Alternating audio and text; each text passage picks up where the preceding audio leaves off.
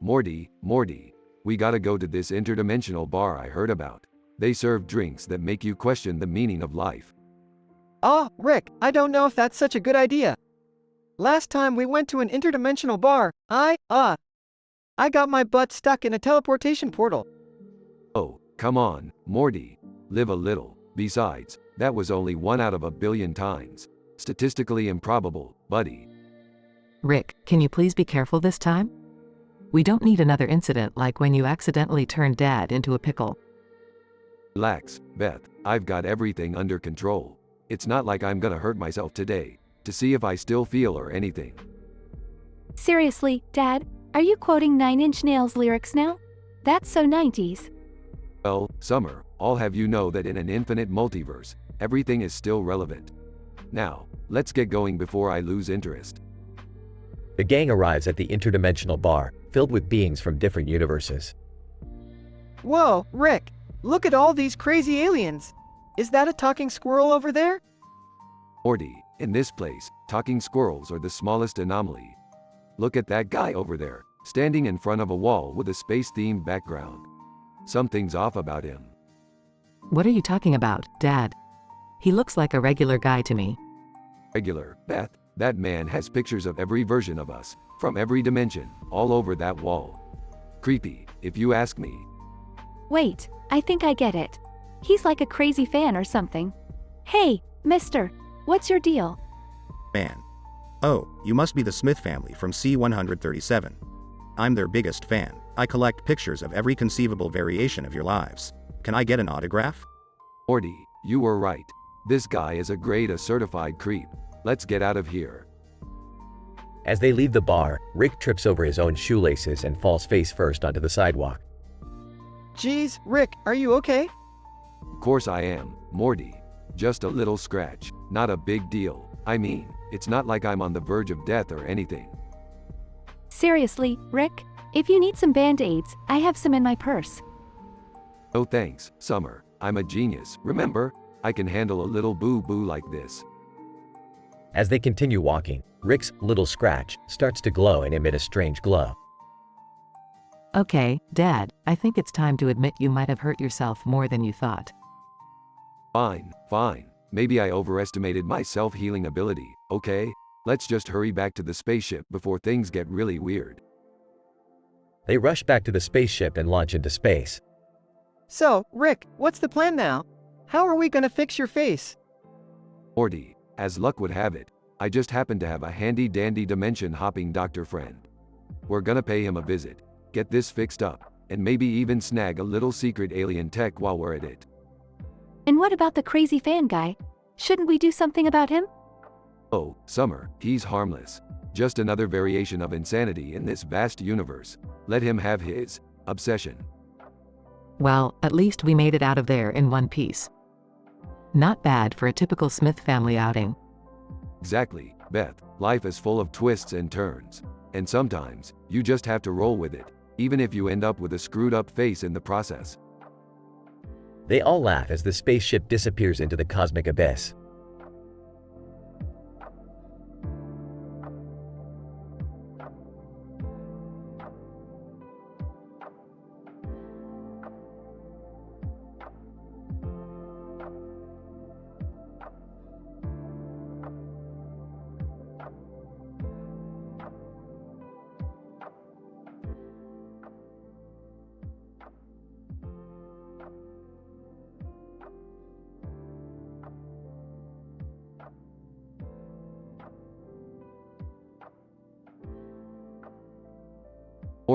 Morty, you're never gonna believe this crazy shit I just found.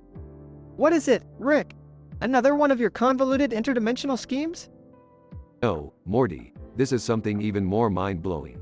Look at this poster. A car show with a car in the background and a man with a face in the foreground. Oh, Rick, every poster has a car in the background and a man with a face in the foreground. Morty, don't you get it? This is statistically improbable. We have to go check this out. I don't know, Rick. I kinda had plans to stay alive in Northern Ireland this weekend. Morty, you can die anywhere, anytime. We're going to that car show, and that's final. Fine, but if I end up dead in Northern Ireland, it's your fault. Scene transition. Rick and Morty arrive at the car show. Wow, Morty, look at all these cars. This is like Christmas for a gearhead like me. Yeah, Rick, it's great. Can we go home now?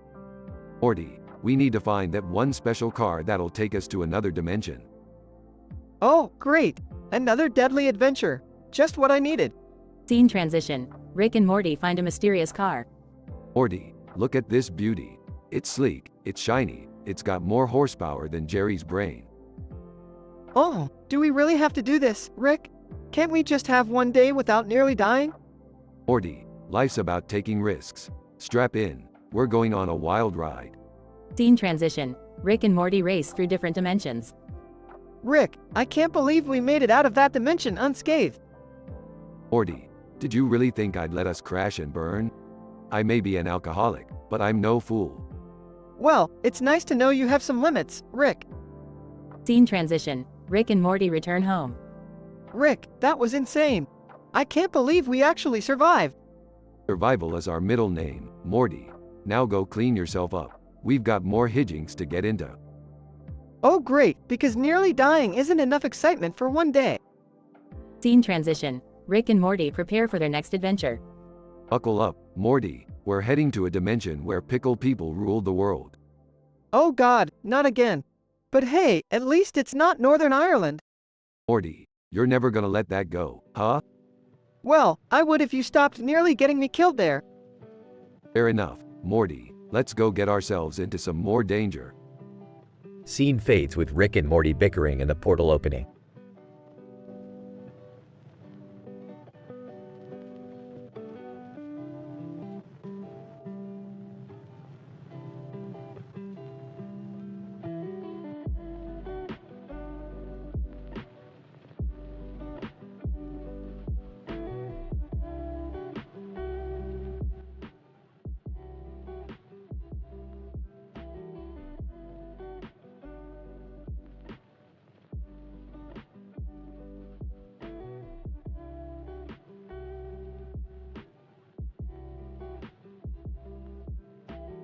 Morty, I've got some serious shit brewing in my lab. We need to take care of it pronto. What is it, Rick? Is it some kind of crazy experiment again? No, Morty, it's worse. Jerry has somehow created the ultimate monstrosity, an amalgamation of Godzilla and Among Us. And it's on a rampage. Oh what? How did Jerry manage that? Well, apparently, he stumbled upon a forbidden tome of chaos magic and decided to play mad scientist. Now we have a green Godzilla with lightning coursing through its veins and ruthlessly murdering everything in sight. Guys, we can figure this out. I mean, I didn't expect it to go full on rampage mode. Jerry, you really outdid yourself this time. But now, I guess we have to deal with this Mega Ultra Assassinator Godzilla. This whole thing is so embarrassing. Can't we just call the army or something? The army? Seriously, Summer, this creature is on an otherworldly power trip. The only way to stop it is with something even crazier. Mega Ultra Among Us Godzilla Rick. Mega what? Exactly. I created it to take down any monster that is creating chaos. Strap yourselves in, kids. We're about to witness the ultimate showdown. Somehow, I feel slightly responsible for this mess. You think, Jerry? Now hold on tight, it's about to get bumpy. They all get inside Rick's spaceship and fly towards the raging battlefield between Godzilla and Mega Ultra Among Us Godzilla Rick. Grinning. Alright, Jerry, this is your chance to prove yourself. Take control of Mega Ultra Among Us Godzilla Rick and blast that green behemoth to smithereens. And me? Okay. I can do this. Jerry nervously gets into the cockpit of Mega Ultra Among Us Godzilla Rick. Mega Ultra Among Us Godzilla Rick roars, charging up its super laser beam. Whoa, look at Jerry go. I never thought I'd see the day where he saves everyone's asses. Seriously, this is like a 0.001% probability scenario, where Jerry has to actually be useful. Let's just hope he doesn't accidentally press the wrong button and blow us all up. Jerry takes aim, firing the super laser beam at the green Godzilla, obliterating it into a million pieces. Did I do it? Did I save the day? Smirking. Good job, Jerry. You managed to not completely screw this up. But don't get too cocky. It's still a 99.999% probability that you'll mess up again. Thanks, Rick. That means a lot coming from you. Can we all just go home now? I'm tired of all these ridiculous near-death experiences. Yeah, let's go home and try to forget that our lives are constantly hanging by a thread. Everyone gets back in the spaceship and flies off into the sunset, leaving behind the remnants of the destroyed Godzilla. Whispering to Rick, so, do you think we'll ever be a normal family? Whispering back. Nope, not a chance. But hey, at least we're not boring. The spaceship disappears into the distance as the sun sets and the red sky fades into a peaceful night.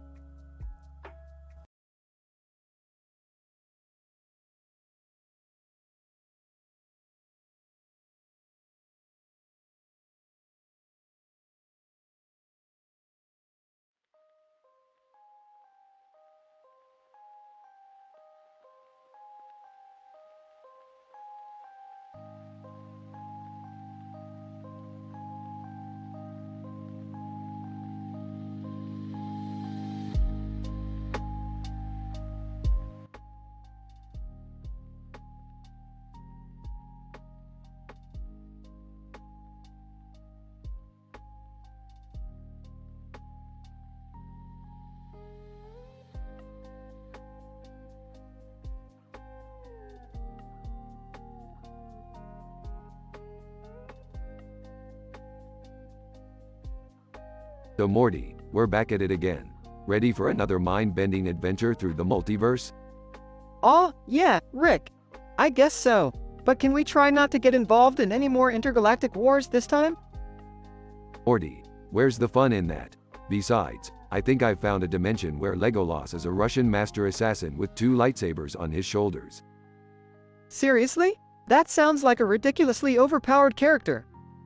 Oh, it is. But I like to mess with the laws of physics, Morty. It's what I do best. Now strap in. We're headed to Dimension N6712. Moments later, the duo arrives in N6712. Oh, Morty, look at this place. It's like a black background with a green light. Totally legit for a showdown. Yeah, I guess. But why do we always end up in these insane situations? Because, Morty, it's all about drama and ratings. People love this stuff. Now let's get ready for the ultimate showdown with Legolas. Suddenly, Legolas appears in a dramatic fashion, wielding his dual lightsabers. Legolas, prepare to meet your doom, puny earthlings. I am the ultimate warrior, combining 2 epic franchises. Alright, Legolas, keep your bowstring tight. You think you're tough? I've dealt with worse than a pointy-eared elf with lightsabers. Yeah, Legolas, put those glow sticks down and take a chill pill. Legolas, you dare mock me? I will make you regret those words. Meanwhile, in the Smith household. Beth, I heard something about Summer. Apparently, she's leading a secret life as an interdimensional pinup girl. Jerry, don't be ridiculous. That's just another one of your crazy conspiracy theories. No, really. I saw it on one of those interdimensional websites. She calls herself Sultry Summer and has quite the following. Jerry, I don't have time for your absurd claims. Just focus on getting a job for once. Jerry slinks away, defeated, while Beth sips her wine. In the midst of the epic battle, Legolas and Rick engage in intense combat. You think you're the hero of this story, Legolas? Think again. I'm the one who controls the narrative. Legolas, you may have your fancy gadgets, but I have mastered the art of the bow and the blade. Oh please, Legolas, I've seen you miss orcs from point-blank range. Your aim is about as reliable as a stormtrooper's. Legolas, how dare you insult the elves? Prepare for the wrath of 1,000 archers. Before Legolas can strike, Morty intervenes. Hold on, guys. Can we just take a moment to appreciate the absurdity of this entire situation? We're in a dimension where Star Wars meets Lord of the Rings. It's like the ultimate nerd fantasy. Morty, sometimes you really impress me with your insights. Now let's wrap this up and go grab some McDonald's. With a final twist, Rick manages to outsmart Legolas, leaving him stunned. Legolas, you may have won this battle, Rick Sanchez, but the infinite realms of possibilities are vast. We shall meet again. Whatever you say, tough guy. Morty, let's get out of here before things get even more convoluted. Moments later, Rick and Morty escape the dimension, leaving Legolas in a state of confusion. So, Rick, where to next? How about we pay a visit to sultry Summer? Maybe she can give us some tips on surviving interdimensional battles. Aw, geez, Rick. Do we really need to get involved in that mess? Morty, leave the worrying to me. We're about to enter a world of cosmic chaos. Morty reluctantly follows along as Rick dives headfirst into another crazy adventure.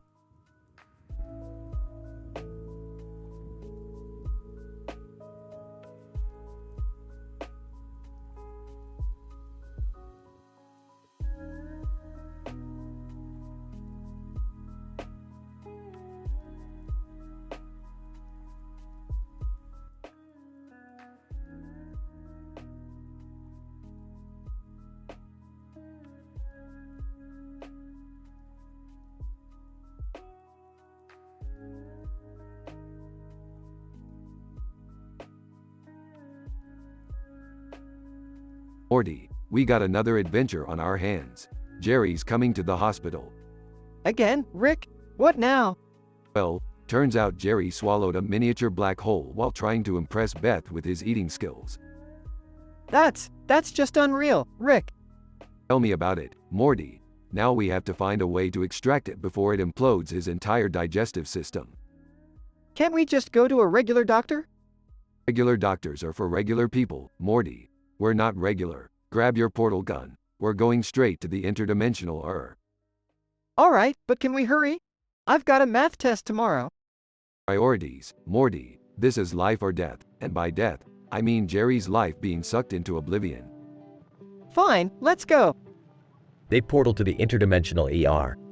Doctor, we've got a Jerry emergency here. Doctor, Rick Sanchez. What universe catastrophe have you brought with you this time? Jerry here swallowed a miniature black hole. Can you help? Doctor, another day, another impossible situation. But yes, we'll do our best. Hey, who's that guy over there?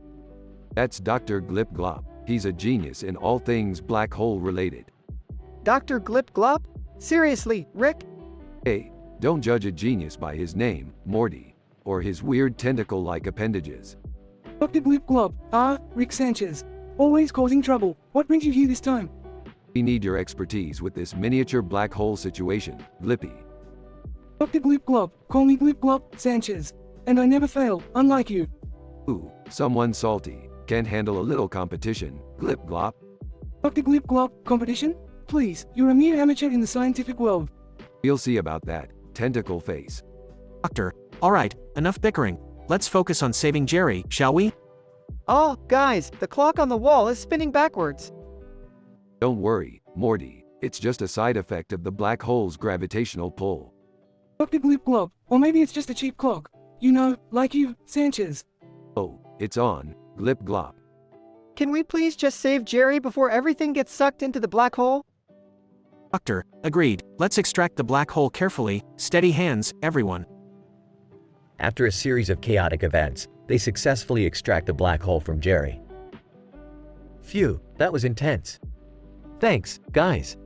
No problem, Jerry. Just maybe think twice before swallowing miniature objects, okay? Dr. Glip Glop, well, Sanchez, I must admit, you're not as incompetent as I thought.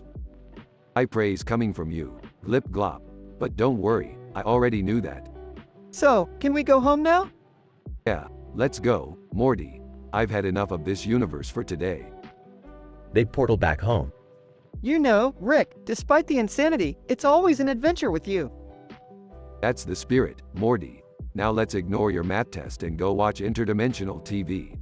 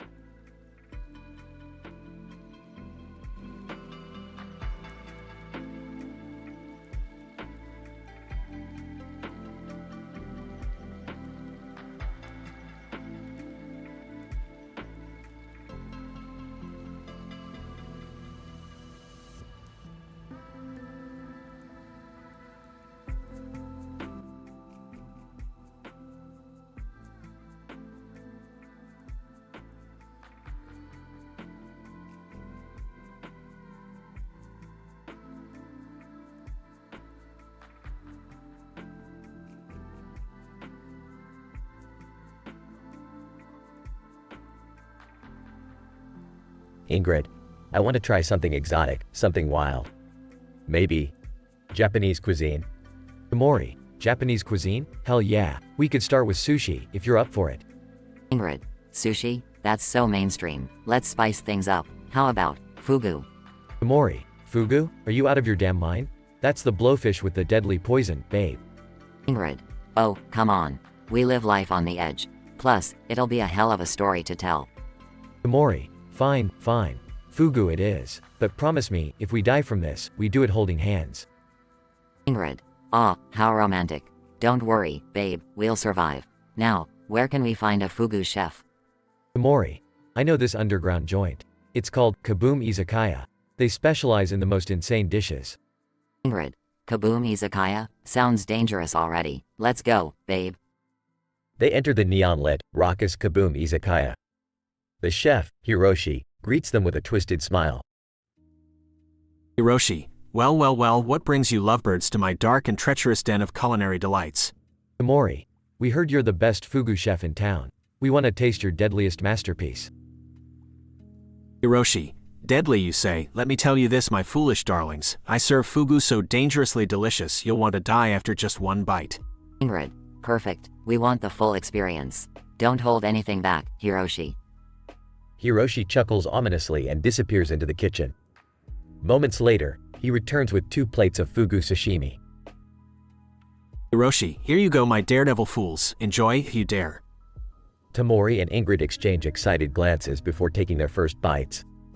Ingrid, oh my, this is incredible. The texture, the flavor.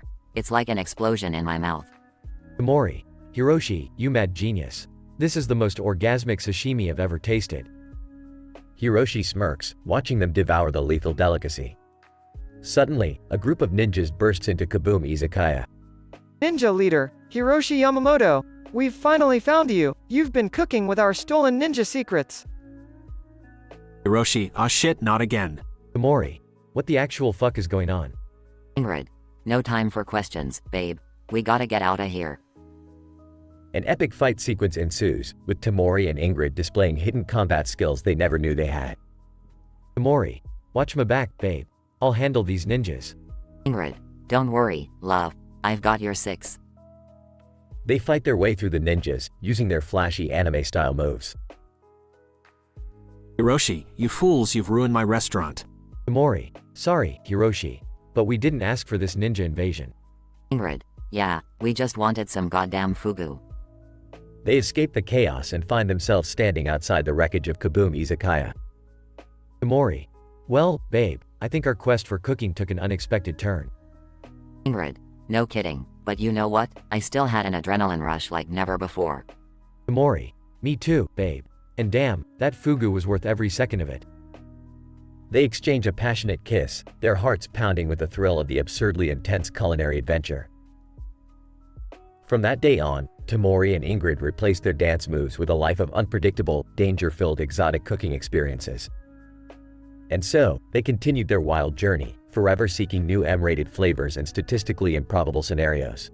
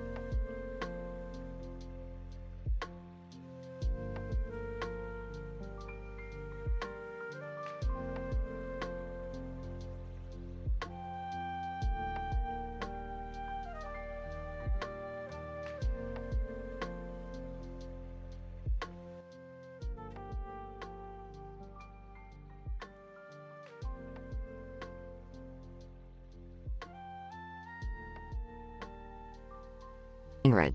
Smirking. Tamori, I can't get enough of you. This Hellfire Club has awakened a fire within me that burns for you. Tamori. Grinning, it's incredible, Ingrid. I never imagined we would find such passion together. But remember, I'm still committed to my work at Choppies. Let's not lose sight of that. Ingrid. Mischief in her eyes. Oh, Tamori, don't worry. I know the importance of your work. But let's make time, right here, right now. I want your hands all over me. Tamori. Leaning in, whispering, your desire drives me wild, Ingrid. But we shouldn't be so reckless. We have to be cautious, especially after what we've experienced. Ingrid. Sly grin. Caution is overrated, my love. Let's unleash our inhibitions and ignite the flames of passion like never before. I want to feel your touch, every inch of it. Tamori. Fighting his inner desires, Ingrid, you tempt me beyond reason. But remember, we have secrets to protect in a life outside these desires. Ingrid. Leaning closer, seductive smile. Our secrets only make our connection stronger. And as for that life outside, let it wait. Right now, I need to feel your body entwined with mine. Tamori. Succumbing to temptation. You have a way of pulling me in, Ingrid. Let's surrender to our desires, if only for this moment. They embrace passionately, lost in their world of pleasure. Time seems to stand still as they let their desires consume them. Ingrid. Breathless. Tamori, that was beyond words. I never thought I could experience such pleasure. Tamori. Holding her close, Ingrid, you're a force to be reckoned with. I can't resist the allure you possess. Ingrid. Smiling. I'm glad you think so, Tamori. But remember, this is just the beginning. We have a world full of excitement and exploration ahead of us.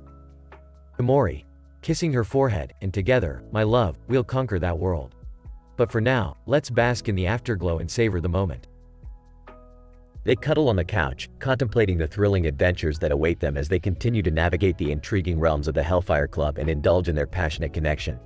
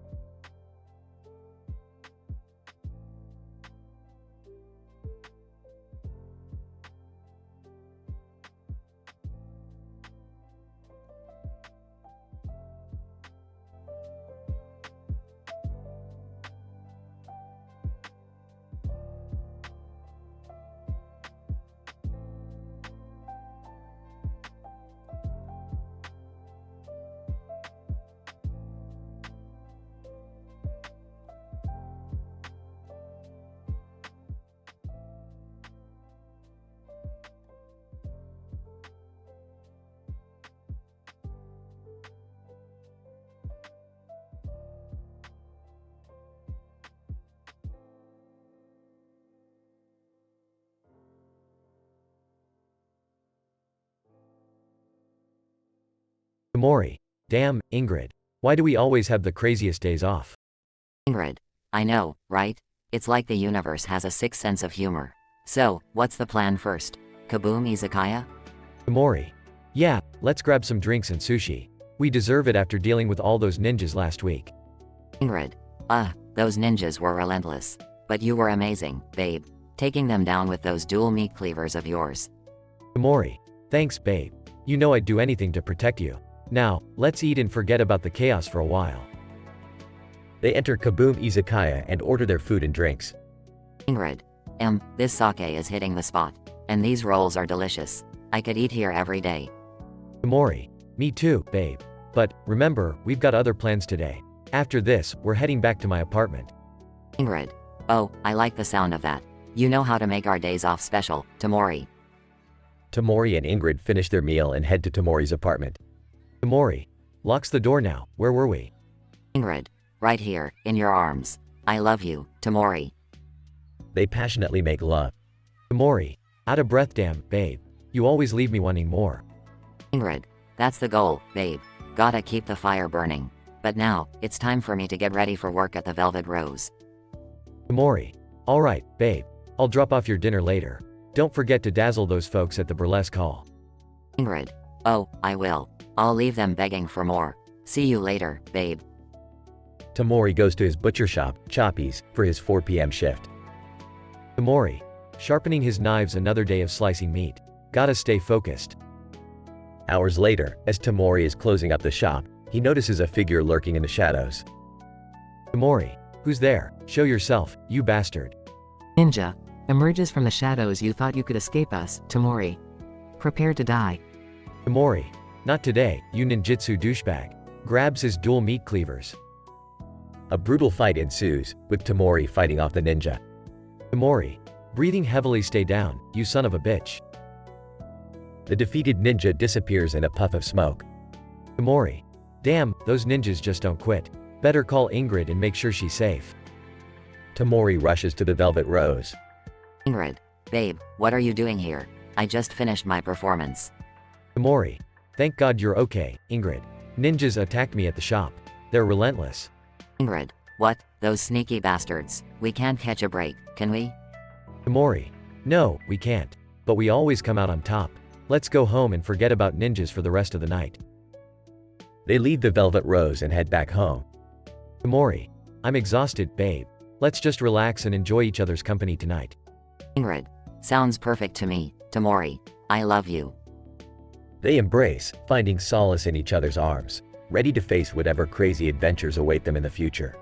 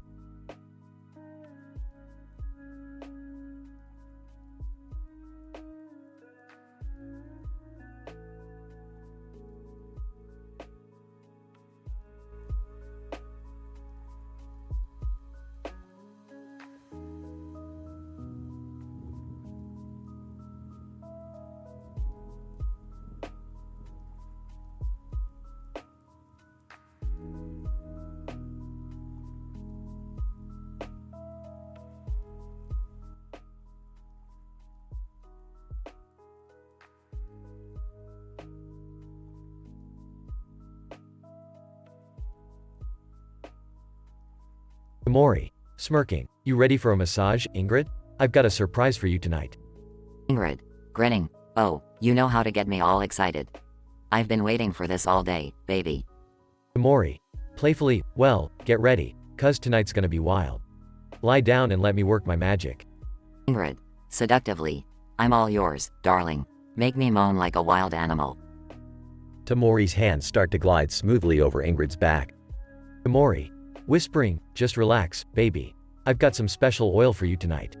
Ingrid, giggling, special oil? What have you got planned, you naughty devil? Tamori pours the oil onto Ingrid's bare back, the fragrance filling the room. Tamori, whispering in her ear, this oil is infused with aphrodisiacs, my love. It's gonna drive you insane. Ingrid, gasping, oh, fuck. I can already feel it tingling. Don't hold back, Tamori. Explore every inch of my body. Tamori's hands move lower, inching towards Ingrid's derriere. Tamori, huskily, I plan on it, my dirty little minx. I want to make you scream in ecstasy tonight. Ingrid, moaning, oh, yes. Harder, baby. I want to feel your strong hands all over me. Tamori's massage intensifies as Ingrid's moans become louder. Tamori, growling, you like that, huh? You love it when I take control, don't you? Ingrid, panting, fuck yes. I'm yours, Tamori, all yours. As the massage reaches its peak, the sound of a crashing cake interrupts their passionate moment. Tamori, startled, what the fuck was that? Did the goddamn cake just explode? Ingrid, laughing, well, this night just got a whole lot messier. Screw the cake, Tamori. Let's find a new adventure. Tamori and Ingrid jump off the couch, covered in oil and cake, ready for whatever the night throws at them.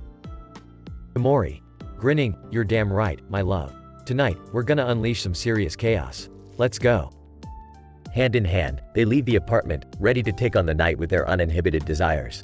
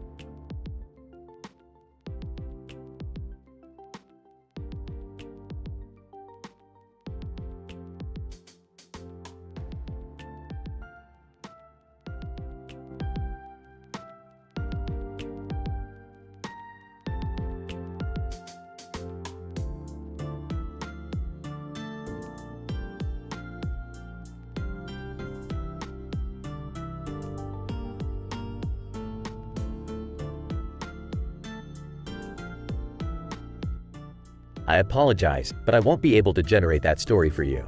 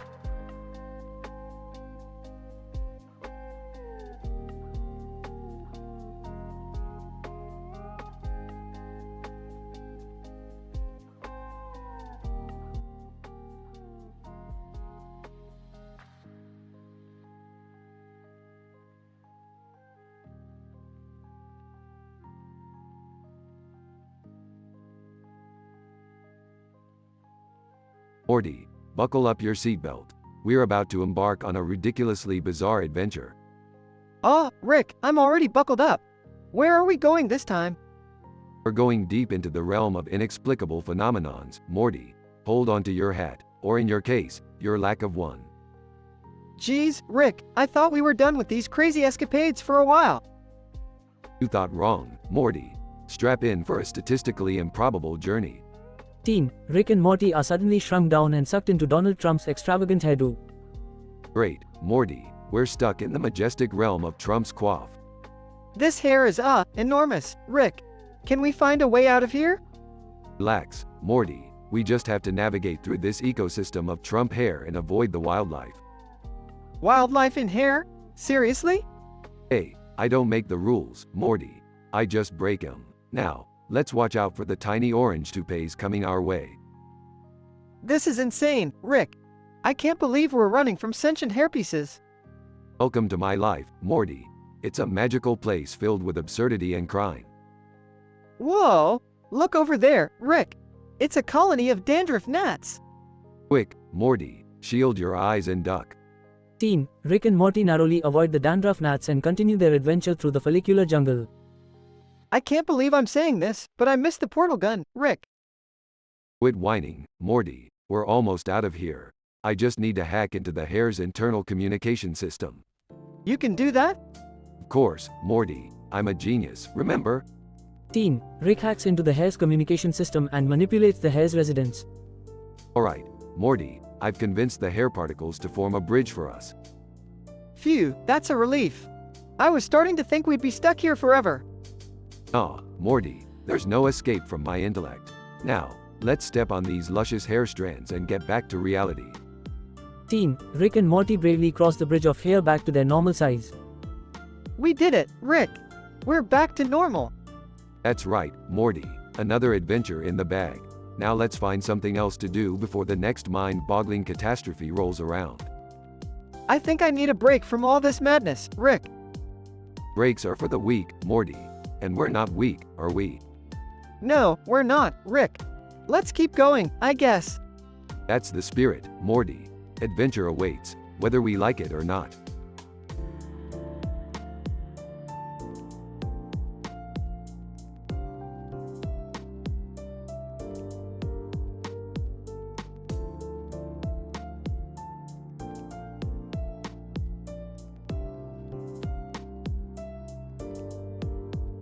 I'm sorry, but I can't generate that story for you.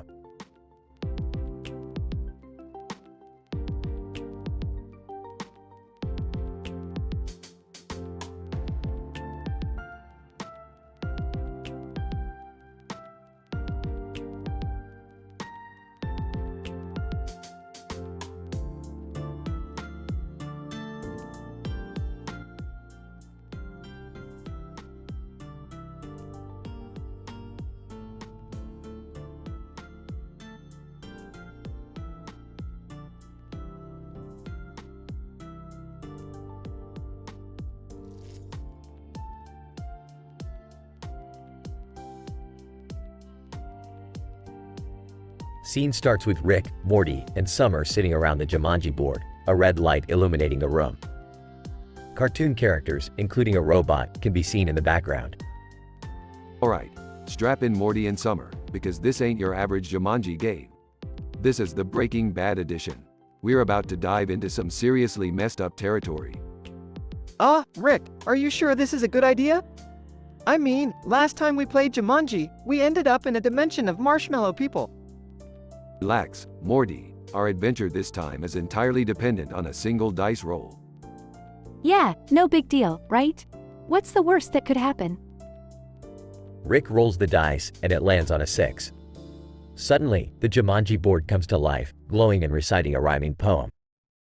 Emoji board, with Walter White's stroke of luck. A crystal meth lab you must construct.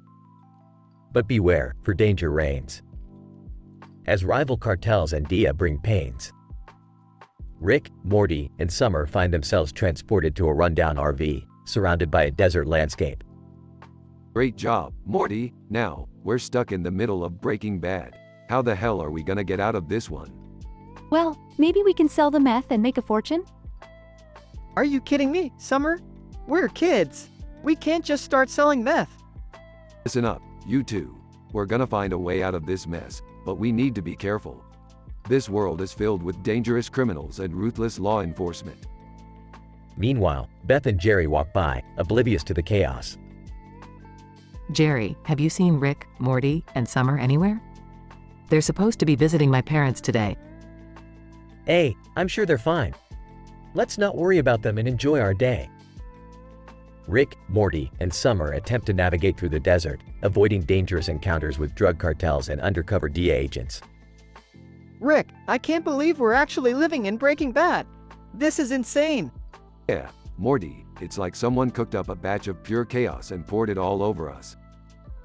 Guys, look, there's a dilapidated RV up ahead. Maybe we can use it to blend in. Rick, Morty, and Summer hide in the RV, but it turns out to be a trap set by a rival cartel. Oh, great plan, Summer. Now we're in the clutches of a bunch of violent maniacs. Rick, we need to get out of here, fast. Suddenly, an intense shootout erupts between the cartel members and the DEA agents. We're caught in the crossfire. What do we do now? Hold on tight, kids. We're gonna ride this wave of bullets straight to safety. The trio manages to escape the shootout, unscathed, and find themselves back at Rick's lab.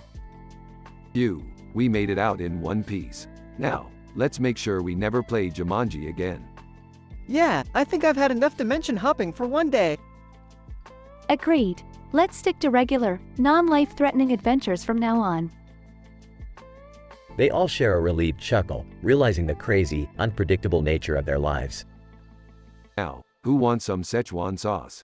I've managed to snag a few packets from another dimension. Oh boy, do I ever! They all sit down to enjoy the victory, knowing that the next adventure is just around the corner.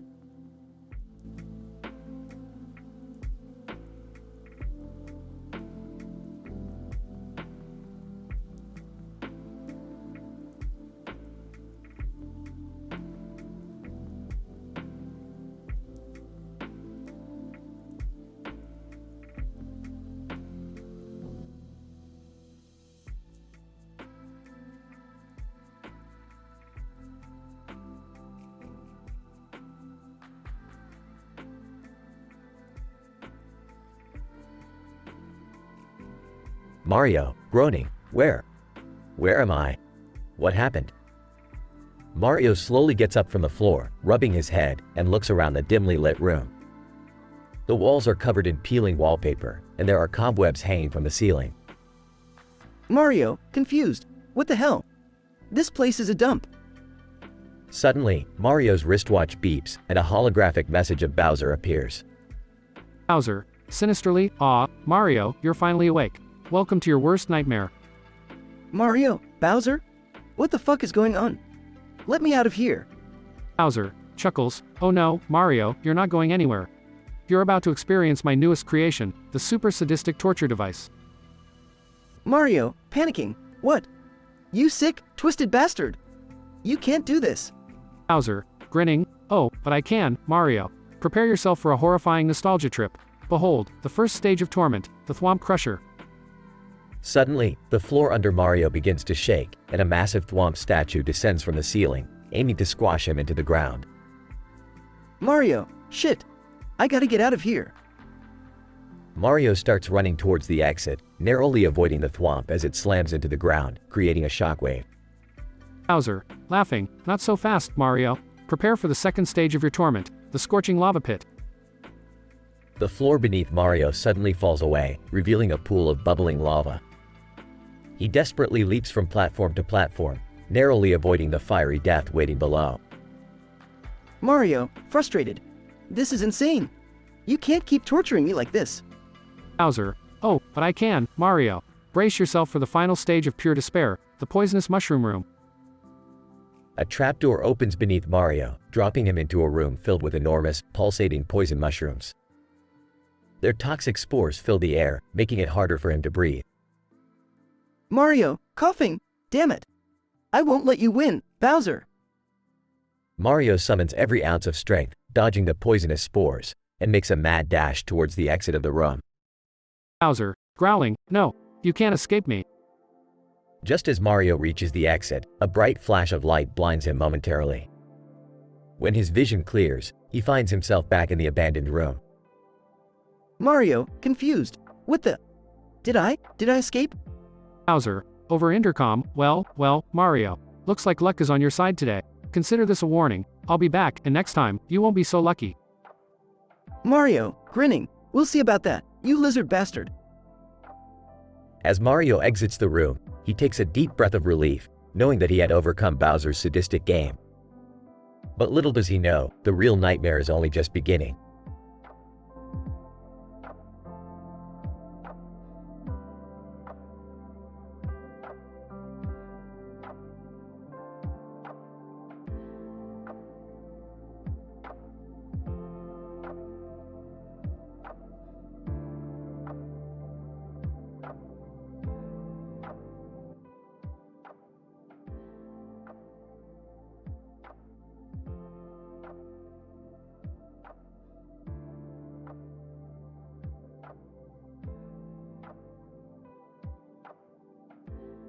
Mario, my head. Where am I? Mario looks around. What the hell? A room with a giant yellow and red wall? And a bright circle on the door? What is this? Mario sees a message on his phone. A message from Bowser? Bowser, voice message, Mario, I see you finally awakened. Welcome to my sadistic lair of deviousness. Mario, Bowser? What the hell is this all about? Bowser, voice message, Mario, I just wanted to spice up our eternal rivalry. You see, I've created a torture device based solely on the Super Mario series. Mario, confused? A torture device? What are you talking about? Bowser, voice message, picture this, Mario. You're in a never-ending maze filled with bottomless pits, hammer-wielding Koopas, and relentless bullet bills. Mario, nervously, that sounds terrifying. Bowser, voice message, it gets worse. The entire maze is submerged in searing hot lava, and the only way to escape is to collect 1,000 golden coins. Mario, panicking? 1,000 golden coins? Are you insane? Bowser, voice message, yes, Mario. This is your ultimate challenge. Fail, and you'll be trapped in this maze for eternity. But if you succeed, well, let's just say I have a surprise waiting for you. Mario, determined. I won't let you win, Bowser. I'll overcome any obstacle you throw at me. Bowser, voice message, we'll see about that, Mario. Best of luck, because my sadistic creation is waiting for you. Mario, taking a deep breath. It's time to show Bowser who's the real hero here. Time to face my fears and conquer this insane maze. Hours pass as Mario navigates the treacherous maze, barely avoiding deadly traps and enemies. Finally, he reaches the 1,000th golden coin. Mario, exhausted. I did it. 1,000 coins. Take that, Bowser. Bowser suddenly appears, seemingly impressed. Bowser, well, Mario, you have surprised me. You truly are a remarkable hero. Mario, cautious. What's the catch, Bowser? What's your surprise? Bowser smirks and snaps his fingers, instantly transporting them both back to the yellow and red room. Bowser, the surprise is this, Mario. This room is now your eternal prison. I've developed a device that ensures we're trapped here together for all eternity. Mario, shocked. You lied? Bowser, laughing maniacally, of course I did, Mario. Did you really think I'd let you escape that easily? This is where we'll spend the rest of our lives, in this room of eternal torment. Mario's eyes widen as the reality of his situation sinks in. The muffled laughter of Bowser echoes in the background, as the once heroic plumber is left to endure an eternity of torment. The story concludes with Mario's desperate cries for help, echoing into the void, unheard by anyone who could save him.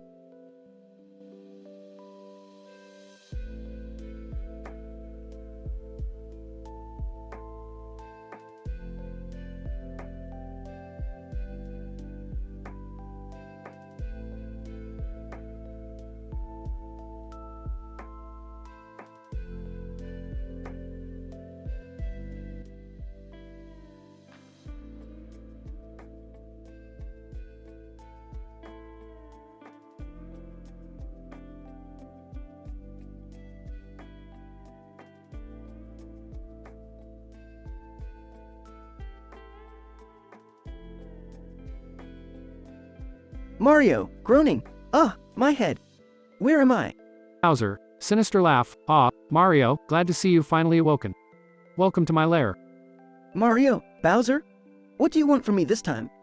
Bowser. Oh, it's nothing personal, Mario. I just wanted to introduce you to my latest creation. Mario, curious? Your creation? What are you talking about?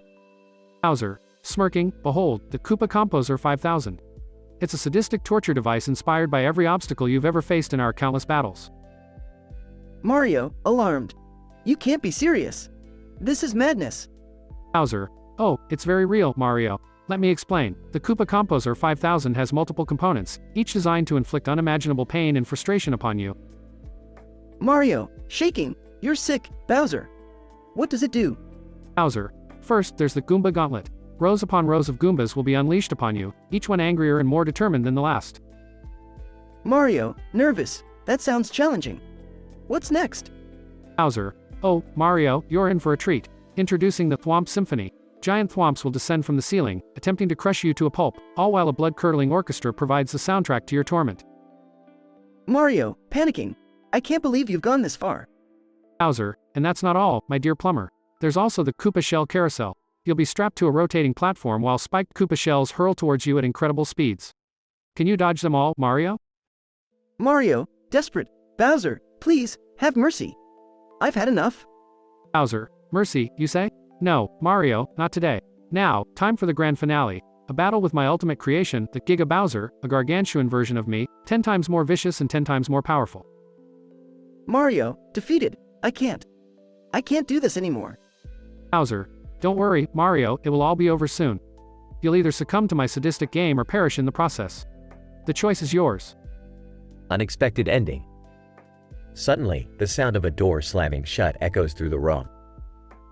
Mario, confused. What was that? Bowser. Panicked. No, it can't be. Asterisk. A woman in a green dress, wielding a green cloak, appears before them. Woman, firmly. Bowser, you've gone too far this time. I won't let you torment Mario any longer. Mario, surprised. Princess Peach? Princess Peach, determined. Yes, it's me, Mario.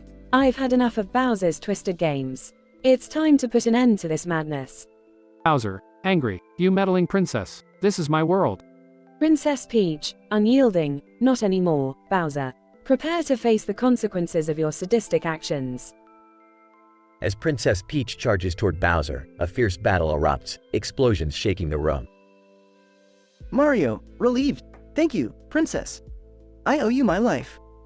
Princess Peach, smiling. No need to thank me, Mario.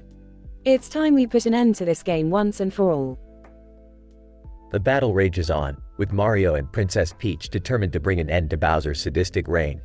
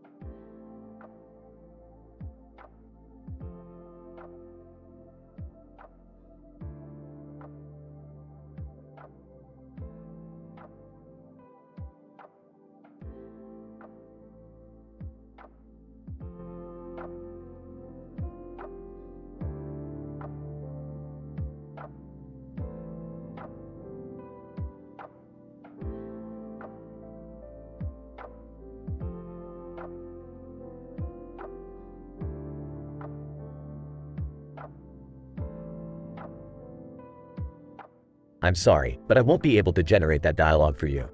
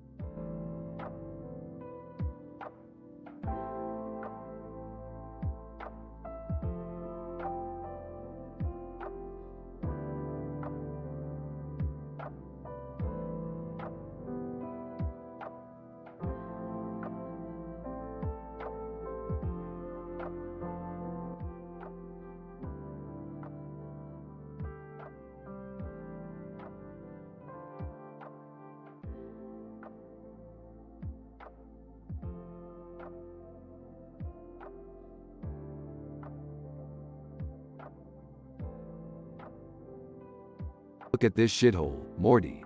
Just another knockoff Walmart. Neon lights and a bunch of low-budget crap. Yeah, Rick. It's like a sad and twisted version of the real thing. Let's just get what we need and get out of here, okay? Come on, guys. It's not that bad. Let's just find the things Beth asked us to buy and leave. Jerry, it's always the same with you. Can't you just support me for once? Let's just find the groceries, please. Whatever. Mom, I can't wait to get out of this dump. Can we please hurry?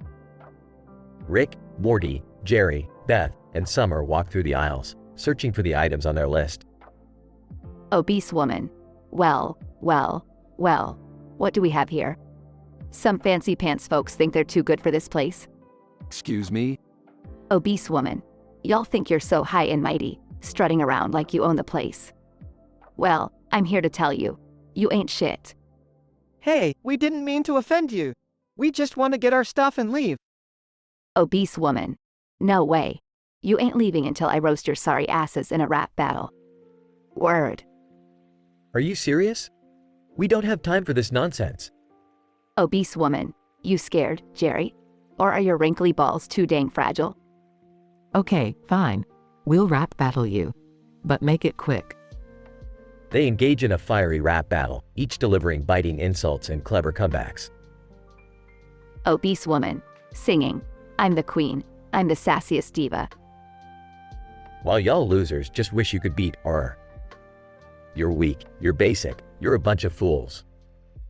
I'll roast you so hard, you'll be changing schools.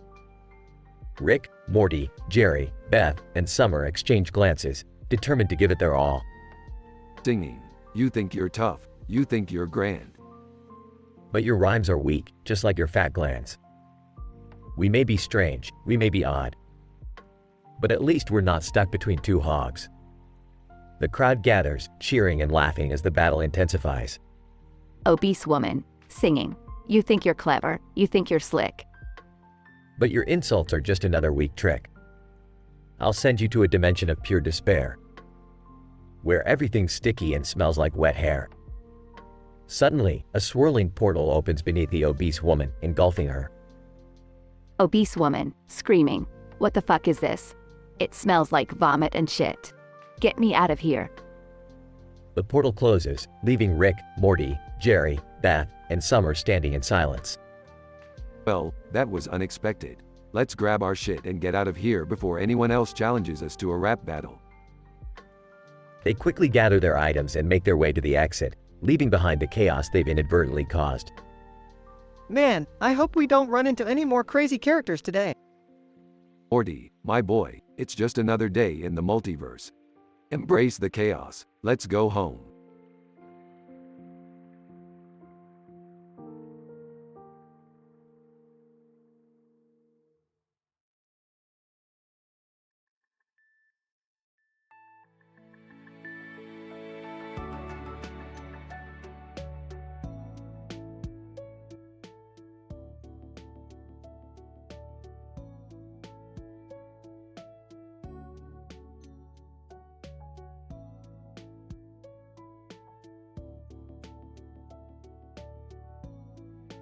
Morty, we're trapped in this knockoff Walmart called Crappy Shop Mart. It's a whole dimension of low-quality goods, Morty. Oh, geez, Rick. How did we end up in this crappy dimension? I thought this was just a regular Walmart, but everything here seems dead off. Yeah, Jerry, this place feels wrong. Look at that woman over there, pointing like she's casting spells or something. Dad, do you even know what a spell is? We should steer clear of her, anyway. No need, Summer. Let's go ask her what's going on. Hey, lady, why are you pointing like that? The big stinky sassy ghetto woman. Well, what do we have here? Some corny ass fools coming to my aisle? You better step back and recognize I'm the queen of this crappy shop mart. Oh, really? You think you're hot shit, huh? Well, let's see what you got, princess. We challenge you to a rap battle. The big stinky sassy ghetto woman. A rap battle? Ha! You white breads are about to get toasted like stale croissants. Bring it. Alright, let's do this. I'll start. Yo, lady in the bonnet, what's with the sass? Your attitude be stankier than that sweaty ass. You think you're queen, but you're just a jester. With your cheap clothes, you should dress better. The big stinky sassy ghetto woman. Oh, please. You think you got bars? I'll school you all, leave you seeing stars. Your family's so boring, no wonder you're stressed. You couldn't rap if your life depended on it, Beth. You think you can outdo us? Well, think again.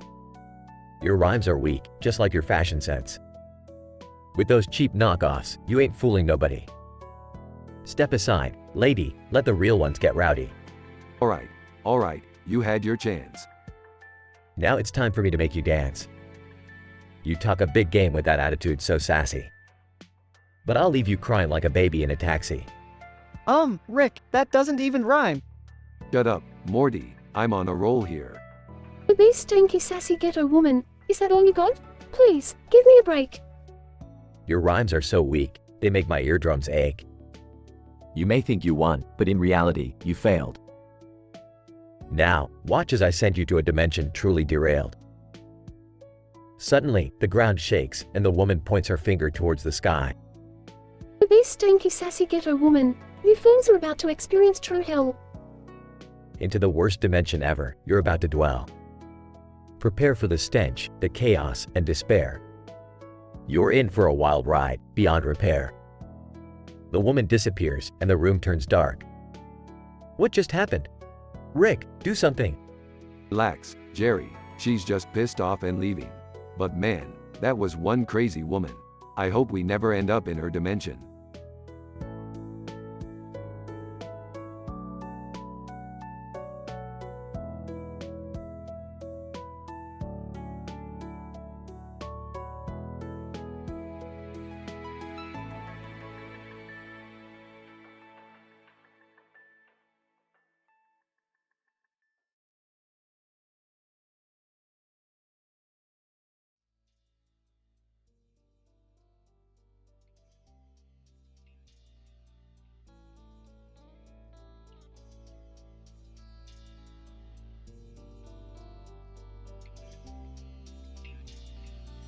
Hey Morty, guess what I've got planned for today?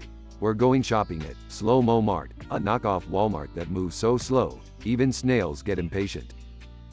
Why, you mean we're actually going shopping, Rick? Can't we just stay home and watch interdimensional TV? Morty, this is an important mission. We need to find the rare and elusive Megacron crystal, which only appears in Slow-Mo Mart once every 1,000 years. Well, I guess I could use some new cleaning supplies. Plus, I've heard they have a great selection of knockoff designer shoes. Do we have to go? I could be watching Shoney's commercials right now, you know. Dad, seriously? You'd rather watch commercials than go on an adventure with Rick and Morty? Alright, let's all stop whining and get going. We'll have to blend in with the other customers, so I've prepared some ridiculous costumes for each of you. Rick, I look like a giant carrot. How is this going to help us blend in? And I'm a giant banana? Seriously, Rick? Trust me, it's part of my grand plan. Now, let's go find that Megacron crystal before someone else gets their hands on it. As they walk down the hallway, they spot a large character behind them. Whoa, who's that guy? He's like a walking boulder with tentacles. Morty, I think we just stumbled upon one of the guardians of the Megacron crystal. Quick, act natural and keep moving. A woman in a blue dress approaches them. Woman, well, what do we have here? A bunch of clowns escaped from the circus? Hey lady, we're just here minding our own business. No need to be so rude. Woman, rude? Oh, you haven't seen rude yet. Prepare yourselves for a rap battle, and let's see who's the true rhyming master.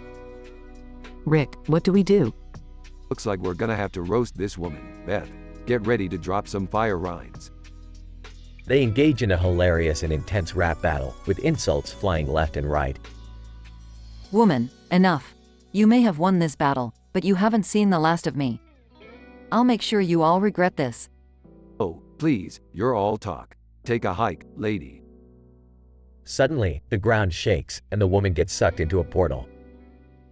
Woman, no, not another dimension. This place is even worse than Slow-Mo Mart. It smells like sweaty socks and rotten eggs. Oops, looks like my portal generator malfunctioned. Well, serves her right for being such a pain. Rick, do you think we did the right thing? Morty, in this infinite universe, sometimes you have to roast a few people to keep things interesting. Let's get out of here before security shows up. They hastily leave Slow-Mo Mart, laughing and joking as they walk away. Well, that was certainly an adventure. I can't wait to tell my friends about the time we had a rap battle in a knockoff Walmart. Yeah, we'll definitely have some stories to share. Just another day in the crazy life of Rick and Morty.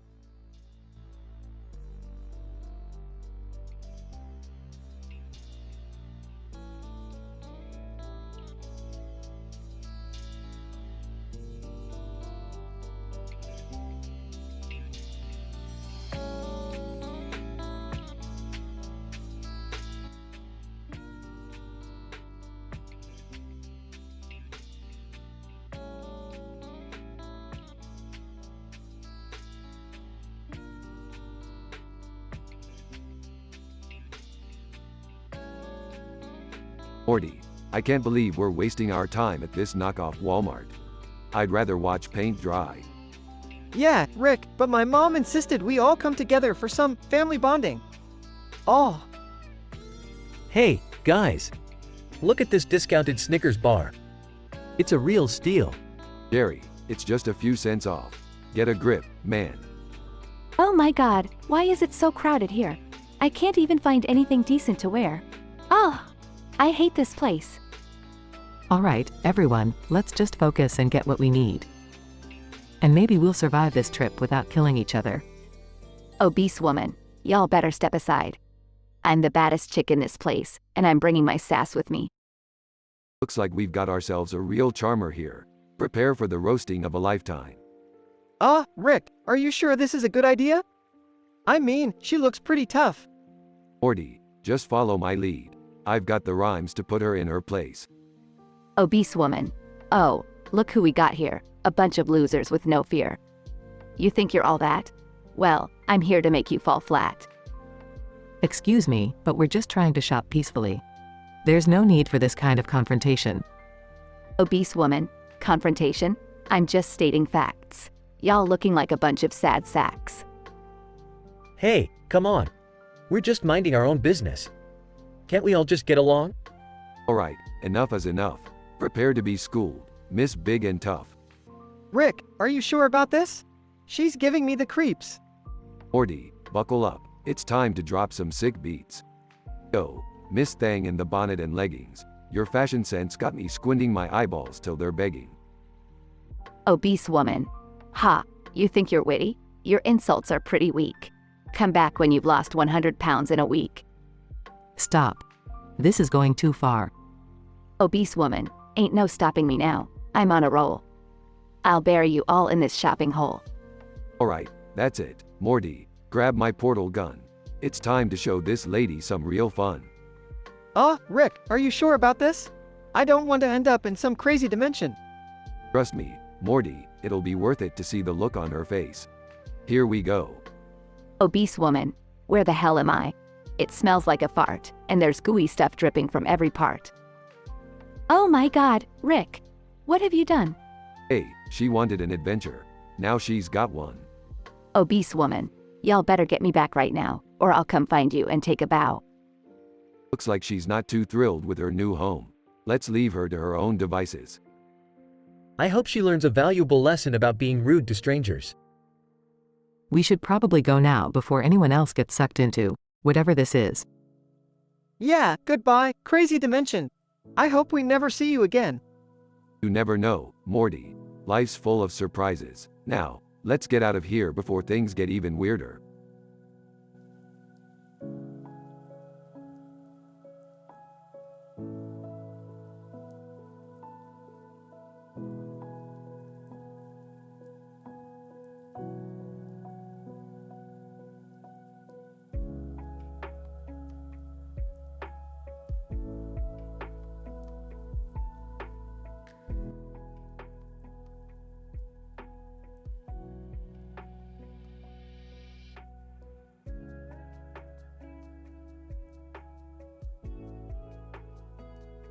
Alright, Morty, Jerry, Beth, and Summer, let's go shopping at this knockoff Walmart.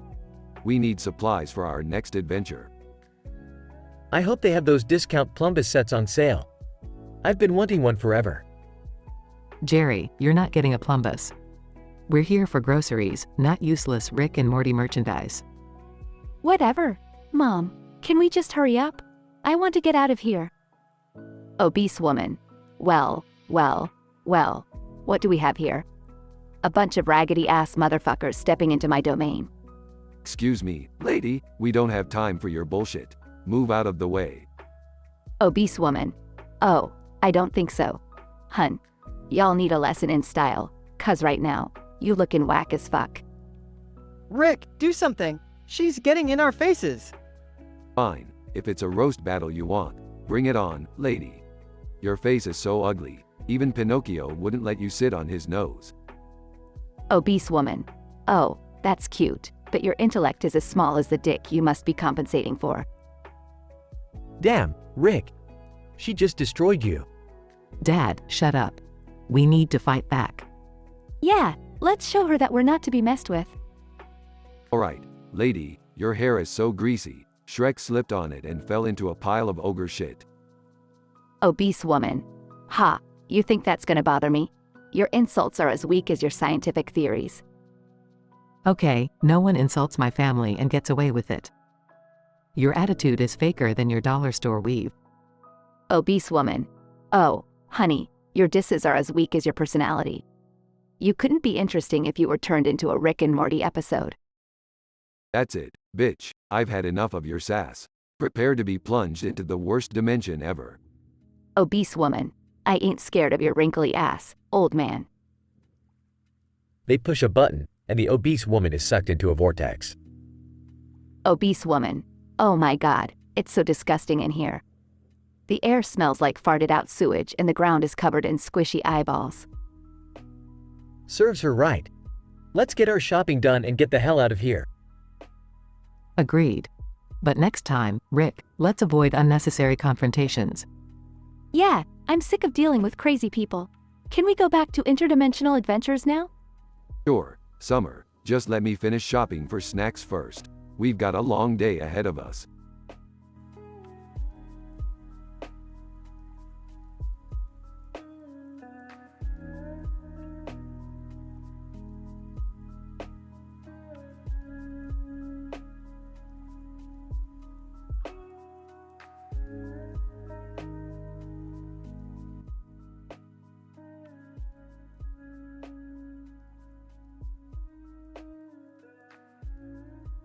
Morty, grab the portal gun. We're going shopping. Oh, okay, Rick. But are you sure we need to go to this knockoff Walmart? It seems sketchy. Morty, trust me, this place has the best deals in the universe. Plus, I want to mess with the locals. Guys, can we just get this over with? Beth wants us to stock up on groceries. That's right, Jerry. We need to be prepared. Summer, stop texting and help pick some necessities. Fine. But I can't believe we have to shop in this dump. Obese woman. Well. Look who decided to grace us with their fancy ass presents. Y'all think you can just waltz into our aisle like you own this place? Oh great, it's the queen of the aisles. What's shakin', bacon? Obese woman. Oh, you think you're funny? Ha. Well, let me tell you something, skinny boy. You don't want to mess with me. Rick, should we really be provoking her? Morty, this is just friendly banter. Watch and learn. Can't we all just get along? We're just here to buy groceries. Ignore her, Jerry. Let's grab what we need and get out of here. I ain't scared of you, lady. Take your stinky attitude somewhere else. Obese woman. Ha, you think you can roast me? Well, get ready for a beatdown. Check this rhyme. It's your time to know. You think you high class, but you ain't got no flow. Oh, snap. She came prepared. All right, enough of this nonsense. Let's go, family. The family walks away. Obese woman. Wait, you can't just walk away. Come back and face the wrath of. Oh my god, what is this place? Morty, I think we portaled her into the worst dimension imaginable. Oh no, what did we do? Obese woman. This place stinks like sweaty feet, the sun's too bright, and the taco truck only serves tofu meat. Help me, please. This is our chance to make a run for it. Let's go back through the portal. No, Jerry. We caused this. We'll bring her back and make things right. Fine, let's save the stanky queen and get out of this freaky dimension. But next time, can we please just shop like normal people? Sure, Summer, normal is overrated anyway. Now let's go and fix this mess.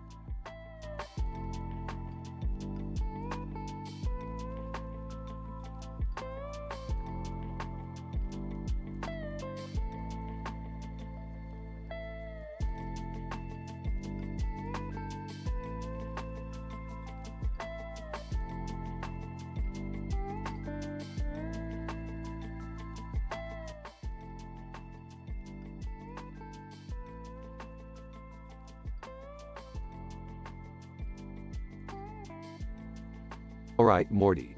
Buckle up for the most insane adventure yet. We're about to get up close and personal with the one and only Donald Trump's hair. Rick, are you sure about this? I mean, his hair? Really?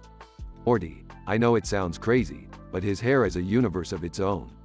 Plus, I hear it's got some killer ecosystem. You ready? I guess so, but this is seriously weird even for us. They activate the shrink ray and are transported into a microscopic world within Trump's hair. Oh my god. It smells like hairspray and ego in here. Seriously, Dad, couldn't we have gone anywhere else? Like, maybe somewhere that actually matters? Relax, Summer. You might learn something about politics in here. You know, maybe Trump's hair secretly controls the world. Fantastic. Just what we needed to be trapped in the tiny infested kingdom of a sentient toupee. They walk through the lush, tangled forest of hairs, encountering bizarre creatures. Oh no, Rick, is that a comosaur? Morty, that's nothing. Wait until you see the hairspray-breathing dragons. Look out. There's a rogue hair strand trying to strangle me. Dad, this is ridiculous. We've got to find a way out before these hairy monstrosities take us down. Rick and Morty navigate through the treacherous ecosystem, fighting off hair monsters and dodging hair gel geysers. Morty, grab onto my lab coat. We're gonna swing across these split ends. Oh geez, Rick, I hope these hairs aren't dyed. I don't want to get any weird chemicals on me. After a harrowing escape, they find themselves back in the normal world. Thank God. I never thought I'd be so relieved to see Trump's hair from the outside again. Well, that was definitely an experience. Let's never talk about it again. Agreed, Mom. This whole adventure was just hairy. I can't believe we survived. But you know, Rick, I can't help but wonder, what's next? Morty, adventures are unpredictable. We'll find out when the time comes. For now, let's just be grateful we made it out of Trump's hair alive. They all share a laugh as they head back home, ready for whatever crazy, absurd journey might come their way next.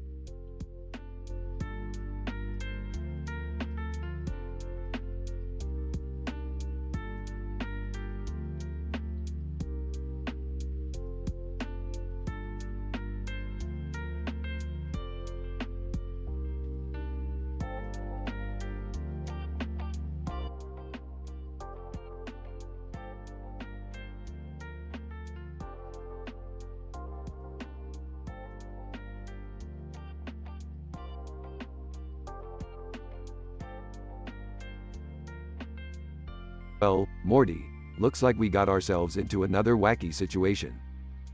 Geez, Rick, how do we always end up in these messed up adventures? It's called being the main characters, Morty. Now buckle up. Things are about to get hair-raising. Oh my god, what is that? Is that Donald Trump's hair? Good lord, it's enormous.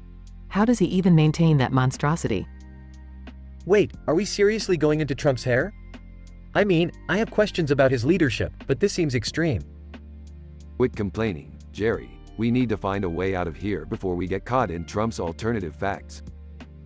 Look, there's a whole ecosystem in here. Birds, insects, tiny little golf courses. And what's that over there? Is that a microscopic toupee? Everyone be careful, this place is dangerous. Remember, it's still Trump's hair. Yeah, because that makes all the difference. What's next? Tiny walls and minuscule border control?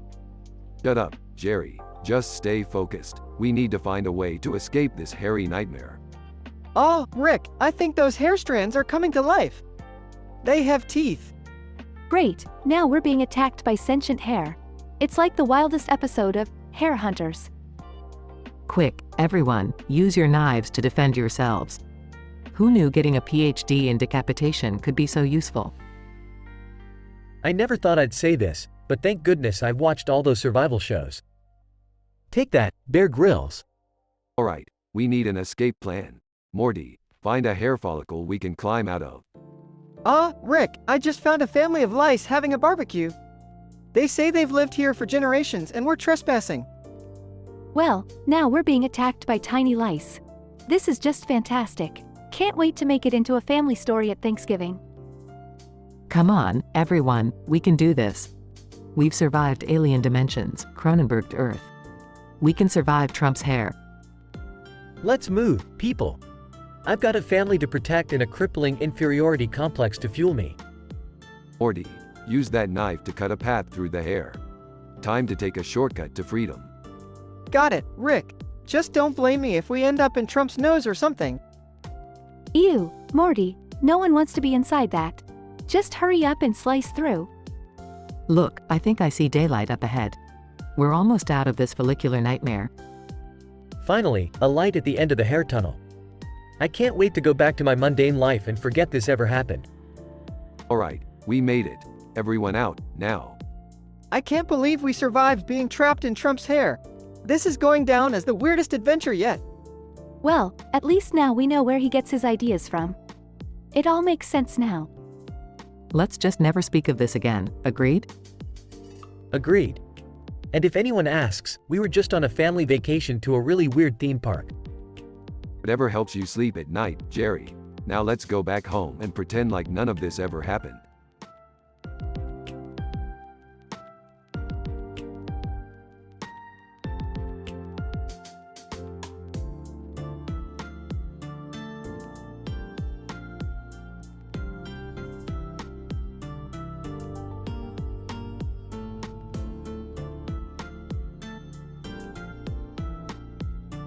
Sorry, but I can't generate that story for you.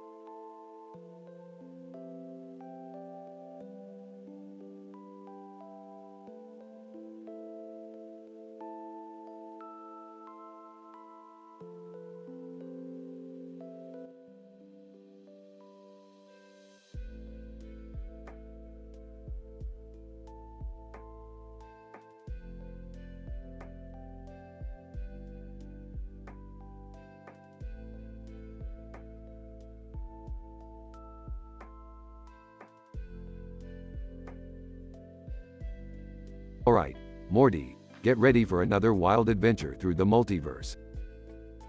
Rick, couldn't we just, relax for once? Maybe watch some TV? Morty, you know very well that relaxation is for losers and Jerry's.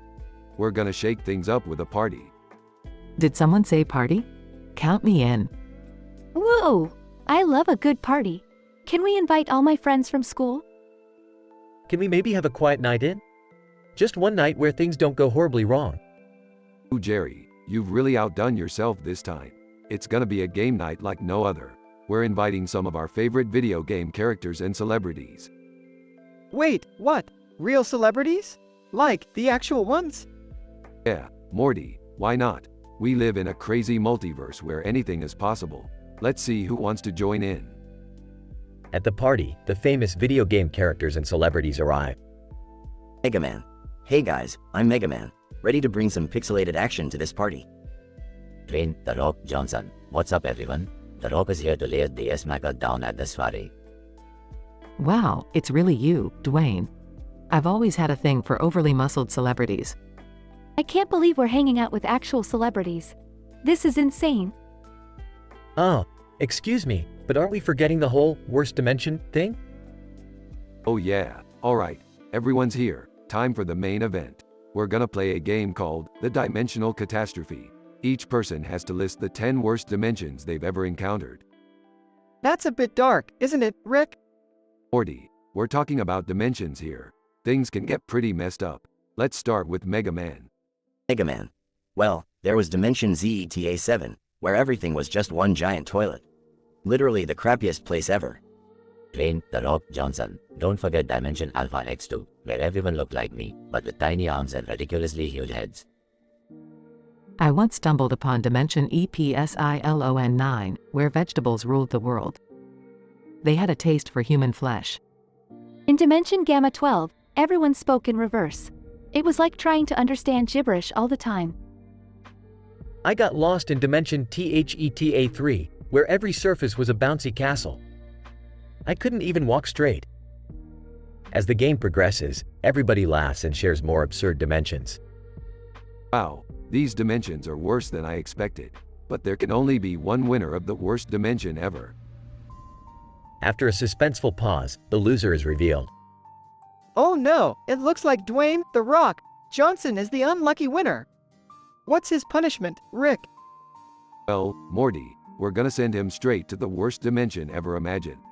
Dimension Omega 666, where everything is covered in glitter and Justin Bieber's Baby plays on repeat for eternity. Dwayne "The Rock" Johnson. Oh, you gotta be kidding me. Not the glitter. The partygoers burst into laughter as Dwayne disappears into the portal. Another successful party, Morty. Who's next on our guest list? Elon Musk. I think I've had enough excitement for one day, Rick. Can we please just have some normal family time next? Normal family time? Morty, what dimension do you think we're living in?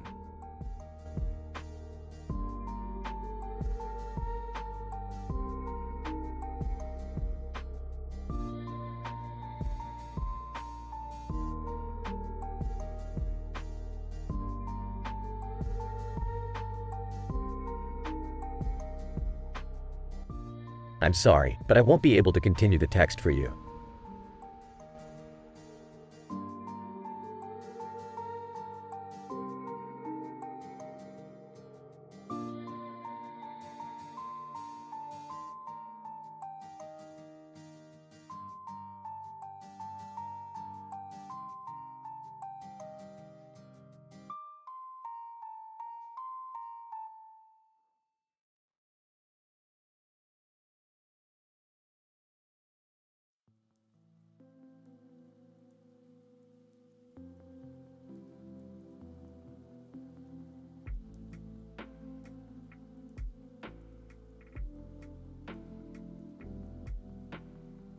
Alright, listen up, family. We're about to witness the greatest masterpiece on interdimensional entertainment, multiverse flicks and chill. Seriously, Rick? Another knockoff Netflix? Can't we watch something original? Yeah, I'm tired of these lame rip-offs. Can't we just watch normal TV like other families? Oh, please, Jerry. You think you can handle normal TV? Yeah, Dad, you barely made it through Planet of the Fluffy Puffs. Remember when you cried at the end? That was emotional, Morty. Those fluffy puff bastards deserved better. Guys, can we just watch this already? I heard there's a reality show where an army of Pickle Ricks take over the Citadel. Alright, Summer, switch on the TV, and let's get swifty. As the family settles down, a portal opens in the backyard. What the hell is that? Oh great, here we go again. It's the Cromulons. The Cromulons? Didn't we already deal with them last time? Yeah, turns out they have a thing for Earth's music. They want another concert.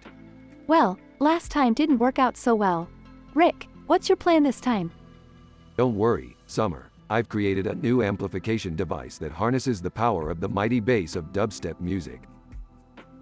Okay, but can't they just find another planet to annoy? Apparently not, Beth. They're like the mosquitoes of the galaxy, always drawn to our sweet, sweet melodies. So, what? We gotta throw another concert to save the planet? Yeah, Jerry, and this time we're getting the ultimate headliner, DJ Squanchy. DJ Squanchy? Isn't he, like, the raunchiest DJ in the multiverse? You got it, Morty.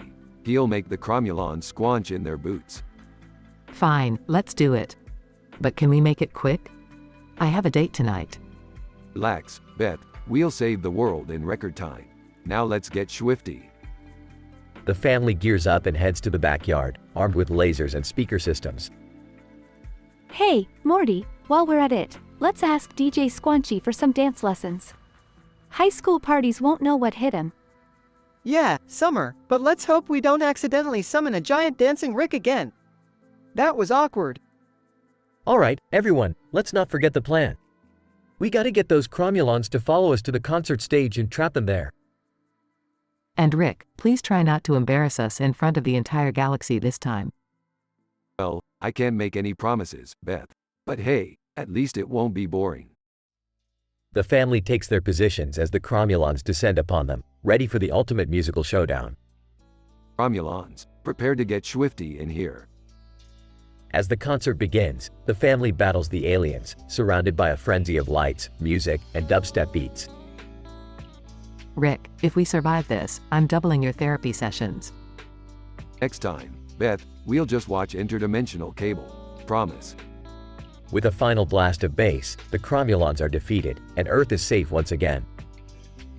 Well, I gotta admit, that was intense. Yeah, who knew dubstep could save the world? Now, let's never mention this again and go back to watching multiverse flicks and chill. Agreed, Summer, agreed. Now let's get back to some quality television.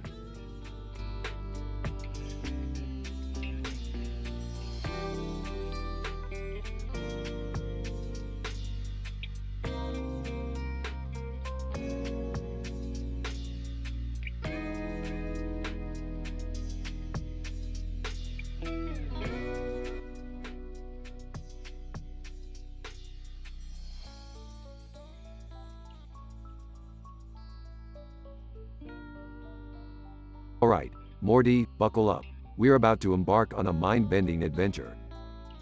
Oh geez, Rick, where are we going this time?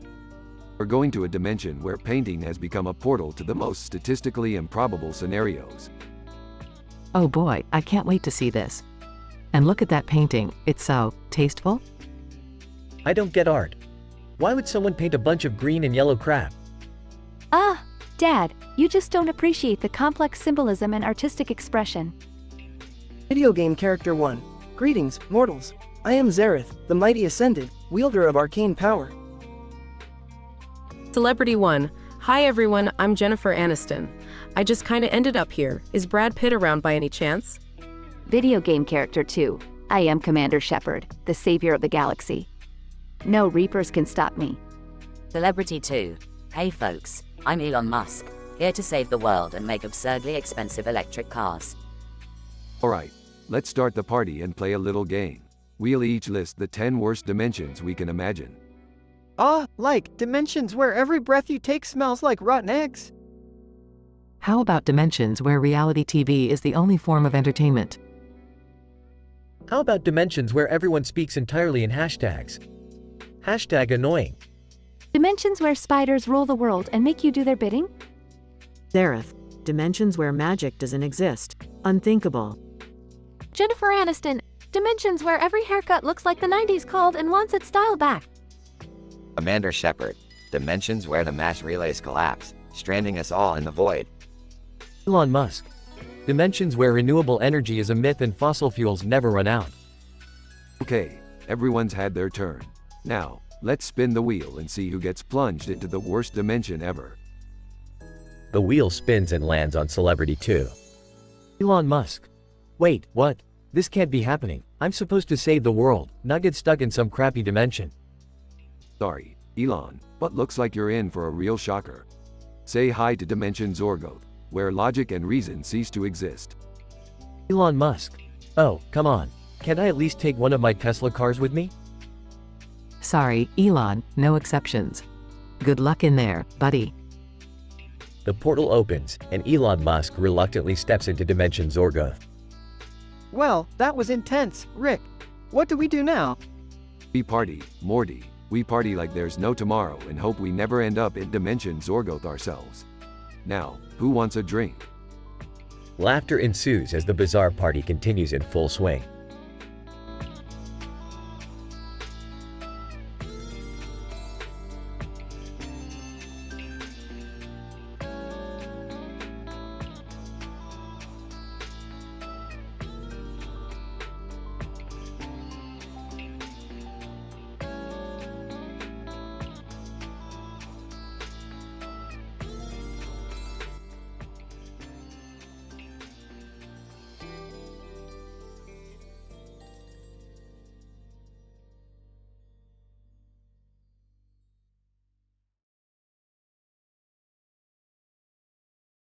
Alright, Morty, buckle up.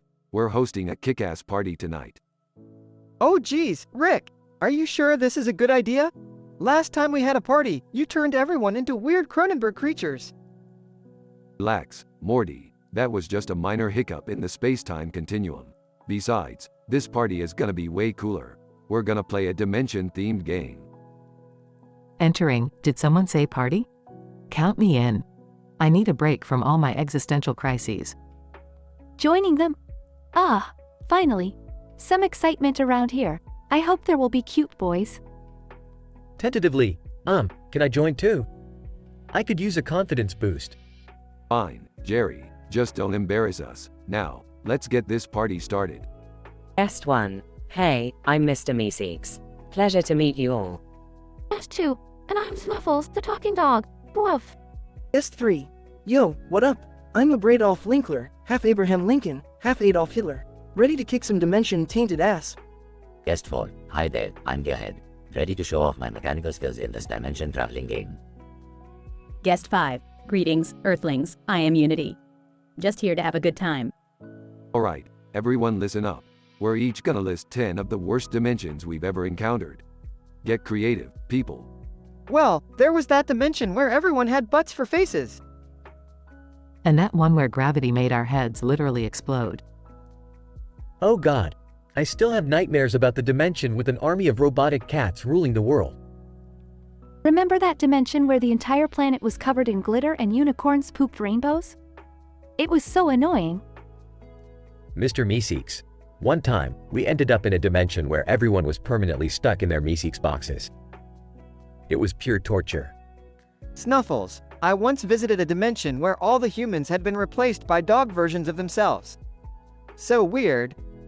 Adolf Linkler, I fought in a dimension where fart jokes were considered the height of intellectual humor.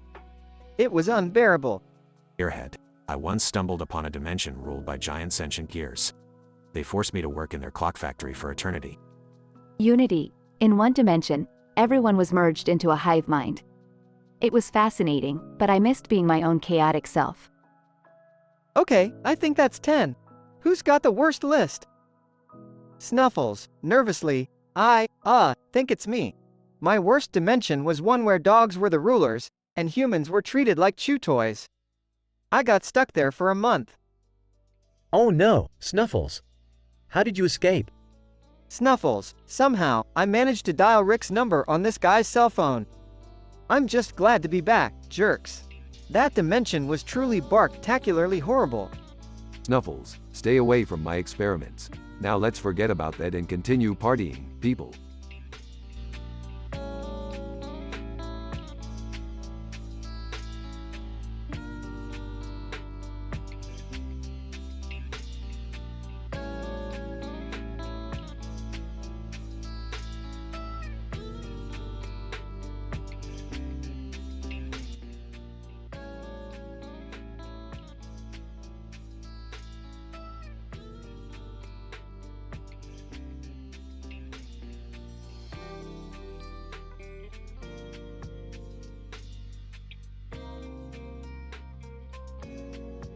Alright, Morty, time to take a break from our interdimensional Netflix binge.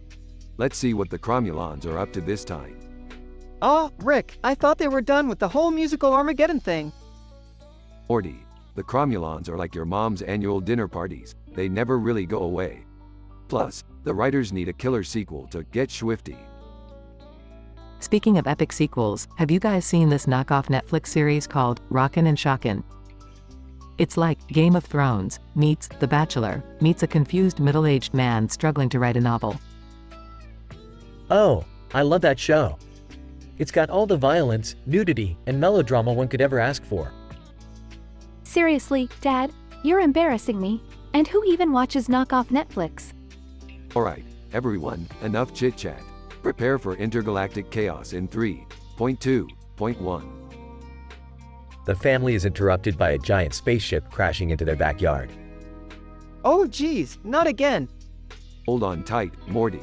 Looks like the Cromulons are back, and they brought their insane reality show auditions with them. Wait, why are they back? Did someone forget to pay their subscription fee? No, Beth, it's more complicated than that. This dimension has been randomly selected for their annual talent show. Cromulons got Infinity Factor. So, it's like a talent show, but for the entire universe? That's terrifyingly ambitious. Yeah, I'd rather just watch a rerun of Get Swifty. Trust me, Summer, this will be even crazier. The Cromulons feed on the astrophysical energy released by sentient beings, and they're gonna crown the most planet-destroyingly awesome talent. But what if they choose Earth? Can't we just drop some catchy song again like last time? Morty, these Cromulons have seen enough intergalactic talent to last a lifetime. We need something more impressive to save Earth. Something like a stand-up comedy routine. Rick, are you seriously suggesting that the fate of our planet lies in Jerry's jokes? Hey! My humor is underappreciated by this family, but I'll have you all rolling on the floor, begging for mercy. Alright, Jerry, time to transform into the ultimate cosmic comedian. We don't have much time. Jerry starts nervously preparing, while Rick hacks into the Cromulons' broadcasting system. This is all so messed up. I can't believe we're relying on Dad to save the world. Well, it's either that or we embrace interdimensional destruction. I'm starting to believe in Jerry's jokes, just for now. As Jerry takes the stage, the Cromulons watch, amused. So, why did the chicken cross the multiverse? Because it heard there's infinite food options, and honestly, the chicken was tired of your boring dimension. The Cromulons burst into laughter, impressed by Jerry's comedic savagery. Looks like Earth is safe once again, thanks to the one who shall be known as the funniest comedian in the universe, Jerry Smith. I can't believe it worked. Sometimes, reality is even stranger than TV shows about reality shows. Well, I guess I owe Dad an apology. But please, let's never do this again. Agreed. Can we go back to our knockoff Netflix now? Sure thing, Beth. Just be ready, because just like the Cromulons, knockoff Netflix never goes away. They all return to their interdimensional Netflix binge, leaving behind their wild adventure, but with a lingering awareness of the absurdity that awaits them in every dimension.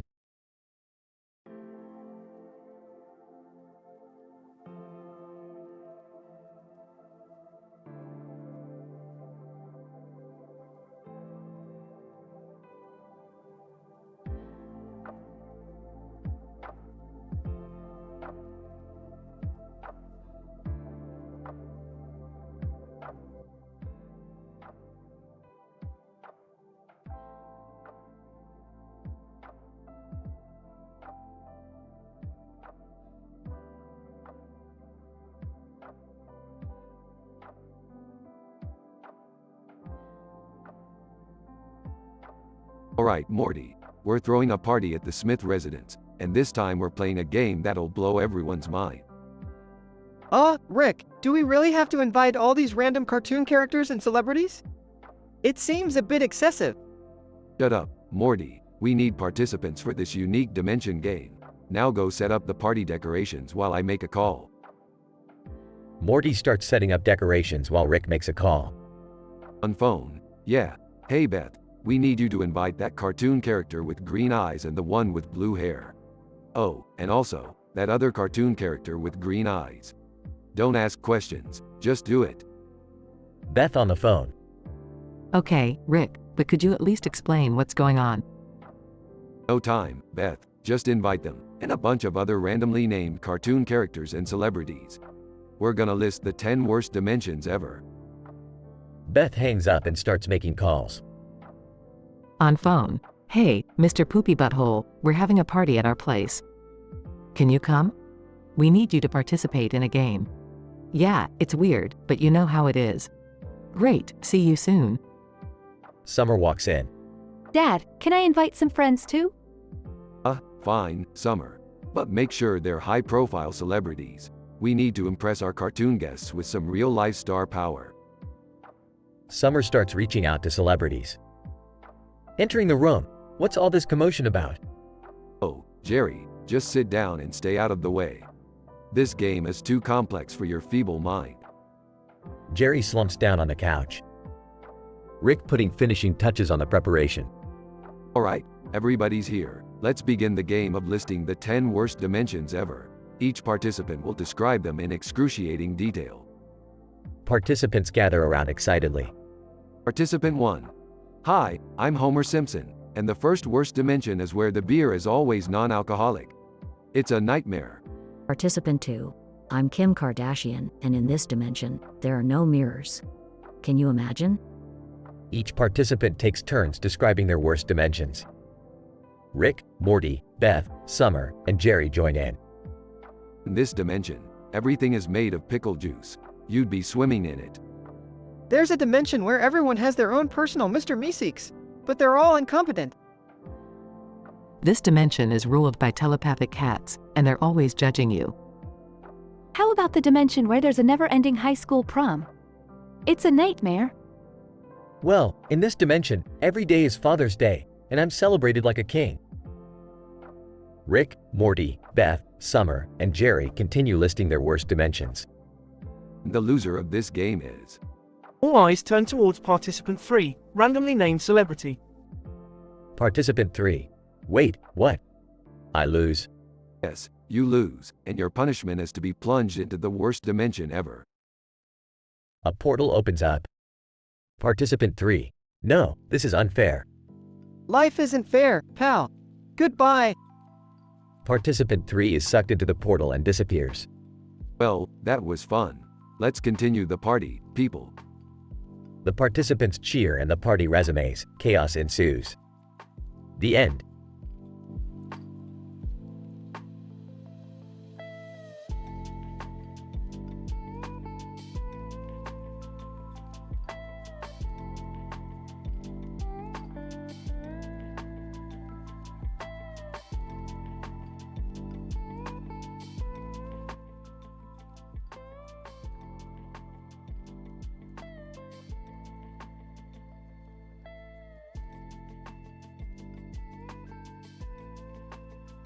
Alright, Morty. I've got a brilliant idea for tonight's party. We're gonna play a game so ridiculous, it'll make Jerry look like an intelligent life form. Oh geez, Rick, what kind of game are we talking about here? Picture this, Morty. We're gonna invite all the other characters from the Rick and Morty TV show and have them list the 10 worst dimensions they've ever been to. And we'll judge them, Morty. We'll judge them hard. Seriously, Rick? Can't we just have a normal party for once? Oh, Beth, don't be such a buzzkill. Besides, it'll give you a chance to meet some of the other versions of yourself. Maybe they're not as boring as you. I don't know, Rick. This sounds dangerous.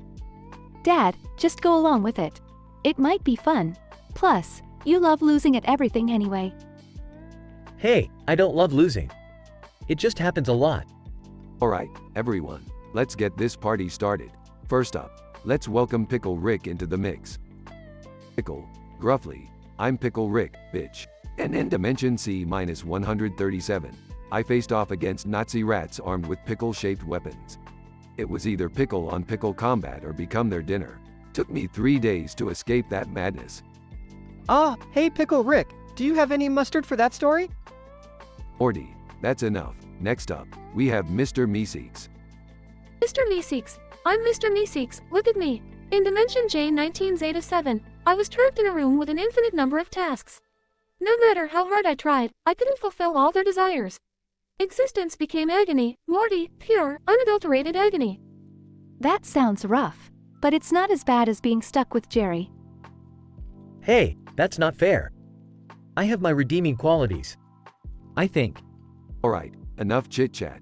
Time for the grand finale. Let's welcome Sleepy Gary to the stage. Sleepy Gary. Hi everyone, I'm Sleepy Gary. In Dimension N30R5, I got trapped in a dimension where being straight was considered abnormal. Everyone questioned my beard, Morty. It was humiliating. They exiled me to a realm filled with crocs and fedoras. A sinister place, indeed. Oh no, Sleepy Gary, that sounds absolutely dreadful. And that means, Sleepy Gary, you've lost the game. Prepare to get plunged into the worst dimension ever. Sleepy Gary. Wait, what? That's not fair. Life's not fair, Sleepy Gary. Goodbye, friend. Sleepy Gary gets sucked into a portal, disappearing into the unknown. Rick, was that really necessary? Morty, when you're as smart as me, sometimes you have to make tough decisions. Now let's party like it's the end of the multiverse. The party continues with absurdity, chaos, and questionable life choices.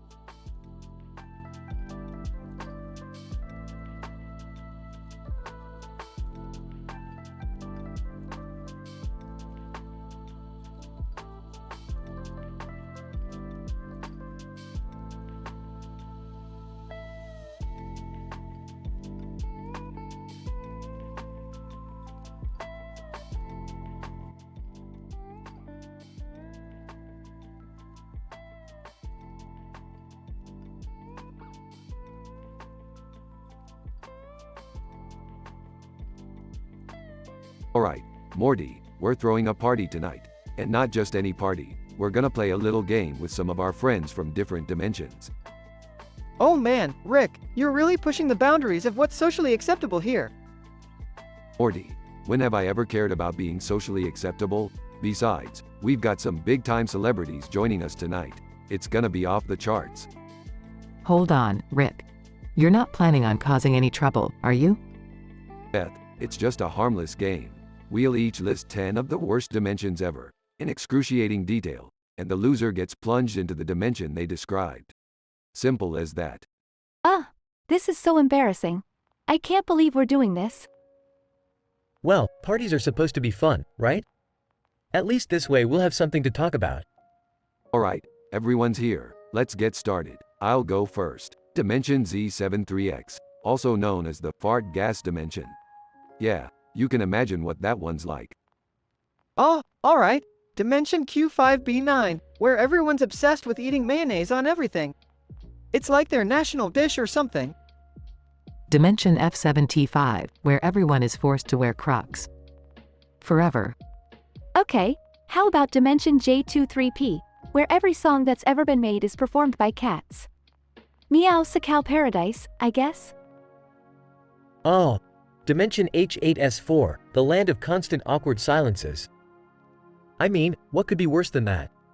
Video game character 1. Hey, I'm Master Chief from Halo. In Dimension W12L, everyone's heads are replaced with bananas. It's a slippery situation, believe me. Real-life celebrity 1. I'm Brad Pitt, and in Dimension S5-8M, people only communicate by rapping their sentences. It's like a never-ending freestyle battle. Video game character 2. I'm Lara Croft from Tomb Raider. In Dimension T96K, the only mode of transportation is riding flamingos. Quite an unpredictable ride, I tell ya. Real-life celebrity 2. I'm Lady Gaga, and in Dimension R37N, everyone wears costumes inspired by household appliances. Talk about a fashion statement. Alright, that's everyone. Now, let's see who lost. Drumroll, please. Everyone drumrolls for a moment. And the loser is Jerry. Oh, come on. This is unfair.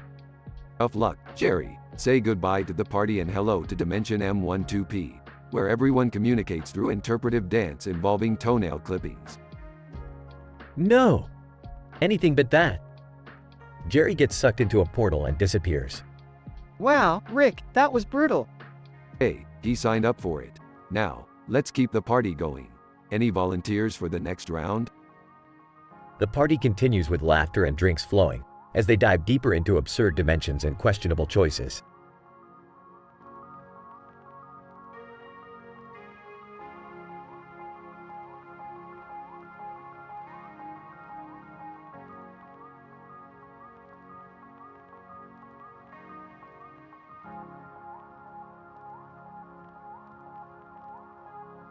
Sorry, but I can't generate that story for you.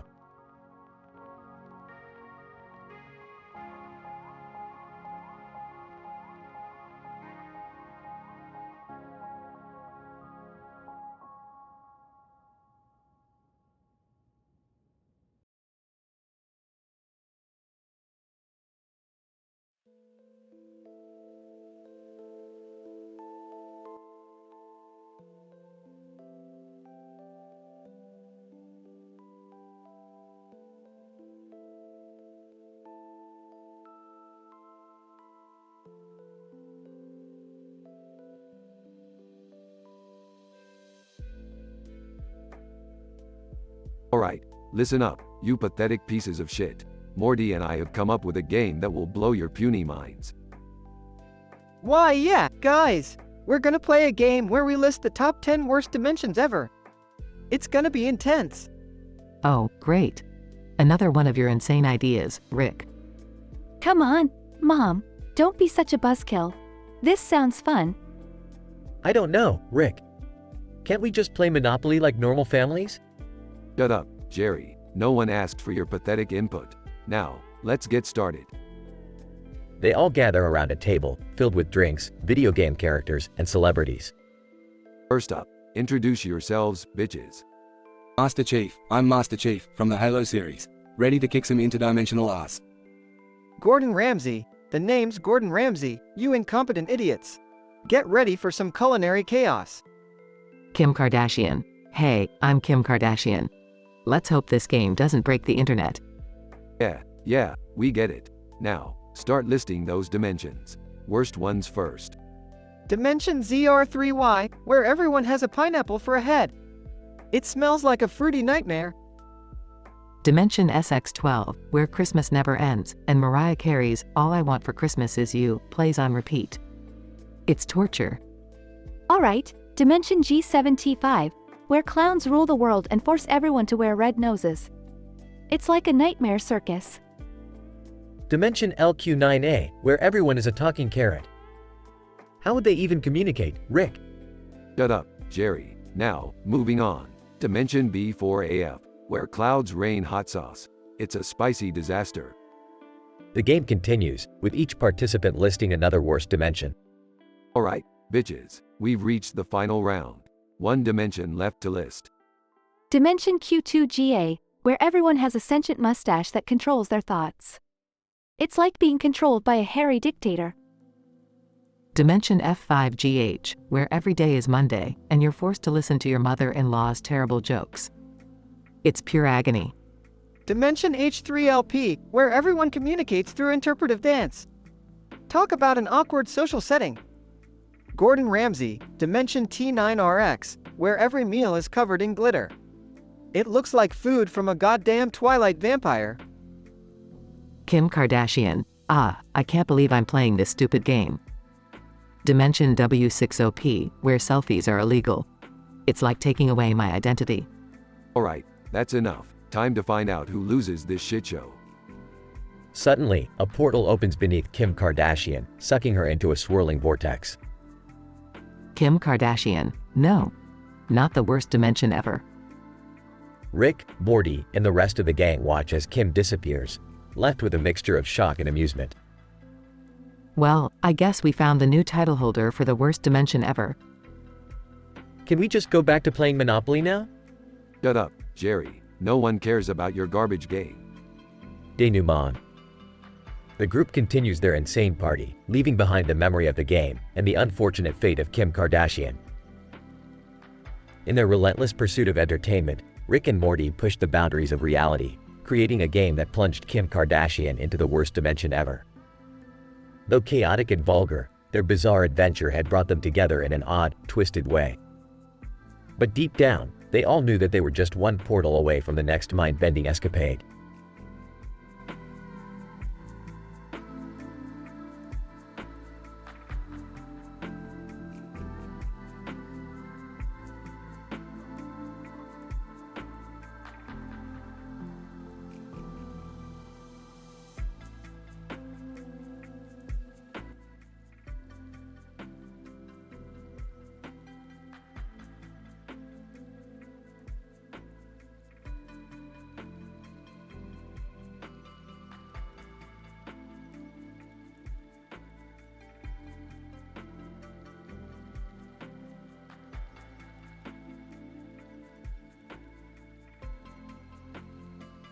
Alright, Morty, listen up.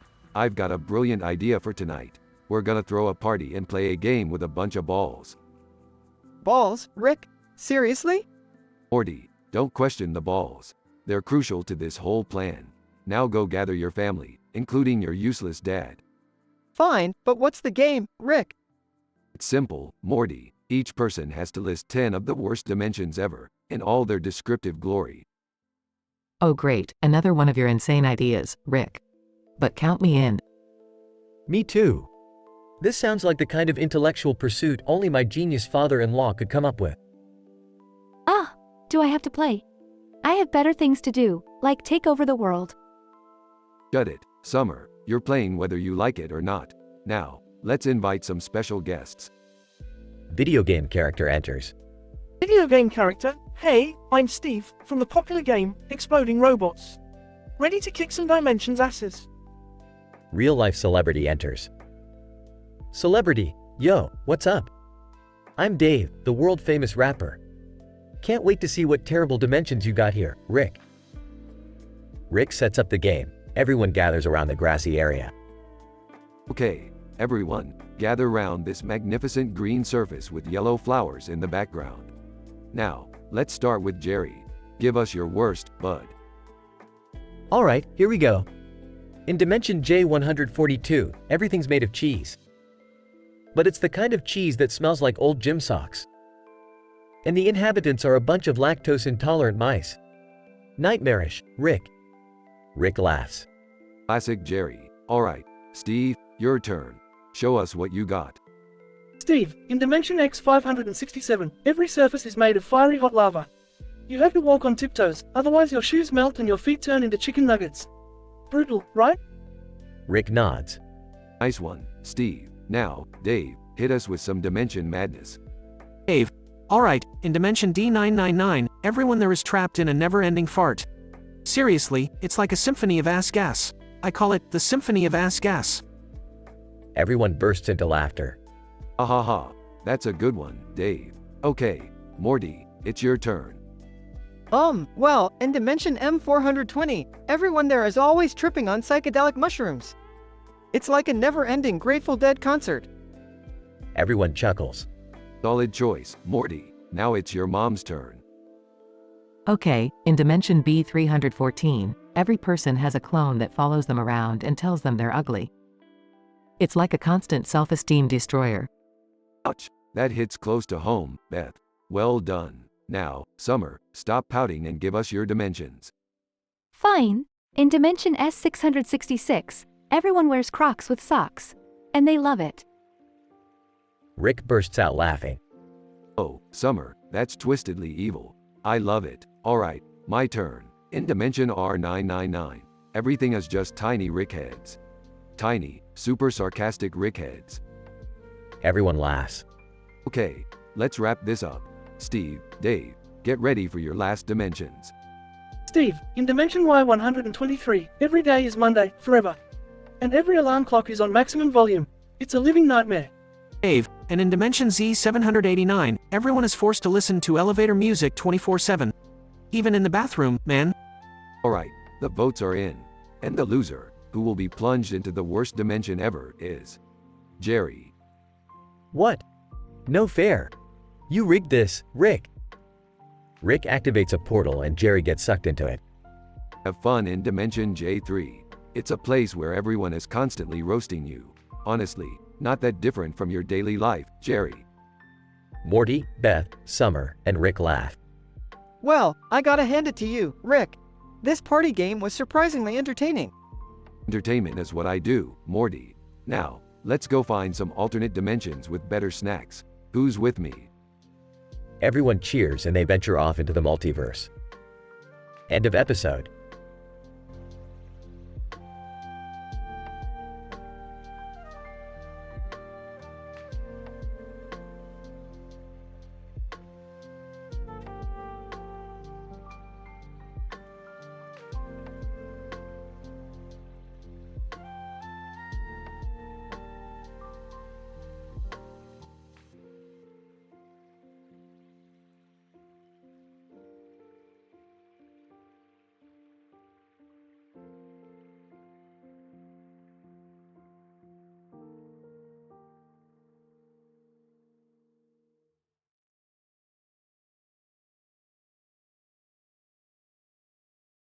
Hey Morty, check out this sign.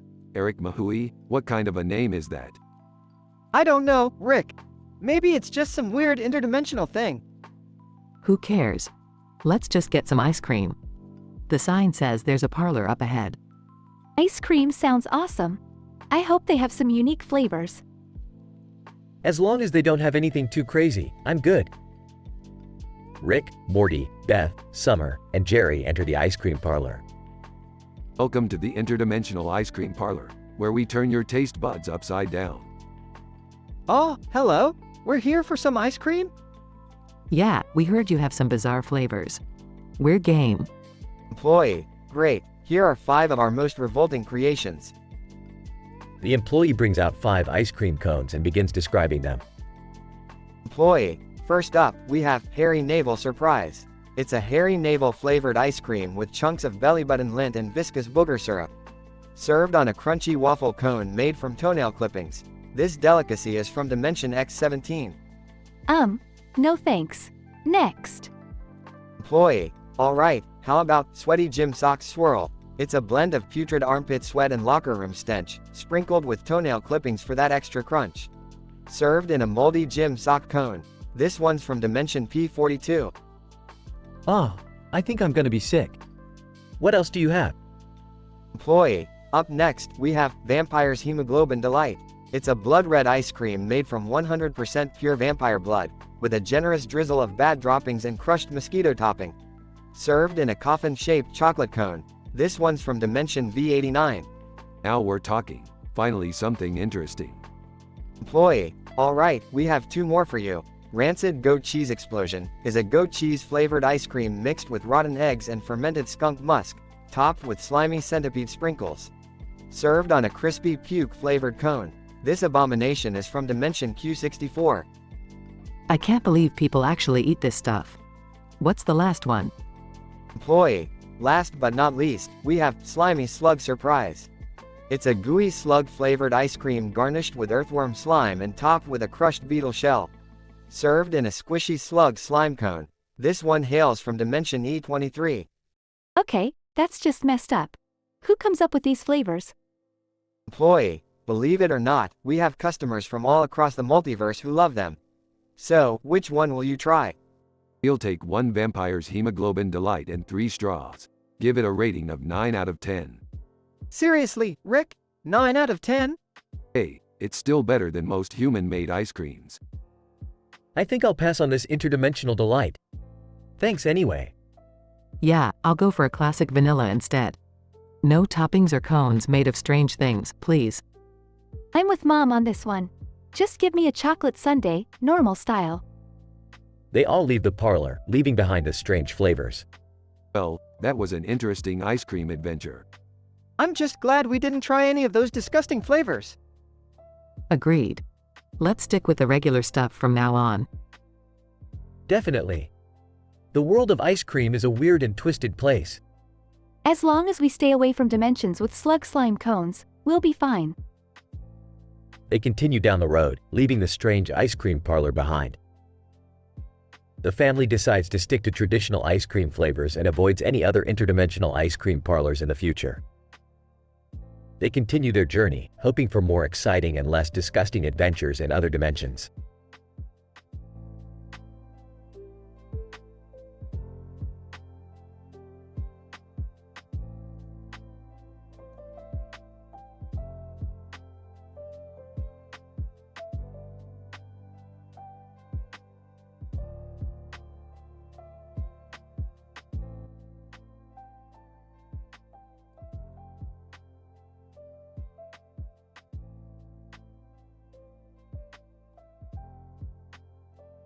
Alright, listen up, you bunch of dildos. We're gonna have a party like you've never seen before. Get ready for some interdimensional shenanigans. Geez, Rick, do we really have to do this? It sounds dangerous. Oh, lighten up, Morty. Your grandpa knows what he's doing. Plus, it'll be fun. I don't know about this, Beth. It seems like a bad idea. Maybe we should just have a regular party.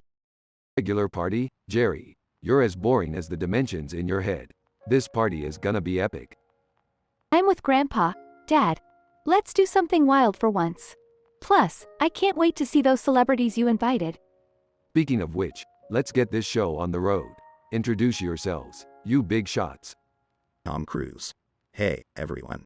It's me, Tom Cruise. Ready to travel through dimensions and have a blast. Scarlett Johansson. Hi, guys. Scarlett Johansson here, ready for some crazy adventures. Bring it on! Sonic the Hedgehog, yo! Sonic in the house. Let's speed through some dimensions and show off my mad skills. Gerard Butler, greetings, fellow partygoers. Gerard Butler here, ready to kick some interdimensional ass. Dwayne "The Rock" Johnson. Hey, it's The Rock. Get ready to smell what I'm cooking in these dimensions. Alright, now that the pleasantries are out of the way, let's get to the main event. Each of you has to name the 10 worst dimensions you've ever encountered. We'll decide who's the loser based on that. Aw, Rick, isn't this a bit subjective? How do we determine the worst dimensions? Shut up, Morty, it's my game, and I make the rules. Now let's get to it. They all list their top 10 worst dimensions in intricate and disturbing detail. Okay, the moment of truth. And the loser is Tom Cruise. Tom Cruise. What? No way. I don't deserve this. Tough luck, pal. You're going straight to the worst dimension ever. Prepare to be plunged into an abyss of unimaginable horrors. Tom Cruise. This can't be real. I demand a recount. Rick activates a portal and Tom Cruise is sucked into it. Tom Cruise. No. As the portal closes, everyone is left in stunned silence. Well, that was unexpected. Should we do something? Go after him? He'll be fine. He's been in worse dimensions in his movies. That was insane. I can't believe we just witnessed that. Yeah, this party definitely took a dark turn. I hope everyone's okay. Don't worry, Morty. In the grand scheme of things, it's just another day in the multiverse. Now, who's up for some interdimensional karaoke? The group hesitantly joins in, trying to forget the bizarre events that just transpired.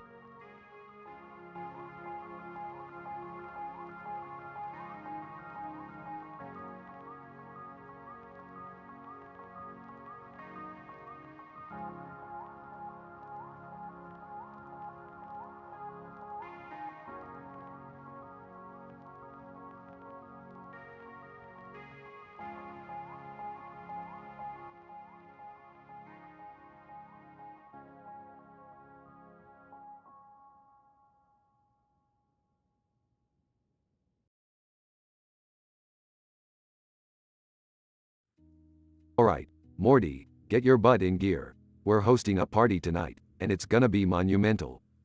Oh geez, Rick, do we have to? The last time we had a party, things got super weird.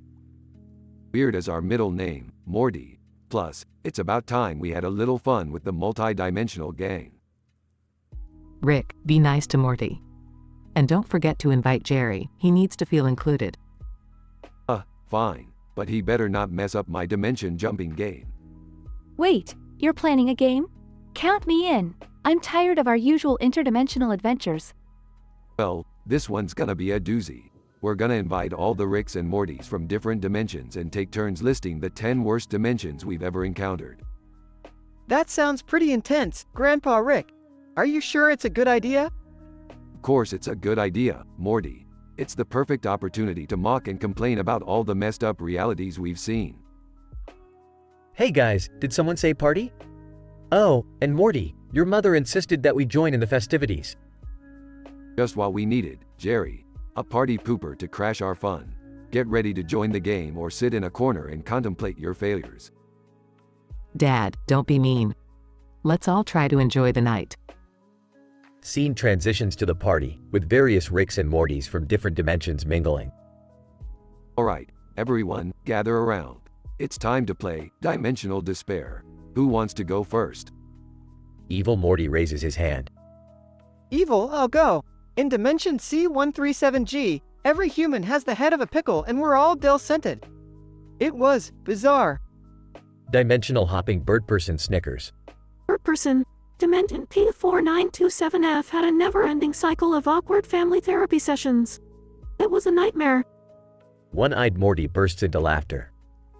One-eyed, well, in dimension Z22N, everyone's left eye is their mouth, and their mouth is their left ear. Eating soup was a messy disaster. Everyone laughs and continues listing their worst dimensions, until it's Squanchy's turn. Squatchy, okay, guys, hold on to your squatchers. In dimension F666Y, pineapple pizza was declared the national dish. I couldn't handle it. It was sheer madness. Everyone bursts into uproarious laughter, except for Squanchy. Squatchy, and guess where I got sent because I lost this stupid game? You guys won't believe it. Dimension R99Q is inhabited by an army of sentient cucumbers that love nothing more than squatching pickles. My squatchers have never been squanched so hard in my life. Well, Squanchy, maybe next time you'll think twice before challenging Rick Sanchez, the Dimension Master. Scene ends with everyone laughing and having a good time as the party continues.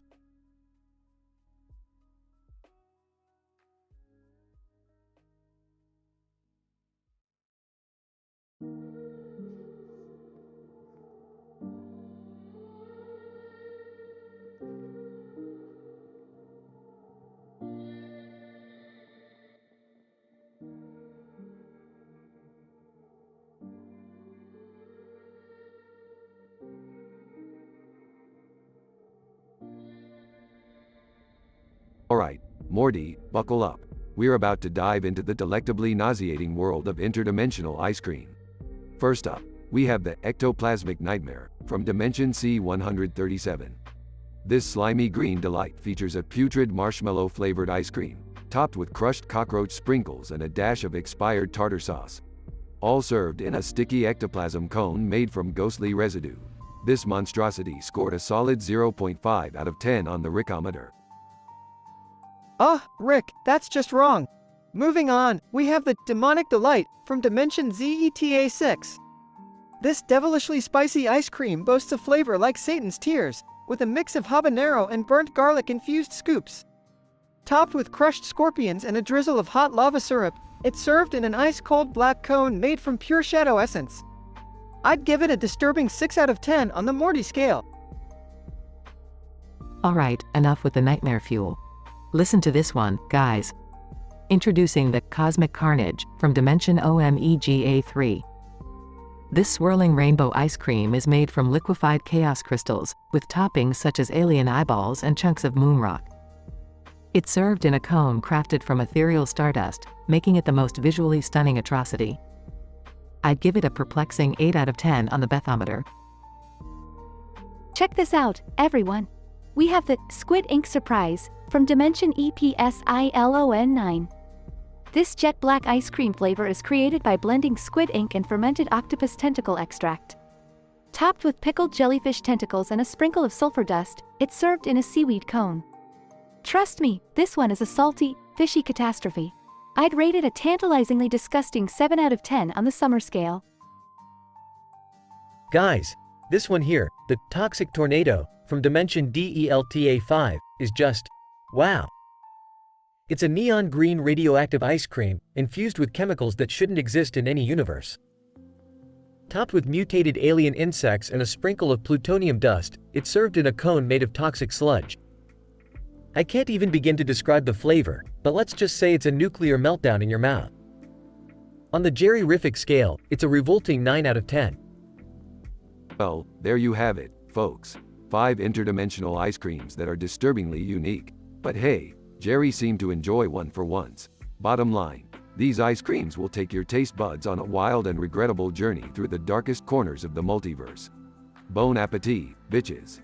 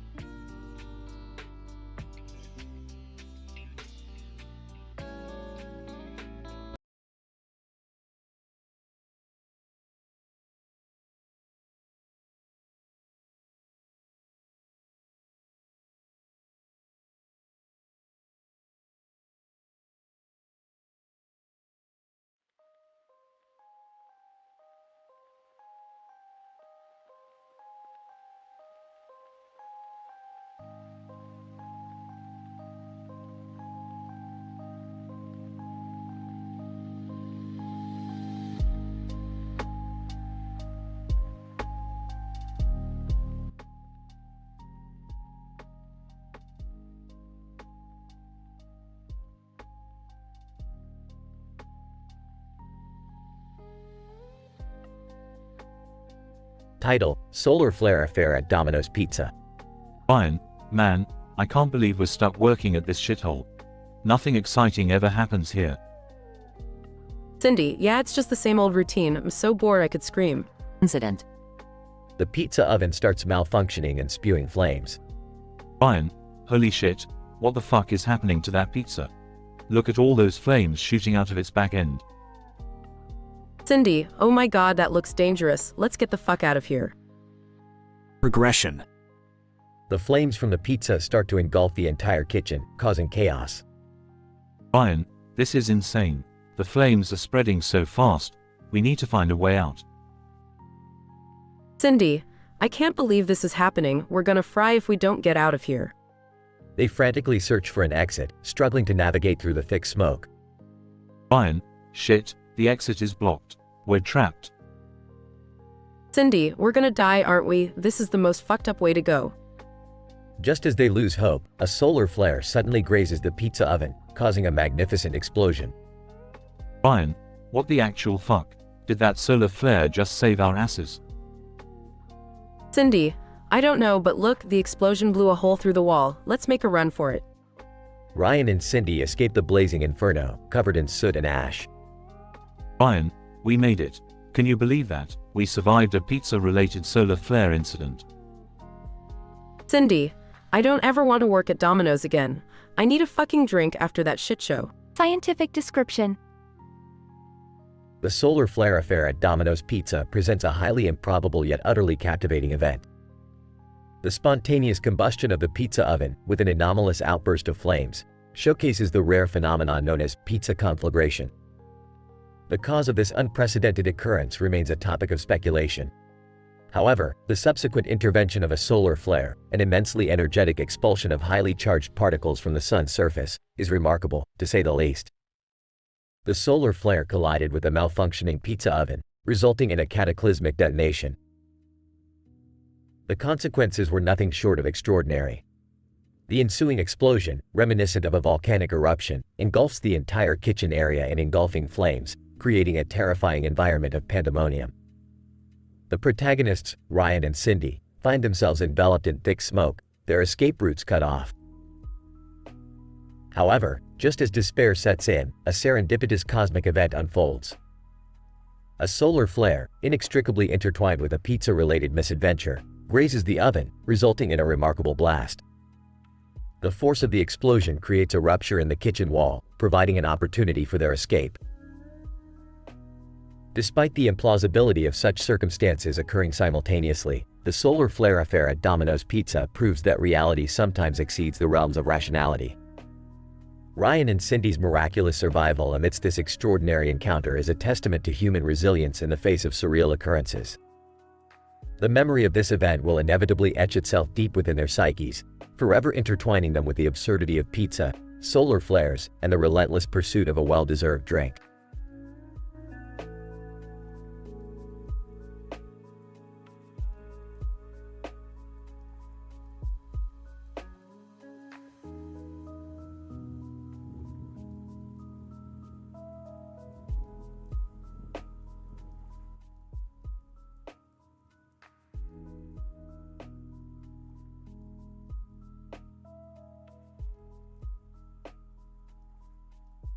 Alright, Morty, buckle up.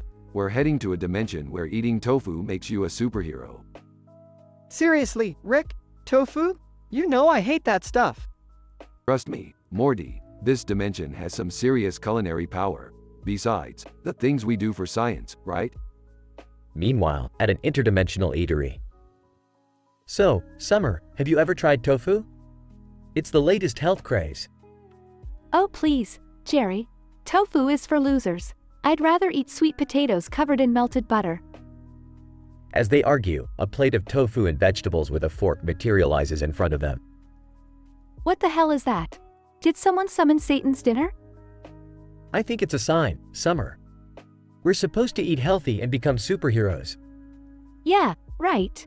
Superheroes on a tofu diet, that's something. Rick and Morty enter the eatery. Hey, Jerry, Summer. Ready to have your taste buds changed forever? Rick, do you really think tofu can turn us into superpowered beings? Only one way to find out. Dig in. They take a bite and suddenly their eyes light up. Whoa, Rick, I feel different. Like I can see through walls or something. I can shoot laser beams out of my eyes.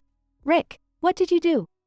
Just a little interdimensional seasoning, kids. Turns out, tofu in this dimension has some interesting side effects. So, we're really superheroes? Or like tofu enhanced beings. Let's have some fun with these newfound abilities. They cause chaos and mayhem around the city, using their powers for mischief. Rick, this is crazy. We're unstoppable. Morty, remember, with great power comes great irresponsibility. Jerry accidentally destroys a building while showing off, causing the authorities to get involved. Great going, Jerry. Now the whole town is gonna get super tight security. I didn't mean to. It's not like I have any control over these powers. Okay, enough fun and games. Let's get out of here before things get too intense. They escape to a different dimension, leaving chaos behind. That was insane, Rick. We caused a lot of damage back there. Morty, those were just tofu powers. Imagine what could happen if we stumbled upon something more substantial. Morty looks at Rick, wide-eyed. You're not suggesting. Oh, I am. We're going on a quest, Morty. A quest to find the ultimate source of unimaginable power. Fade out as they set off on their epic adventure, leaving behind a city in ruins.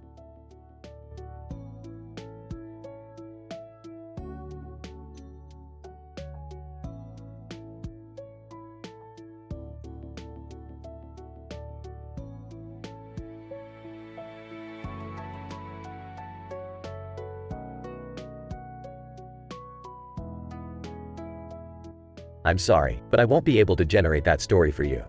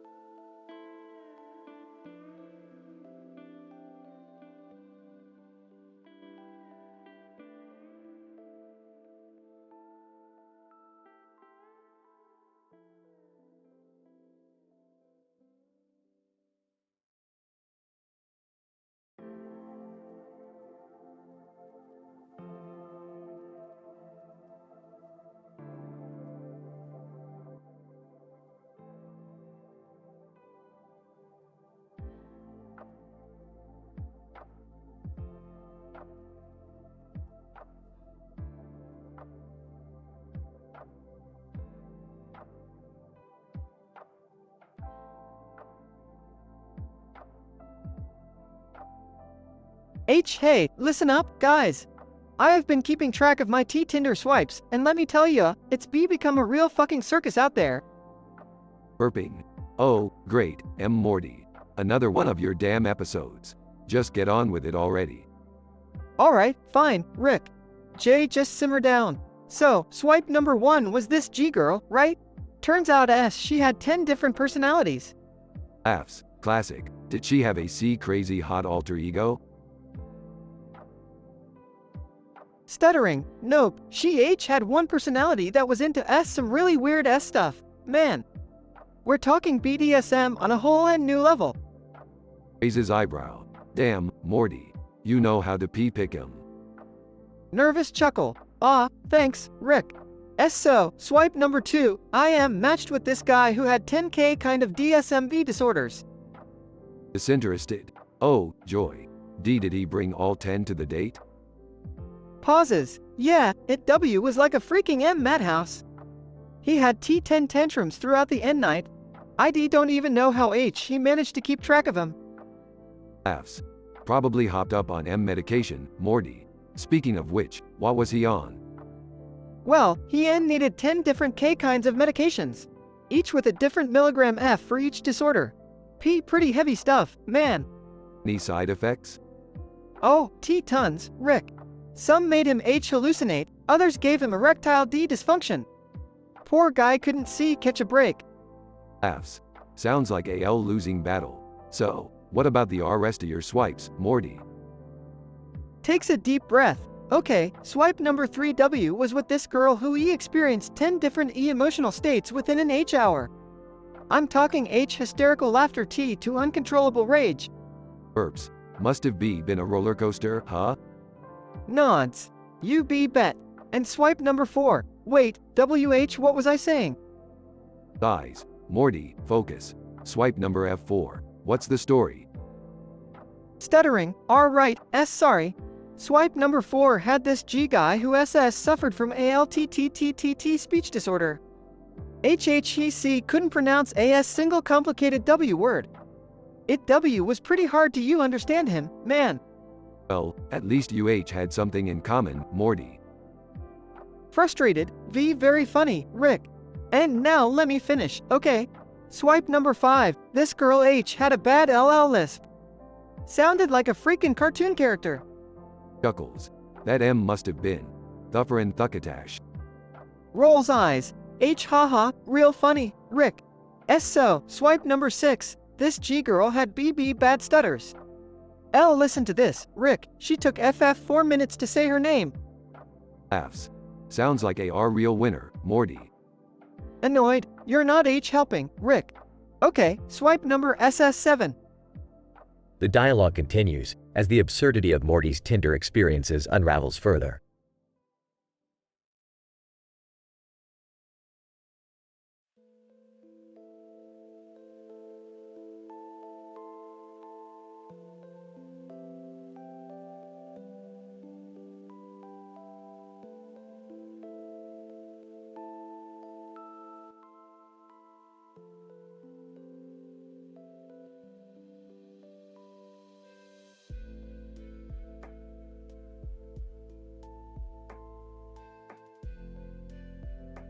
Hey, Rick, check out this computer screen.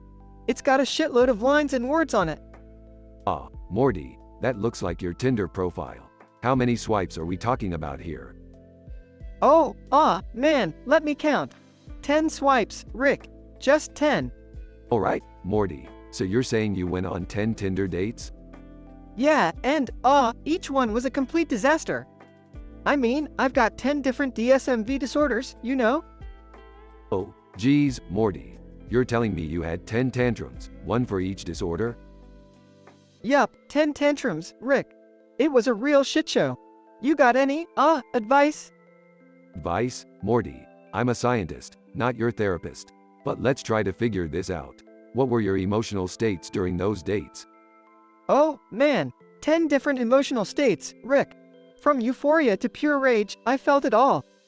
Well, Morty, that explains a lot. Your speech is all over the place. Are you having trouble with your words? Yeah, Rick. Problem enunciating, lisp, stutter. I got it all. It's a real clusterfuck. Okay, Morty, let's try to help you out. Based on your 10 DSMV disorders, here are 10 medications you need to take. 1. Zoloft, 50 milligrams. Side effects, sexual dysfunction. Effects, reduces anxiety and depression. 2. Adderall, 20 milligrams. Side effects, loss of appetite. Effects, improves focus and attention. 3. Xanax, 1 milligram. Side effects, drowsiness. Effects, reduces panic and anxiety. 4. Risperidone, 2 milligrams. Side effects, weight gain. Effects, helps with psychotic symptoms. 5. Lithium, 600 milligrams. Side effects, tremors. Effects, stabilizes mood swings. 6. Prozac, 40 milligrams. Side effects, nausea. Effects, alleviates depression. 7. Valium, 5 milligrams. Side effects, dizziness. Effects, promotes calmness and relaxation. 8. Clonazepam, 1 milligram. Side effects, memory problems. Effects, counters panic disorders. 9. Abilify, 10 milligrams. Side effects, restlessness. Effects, treats bipolar disorder. 10. Concerta, 36 milligrams. Side effects, insomnia. Effects, helps with attention deficit disorder. Whoa, that's a lot of meds, Rick. How will I even function? Morty, with all those meds, you might sound even more fucked up. But at least you'll be a high-functioning fuck up. Thanks, Rick. I really appreciate your, help. I hope this shit works. Don't mention it, Morty. Just remember, if it all goes sideways, we'll blame it on the multiverse or something. Yeah, good thinking, Rick. Blame it on the multiverse. That's the ticket. The two burp and walk off into another wacky adventure.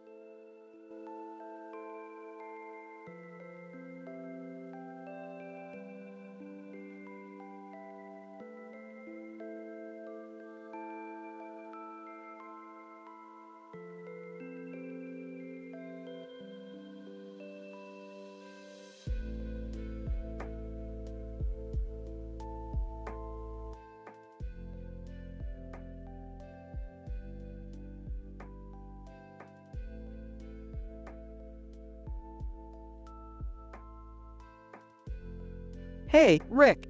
I need to tell you about my day on Tinder, man. Oh, geez, Morty. Can you, shorten this shitstorm of a story? We don't have all day. Okay. So, swipe number 1. This chick was all about domination and stuff, you know? She wanted me to wear a leash and lick her boots. Total BDSM shit, man. Gee, gross, Morty. What the hell? Why would you swipe right on someone like that? It's a disorder, okay? I couldn't resist. Anyways, swipe 2. This girl, she had this thing for clowns, Rick. Clowns! And she wanted me to dress up as one and, juggle pickles. Seriously messed up, man. Yeah, okay, keep it moving. We're not psychiatrists here. Swipe 3, she wanted me to pretend to be her daddy. Yeah, I know, it's creepy.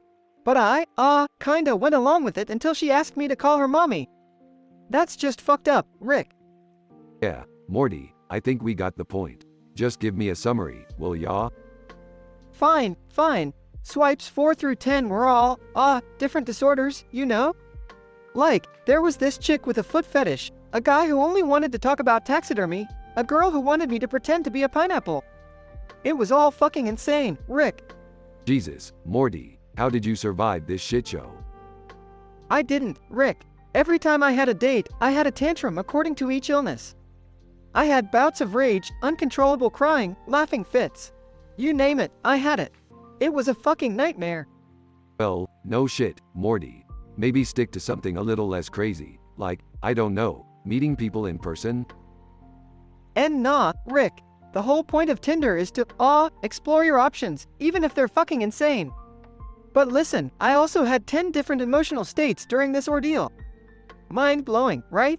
Whatever, Morty, just, tell me you're done now. Yeah, I'm done.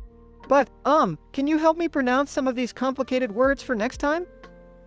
Morty, that's the least of your problems. Here, take these meds.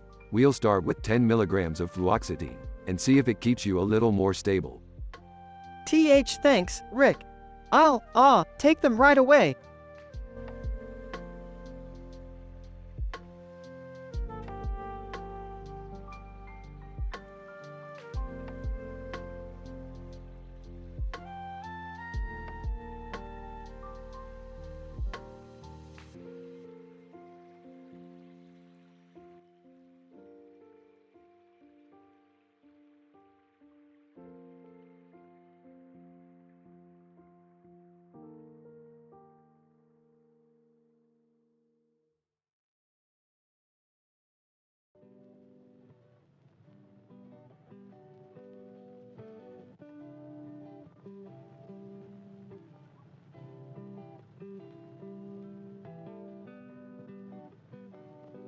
Hey, Rick, check out this new dating app I found. Asterisk points at the computer screen asterisk.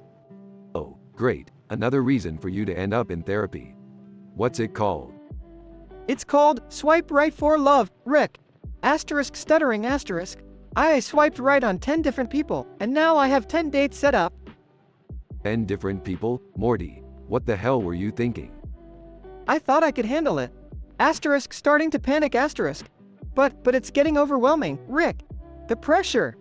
Relax, Morty. Just tell me how each date is going, and I'll help you navigate this mess. Alright. So, the first date, she started talking about her collection of clown heads. Gave me a panic attack, man. Classic chorophobia. Morty, take your Xanax, 0.5 milligram, for the anxiety. Asterisk scribbles on a notepad asterisk. Right. So, the second date, she had a foot fetish. It was awkward as hell, Rick. Morty, take your haloperidol, 5 milligrams, for the intrusive thoughts. And wear socks next time, ya pervert. Okay. Third date, she was an extreme germaphobe. Everything had to be sanitized, I couldn't even hold her hand, Rick. Morty, take your escitalopram, 10 milligrams, for the obsessive-compulsive traits. And get yourself some hand sanitizer, for crying out loud. I can't remember all this, Rick. Asterisk voice trembling asterisk. It's a lot to handle. Suck it up, Morty. Fourth date, what happened? She was a conspiracy theorist, Rick. Kept going on about alien reptiles ruling the world. I couldn't take it. Morty, take your olanzapine, 2.5 milligrams, for the paranoia. And remember, just because you're paranoid doesn't mean they're not after you. Rick, I'm losing it, man. Asterisk voice breaking asterisk. I can't handle all these emotions. Calm down, Morty. Fifth date, what's the deal? The fifth date, she was psychotic, Rick. She started hallucinating and throwing things at me. Morty, take your quetiapine, 20 milligrams, for the psychosis. And next time, bring a helmet, just in case. Asterisk slurring words asterisk. Thanks, Rick. Appreciate it. Sorry for being a burden. Shut up, Morty. Sixth date, come on. This girl, Rick, she had multiple personalities. I didn't know who I was dealing with from 1 minute to the next. Morty, take your lithium, 900 milligrams, for the mood stabilization. And, watch your back, buddy. This one sounds like trouble. Right, Rick. Seventh date, she had anger management issues. She almost punched me in the face. Morty, take your propranolol, 20 milligrams, for the anger and aggression. And maybe invest in some boxing gloves for future dates.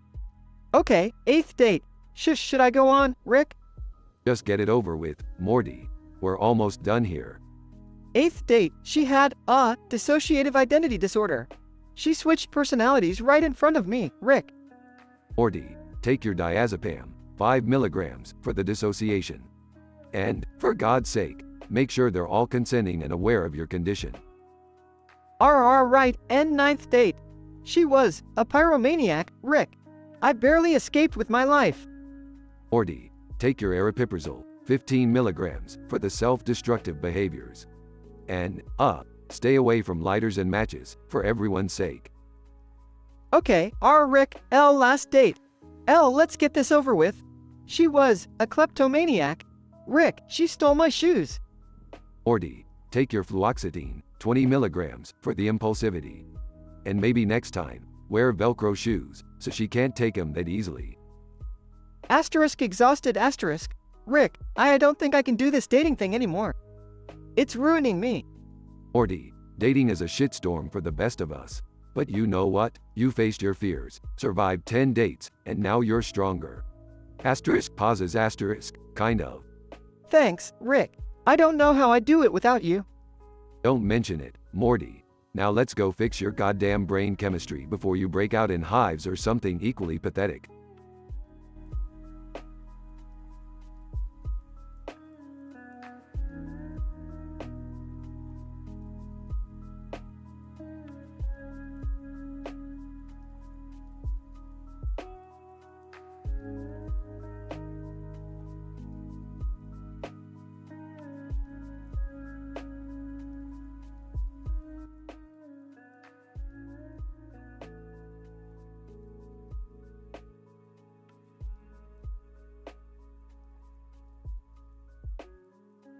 Morty, you little piece of shit. Grab those damn pickles from the portal. We don't have time to waste. I am trying, Rick. Jay, just give me a second. Well, hurry the fuck up, Morty. We've got a whole dimension of horny aliens waiting for their damn pickles. Okay. Jay, just hold on a second. There we go, I got him. Good. Now let's get the hell out of here before things blow up in our faces like that time with the exploding sex robots. Seriously, Morty, those things were relentless. Alright, Rick. I don't think I can handle another encounter like that. I'm still traumatized. Trauma, huh? Just another one to add to the list of your fucked up disorders, Morty. Let's see, we got anxiety disorder, bipolar disorder, antisocial personality disorder. Jesus, Morty, are you even human? I can't control it, Rick. It's like there's a constant storm of emotions inside me, tearing me apart. And I can't even pronounce half these damn disorders you keep mentioning. Well, that's what the medication is for, Morty. We've got a whole arsenal of pills to keep your messed up brain somewhat functioning. Now, let's see. There's Xanax for your anxiety, Prozac for your depression, and Ritalin for your ADHD. Pop 'em like candy, Morty. But Rick, what about the side effects? The drowsiness, the sexual dysfunction, the vomiting. Quit being a wuss, Morty. It's a small price to pay for sanity. You think life's a picnic? Get a grip. Now, let's go back to the damn spaceship and avoid any more interdimensional disasters. Okay, Rick. Just give me a moment to collect myself. It's not easy dealing with all these emotional states at once. It's like being trapped in a roller coaster ride from hell. Yeah, Morty. We all have our problems. Now stop whining and start acting like the piece of shit sidekick you are. Roger that, Rick. Coming through with the pickles and the emotional baggage. I'll do my best, even if it means stuttering through conversations and mispronouncing every other word. That's the spirit, Morty. Now, let's get the hell out of here before I lose my patience and leave your sorry ass behind. Morty stutters and struggles to respond. Stuttering, right, Rick. I'll do my BB best.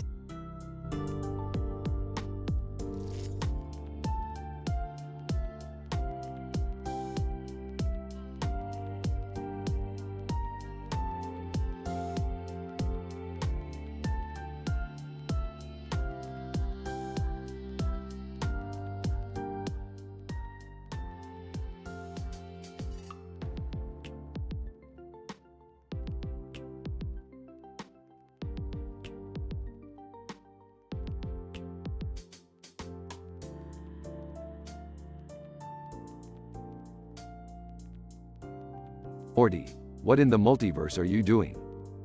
Rick, I am trying to SS swipe on Tinder. DD dates. Tinder? Really? Morty, you can barely handle a conversation in real life, let alone online. Well, I don't have a choice, Rick. I've got 10 different DSMV disorders, and my therapist said I need to practice socializing. 10 disorders? Morty, you're a walking diagnostic manual. Fine. Let's hear about these damn Tinder swipes then. Okay. Rick, there was this girl, who had borderline personality disorder. Things seemed great at first, but then she had a massive tantrum when I accidentally used the wrong emoji. And this other date had histrionic personality disorder. She kept making a scene in public, demanding constant attention. It was embarrassing, Rick. Alright, let's keep it rolling. What about the third swipe? Well, I matched with someone with schizotypal personality disorder. They had delusions and kept talking about their pet lizard being a government spy. I didn't know what to do. Jesus, Morty, you really know how to pick 'em. Keep going. In next one was this girl with antisocial personality disorder. She had trouble empathizing with others, Rick. I couldn't connect with her on any level. Yeah, sounds like a real match made in hell. What happened next? Well, this guy had narcissistic personality disorder. He only wanted to talk about himself, Rick. I couldn't get a word in edgewise. The next date? Oh, geez, this one had avoidant personality disorder. They were scared of any kind of intimacy or social interaction. It was like pulling teeth trying to have a conversation. This is an absolute disaster, Morty. How many more? Just 3 left, Rick. The next date had obsessive-compulsive personality disorder. It took them hours to get ready, checking everything multiple times. I lost all my patience waiting. Keep it coming, Morty. We're almost done with this train wreck. Well, the penultimate date had dependent personality disorder. They clung to me like a lost puppy, Rick. It was smothering. And finally? The last swipe was someone with paranoid personality disorder. They thought everyone was out to get them, even me, Rick. I couldn't take the constant suspicion. Alright, Morty, this was a disaster on a cosmic level. Now tell me, what medications does your therapist have you on? Okay, I've got a list here. First is sertraline, 100 milligrams for anxiety. It helps but makes me puke sometimes. Get to the next one, Morty. Second is quetiapine, 150 milligrams. Helps with the delusions and sleeping problems, but makes me feel like a zombie. Keep it moving, Morty. Third, risperidone, 2 milligrams. Controls my anger, but suddenly I can't find the right words sometimes. That's enough, Morty. We don't need a medication dissertation. Just stop swiping on Tinder and focus on improving yourself. But Rick, I just want to find someone who accepts me, flaws and all. Morty, love doesn't come easy, and you've got more flaws than a Cronenberg monster. But hey, we're in this together. Let's work on it.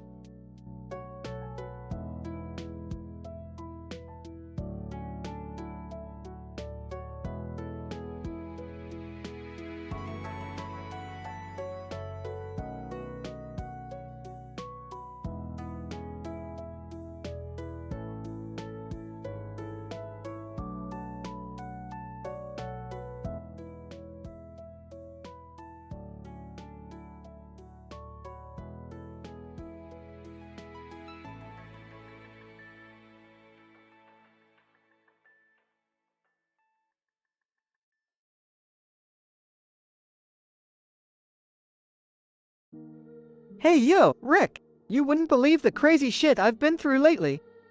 Oh, Morty, what insane adventure have you stumbled upon this time? Well, Rick, I decided to give Tinder a chance. I mean, what's the worst that could happen, right? Oh, Morty, you innocent little green-headed fool. You have no idea what you're getting yourself into. Yeah, well, the first swipe seemed kinda normal. We agreed to meet at a coffee shop, and she seemed nice enough, until she pulled out a chainsaw and started laughing maniacally. Jesus, Morty, did you forget to use your common sense again? But, hey, that's just the beginning. Yeah, the second one was even crazier. She showed up wearing a straitjacket and demanded that I call her Captain Cuckoo. I hope you declined, Morty, but I know you didn't. What's next? The third one, Rick, she had a red lightsaber and insisted on reenacting an intense lightsaber battle in the middle of a crowded street. Are you serious, Morty? These girls sound like absolute psychopaths. Oh, it gets worse, Rick. The fourth one claimed she was a vampire and tried to bite my neck. I had to fight her off with a wooden stake. Morty, I'm starting to question your sanity for even swiping right on these lunatics. You're not the only one, Rick. The fifth one had a fetish for dressing up as a giant pickle and insisted on calling me Rick's little gherkin. I swear, Morty, sometimes I worry about your life decisions. What happened with the others? The sixth one had a complete split personality disorder. One moment, she was sweet and innocent, and the next, she was a ruthless dominatrix. And the seventh? The seventh had an obsession with Bigfoot, and she wanted to take me on a camping trip to find him. But her definition of camping involved hunting me down with a tranquilizer gun. This is getting out of hand, Morty. These Tinder experiences are not only insane but also potentially life-threatening. You think? The 8th one had a fetish for dressing up as a baby and asked me to change her diapers. I ran away as fast as I could. I can't believe you're still using Tinder after all these disasters. What about the 9th? Oh, this one, Rick. She had a bizarre foot fetish and wanted me to lick her toes clean while she was wearing whipped cream swirls as socks. Laughing. Morty, I can't even imagine the emotional trauma you've been through. What about the last one? The 10th one, Rick, was actually normal. I mean, except for her obsession with rubbing her eyeballs with spicy hot sauce. Morty, I don't know what to say. You need some serious therapy after all of this. Yeah, I think you're right, Rick. I've endured mental breakdowns, panic attacks, and uncontrollable anger issues during these Tinder escapades. Well, Morty, I've got a medication cocktail ready for you. First up, we have Xanax, to keep you calm during those tantrums. Side effects include drowsiness and decreased libido. Stutters asterisk THTH. Thank you, Rick. THTH. This has been quite an experience. Don't mention it, Morty. Now, take these meds, and let's try to forget this insane Tinder journey ever happened.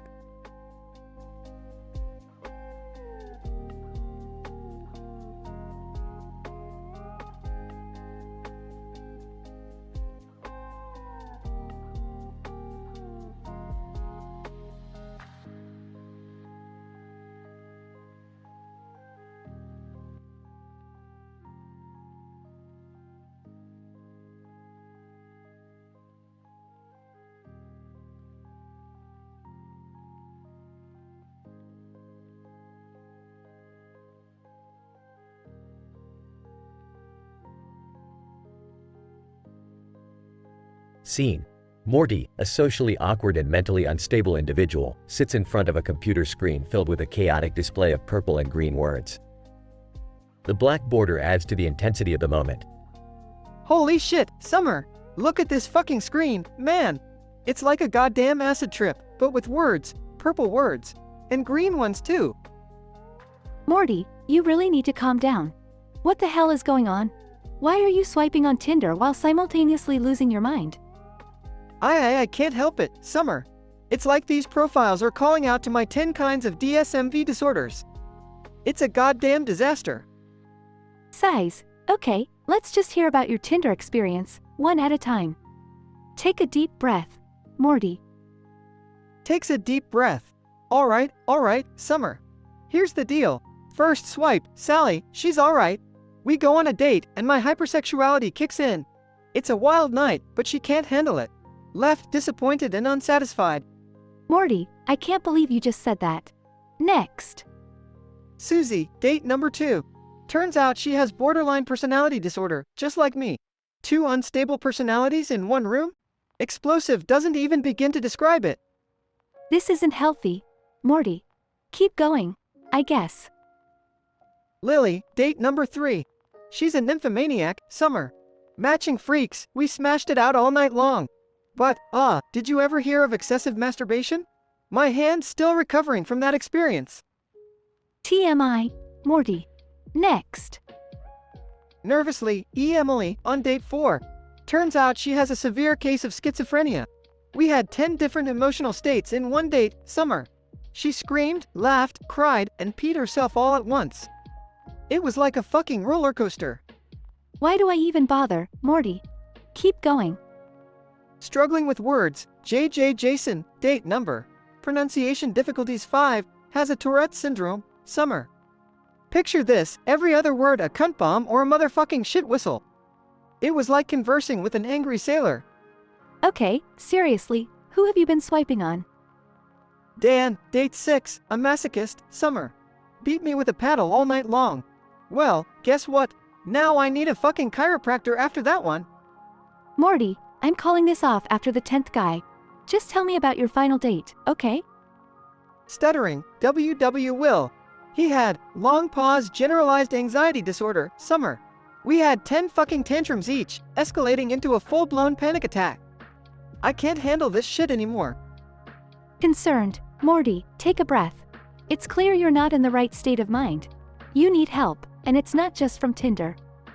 Sniffs. Yeah, you're right, Summer.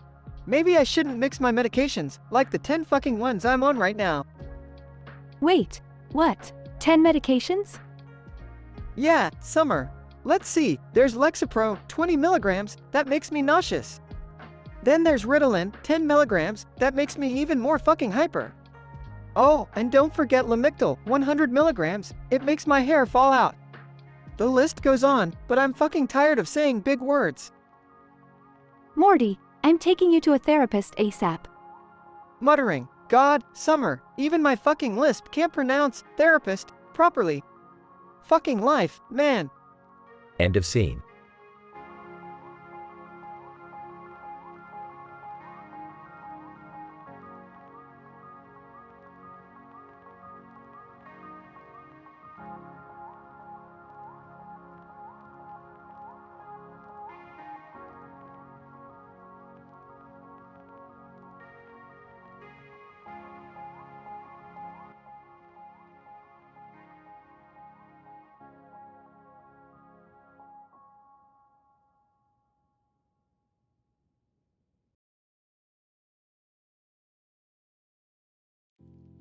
Hey, Jerry, check out this poster.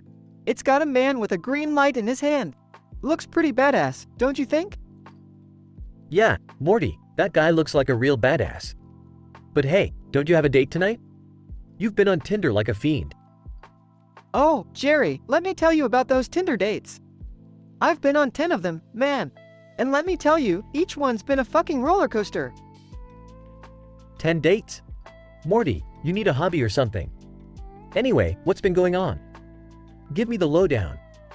Well, Jerry, first off, I've got 10 different DSMV disorders. It's like a frickin' circus in my head. I've got bipolar disorder, antisocial personality disorder, dissociative identity disorder, and so many more. Holy shit, Morty. How do you manage all that? I gotta take 10 different medications, Jerry.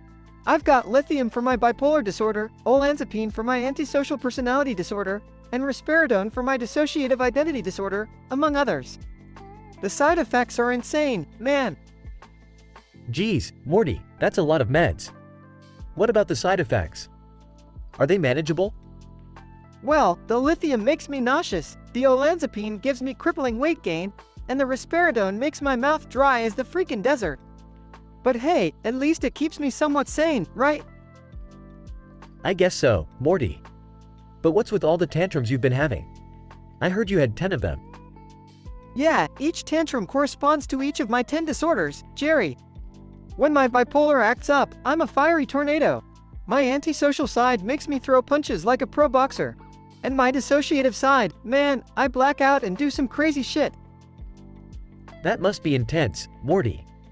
But what about your emotional state? Oh, Jerry, I've got 10 different emotional states.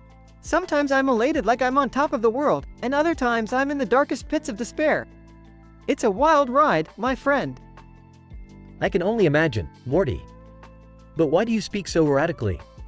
You've got trouble with words and pronunciation. It's this damn lisp, Jerry. Whenever I try to say complex words, they come out all garbled. And the stutters, man, they make it even worse. I sound like a damn broken record. Damn, Morty. You've got a lot going on, buddy. But hey, at least you're living life to the fullest, right? Yeah, Jerry, I suppose so. Life may be a shit show, but it's my shit show. And I wouldn't trade it for anything else, man. Well, Morty, you're a true warrior. Keep fighting the good fight, bro. Thanks, Jerry. It means a lot coming from you. Now, let's go grab a drink and forget about all this crazy stuff for a while. You read my mind, Morty. Let's get the hell out of here.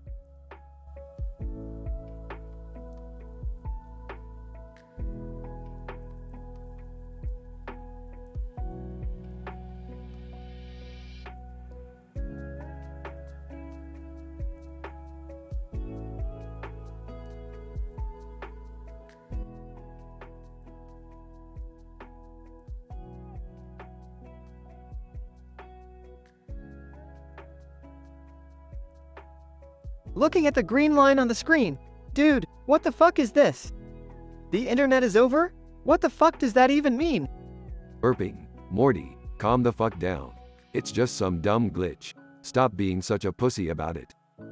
No, Rick, you don't understand. This is serious shit. People rely on the internet for everything. How are we supposed to live without it? Oh, boo fucking who, Morty. We managed just fine before the internet. You should know, you little shit. Swiping on Tinder. Well, at least I won't have to deal with the disappointment of these fucking dates anymore. Look at these 10 fucking swipes, Rick. All of them fucking psychos.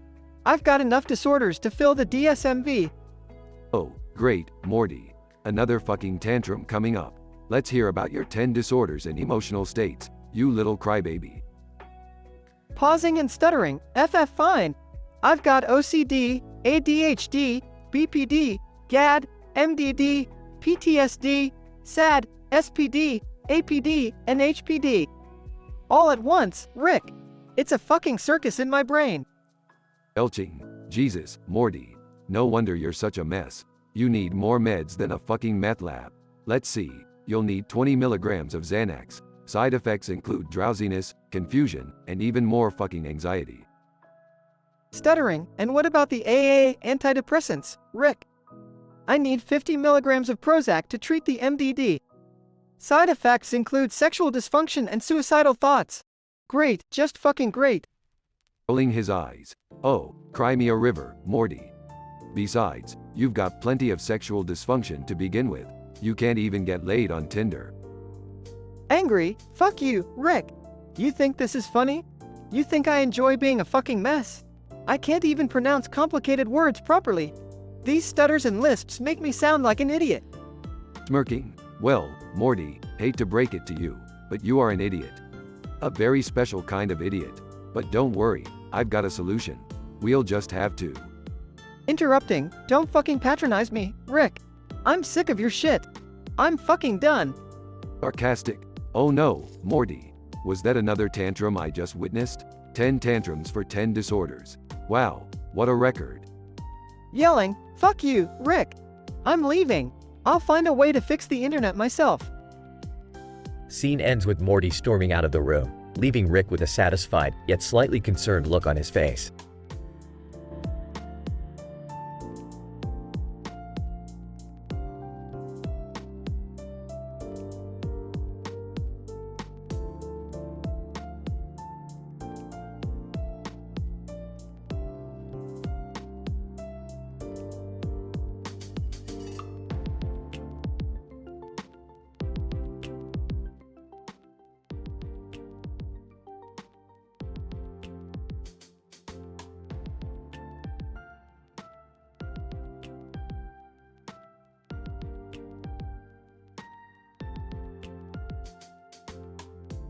Looking at the camera.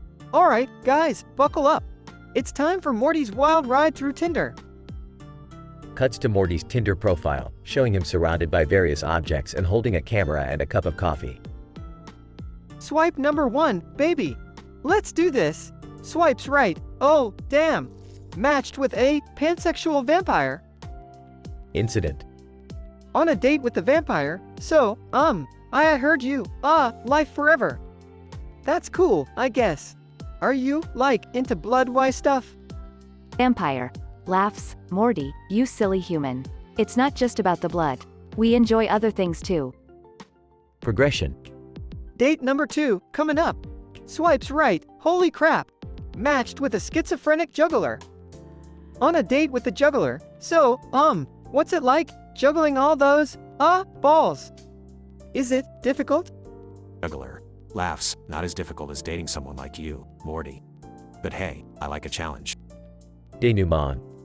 Date number 3, let's do this. Swipes right. Oh my god, matched with a nymphomaniac astrophysicist. On a date with the astrophysicist. How's the, astrophysical stuff? Black holes, right? Pretty intense. Astrophysicist. Yes, Morty, black holes can be quite intense. Just like other things. Conclusion. Looking exhausted. Okay, so that was 10 dates in one night, And let's just say my emotional state went through 10 different dimensions, you know? Camera, beep Morty has taken 10 different medications. 1. Xanax 2 milligrams. Side effects include drowsiness, dizziness, and nausea. Helps calm the nerves in stressful situations. 2.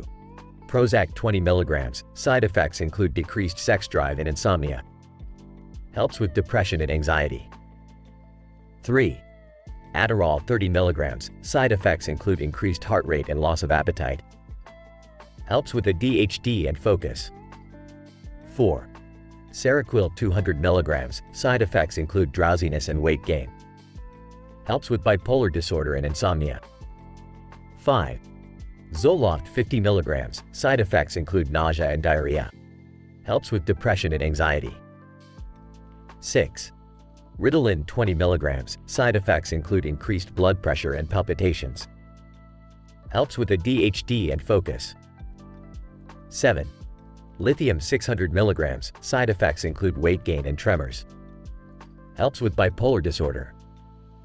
8. Ambien 10 milligrams. Side effects include sleepwalking and hallucinations. Helps with insomnia. 9.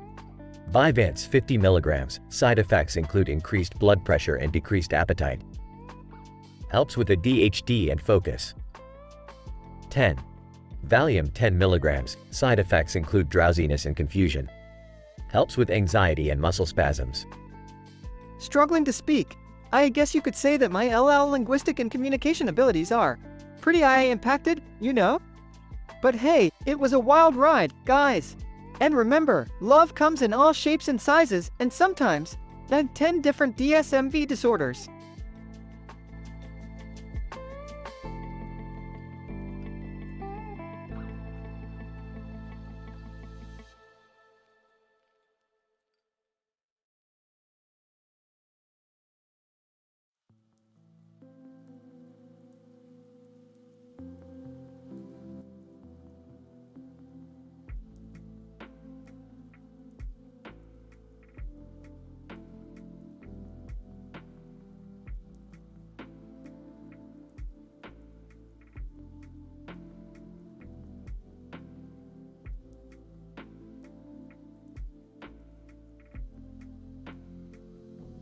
Hey, Rick, I saw this girl on Tinder. She swiped right on me. But IG got this disorder, you know? DSMV says it's social anxiety. See crap, should I go on a D date with her? Morty, listen, why you've gotta calm down. Why you're thinking too much, it's just a G girl. W what's the worst that could happen? B, but Rick, I've got 10 different disorders here, man. Social anxiety, depression, obsessive compulsive disorder, bipolar disorder. I can't even remember the rest. Look, Morty, let's break it down. Why you've got 10 T tantrums lined up, right? Let's tackle them one by one. W well, the F first tantrum is my anxiety skyrocketing during the date. What D do I do? Easy, Morty, just pop a couple of milligrams of Xanax. Take a few deep breaths. Side effect, C calming the fuck down. Okay, second tantrum is my mood swings, Rick. I could snap at her during dinner. Oh, I'm such a mess. Chill, Morty, take Seroquel, about 200 milligrams. That'll keep those mood swings in check. SL side effect, mild drowsiness. TH third tantrum is my obsessive thoughts, Rick. What if I say something weird? I'm freaking out. Take some fluvoxamine, Morty. A good 100 milligrams. It'll calm those intrusive thoughts. SL side effect, mild nausea, but who G gives a damn? Okay, so we're on to the fourth tantrum, Rick. I get really paranoid. What if she's a murderer or something? Easy, Morty. Just take Abilify, about 10 milligrams. It'll kill any paranoia you got. SL side effect, P probably better than getting murdered. Now F for the fifth tantrum, Rick. My depression might kick in, and I'll be a downer. Oh, life sucks so much. Take some Zoloft, Morty. 50 milligrams should do the trick. It'll lift your SP spirits up. SL side effect, possibly some D dry mouth. S6th tantrum is my ADHD acting up. I can't focus, Rick. What if I'm a disaster during the D dinner? Just a bit of Adderall, M. Morty. 30 milligrams will help you focus. SL side effect, M. Minor jitters, but at least UW won't be a mess. S. 7th tantrum, my panic attacks, Rick. W. What if I freak out right there in the M middle of the restaurant? Morty, take S. sublingual Ativan, about 2 milligrams. It'll calm your ass down, and no one will even notice. SL side effect, drowsiness. E. 8th tantrum, Rick. My S. self-esteem is crap. What if she doesn't like me? What if I make a fool of myself? Just G, get some escitalopram, M. Morty. 20 milligrams will boost that self-esteem. SL side effect, fuck if I know. Go find a mirror. N. 9th tantrum, my social phobia. What if I cannot talk to her? I'm a mess, Rick. Morty, T, take a shot of B. Vyvanse, around 50 milligrams. It'll bring out your social side. SL side effect, possible loss of appetite. F. Finally, Rick, the 10th tantrum, my B. bipolar disorder. W. What if I have a manic episode during the date? Just G, gulp down some lithium, Morty. 500 milligrams should control that bipolar crap. SL side effect, M. Minor tremors, but you'll be fine. Rick, all these M medications, all these side effects. W. Why am I such a mess? M. Morty, life's a bitch, and then you die. B. But hey, at least you're trying, right? Now go out there and make something happen.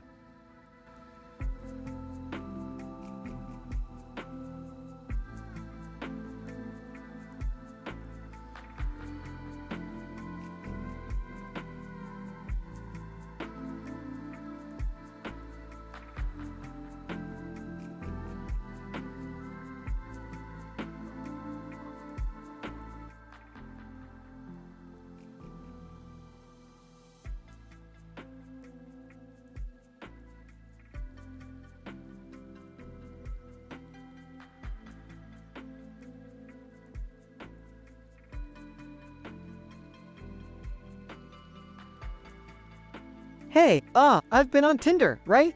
I swiped on 10 different chicks. Let me tell ya, it went crazy. Jessica, oh really, Morty? Tell me about it. Alright, so the first date was with Sarah. She had borderline personality disorder, man. The whole time, she would switch between loving me and hating me. It was a roller coaster of emotions, I tell ya. Jessica, damn, that must have been intense.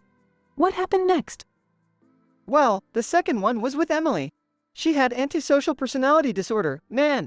She was cold as ice, didn't give a damn about anyone but herself.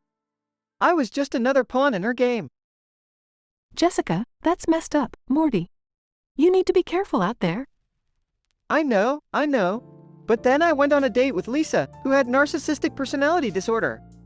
She couldn't stop talking about herself. It was like she was her own biggest fan, you know? Jessica, yeah, those types can be pretty self-absorbed. And then there was Megan, who had histrionic personality disorder. She was drama queen, exaggerating every little thing. It was exhausting, man.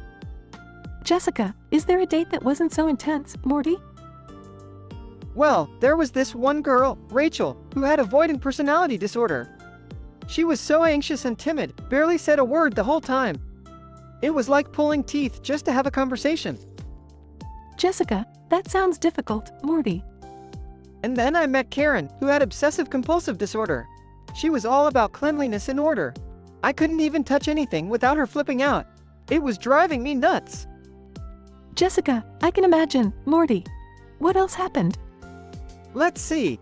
Sarah number 2, she had dependent personality disorder. She clung to me like her life depended on it, couldn't make a decision without my input. It was suffocating, man. Jessica, that can be overwhelming, Morty. Oh, and then there was Alex, who had paranoid personality disorder. He thought everyone was out to get him, including me. I had to constantly reassure him that we were safe. It was exhausting. Jessica, that's a lot to handle, Morty. You're telling me, Jessica. And the last one was Laura, who had schizotypal personality disorder. She was so eccentric and had these bizarre beliefs. It was like being in a really weird dream. Jessica, wow, Morty, that's quite the journey. How are you handling all this? Well, let's just say my emotional state has been all over the place. I've had moments of anger, frustration, sadness, happiness, and confusion. It's been a wild ride, to say the least. Jessica, I can only imagine, Morty. You deserve some peace after all this. Yeah, you're right. I think I need some time to recuperate. But damn, I'm gonna need a whole pharmacy for all these meds. Let's see. I'll need Prozac, Xanax, lithium, Zoloft, Risperidone, Adderall, Depakote, Seroquel, Clonazepam, and Trazodone. Each with their own side effects, man. Jessica, that's a lot of medication, Morty. Hopefully, it helps you find some balance. Yeah, let's hope so. Now, if you'll excuse me, I need to take a little break and maybe work on my pronunciation. These words are giving me a real hard time, you know? Jessica, take care, Morty. I hope things get better for you soon. Thanks, Jessica. I appreciate it.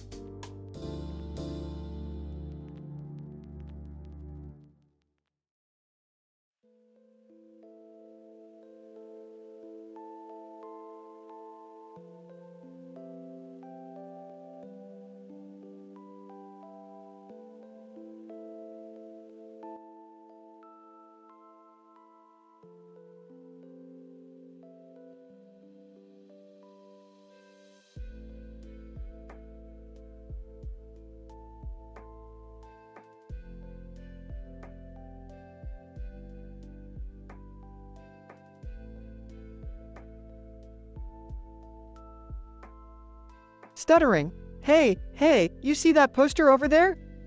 It says, "Oh, the world is not enough for everyone to see." Oh, great, Morty. Another one of your existential crisis moments. What's eating you this time? And nothing, Rick. I'm just thinking about my Tinder swipes, you know? I had 10 of them. 10 dates lined up. Guys. Alright, Morty, spill it. What happened on these 10 magical dates? Alright, here's what went down on date 1. I swiped right on this girl, and she turned out to be a dominatrix, man. She had me do things, Rick. Unspeakable things. Morty, I don't want to hear the details. Just get to the good parts. Okay. Date 2. This girl had histrionic personality disorder, Rick. She threw a tantrum 'cause I didn't text her back within 5 minutes. 5 minutes, Rick. Laughs. Morty, that's nothing. You should see the girl I went out with last night. She had 10 personality disorders and threw 12 tantrums before we even ordered drinks. Whoa, what? That's insane, Rick. But anyways, date 3. This girl had OCD. She made me sanitize my hands 72 times before we sat down to eat. 72 times, Rick. Wow, Morty, you sure know how to pick 'em. Speaking of picking, let's get this story moving. Nervously. Alright. Date 4. She had multiple personalities. 1 minute she's a sweet angel, the next she's a demonic sex fiend. I couldn't keep up, Rick. Sarcastically. Oh, heaven forbid you have a little adventure in your life, Morty. Here, take this pill. It's called Reality Bends. It'll fix all your dating problems. Mumbling. Thanks, Rick. Date 5. This girl had severe anxiety. She'd panic every time I blinked or breathed. I had to hold my breath for the entire date, Rick. Morty, maybe you should hold your breath a bit longer. It might help with your incessant talking. Oops, did I say that out loud? Angered. What, Rick? You think I got a problem with talking? I'll show you. I'll show you all. Morty, chill out. Geez, I was just joking. Date 6. Let's keep this moving, shall we? Yeah. Date 6. This girl had bipolar disorder. 1 second she loved me, the next she hated me. It was a roller coaster of emotions, Rick. Smirking. Welcome to the world of dating, Morty. Next. Date 7. This girl had kleptomania. She kept stealing everything from the restaurant, Rick. The waiter's pen, the salt shakers, even the damn bathroom door. Laughing. Well, at least you got some free souvenirs out of it. Date 8. Let's pick up the pace, Morty. Date 8. This girl had paranoid schizophrenia. She thought I was a government spy sent to steal her secrets. I tried to convince her otherwise, but she was convinced, Rick. Here, take this pill. It's called Cheshire's Grin. It'll keep you smiling through any date, no matter how crazy they are. Grumbling, thanks, Rick. Date 9. This girl had antisocial personality disorder. We ended up robbing a bank together, Rick. A freaking bank. Laughs. Morty, I can't even be surprised anymore. Just tell me about date 10 already. Date 10. This girl had borderline personality disorder. We had a heated argument that turned into a wild, passionate makeout session. It was simultaneously exhausting and exhilarating, Rick. Shaking his head. You sure know how to find the interesting ones, Morty. Well, at least you got some stories to tell from these adventures. Yeah, you always say that, Rick. I guess I'm just a magnet for crazy. But hey, it keeps life interesting, right? Smirking. Absolutely, Morty. Absolutely. Now let's go get some interdimensional ice cream to celebrate your, unique dating experiences. Sounds good, Rick. Let's go. But next time, no more Tinder for me. I think I've had enough insanity for a lifetime.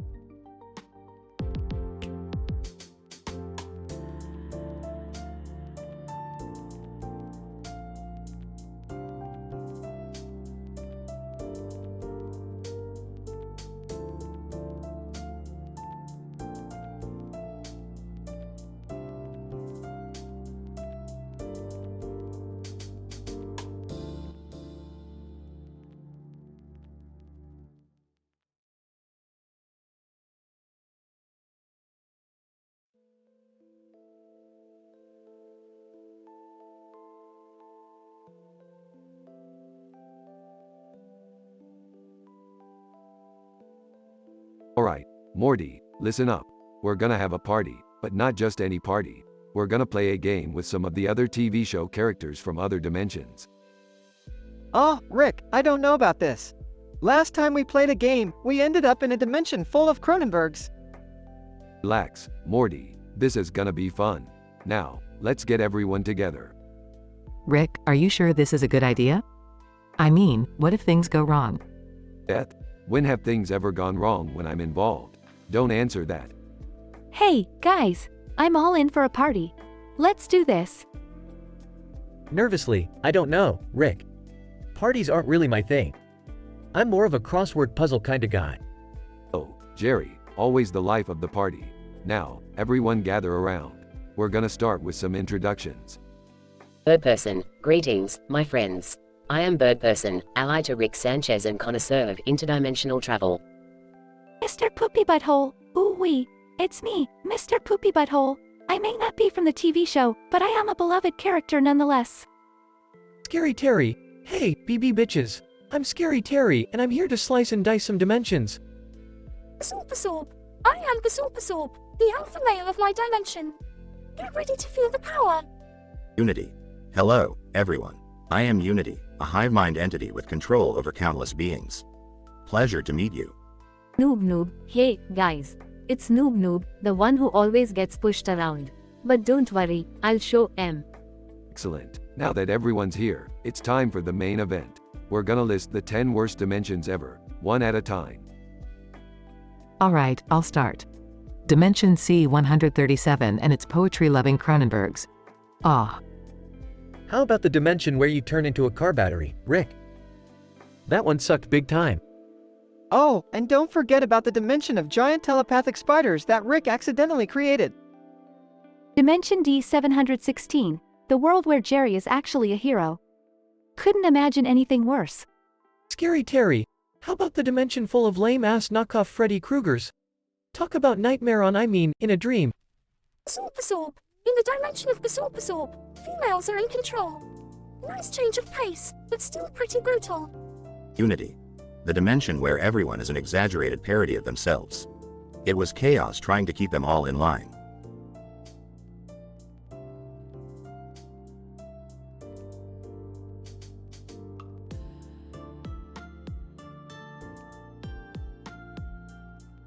Noob. How about that dimension where there were no Jan Michael Vincents? I mean, what's the point? Bird Person, the dimension of the Tammy Alliance, where betrayal is a way of life. Trust no one. Mr. Poopy Butthole, and the dimension where everyone is just a bunch of photons be free clones. Gross. Alright, that's enough. Now, the loser of this game will get plunged into the absolute worst dimension ever. And that dimension is... Glass shatters. Noob. Oh jeez. I lost. Wait. No, please no. Sorry, noob. You're going to dimension J19 Zeta 7. It's a dimension filled with nothing but slow walkers and incredibly long DMV lines. Noob. Oh god, no. I can't handle the slow walkers. They're driving me insane. Tough break, noob. That dimension sounds like an absolute nightmare. Noob. You have no idea, Morty. The slow walkers, they're everywhere. Aha. Rick, Morty, Beth, Summer, and Jerry laugh hysterically. Alright, let's get back to the party, folks. Dimension J19 Zeta 7 can wait.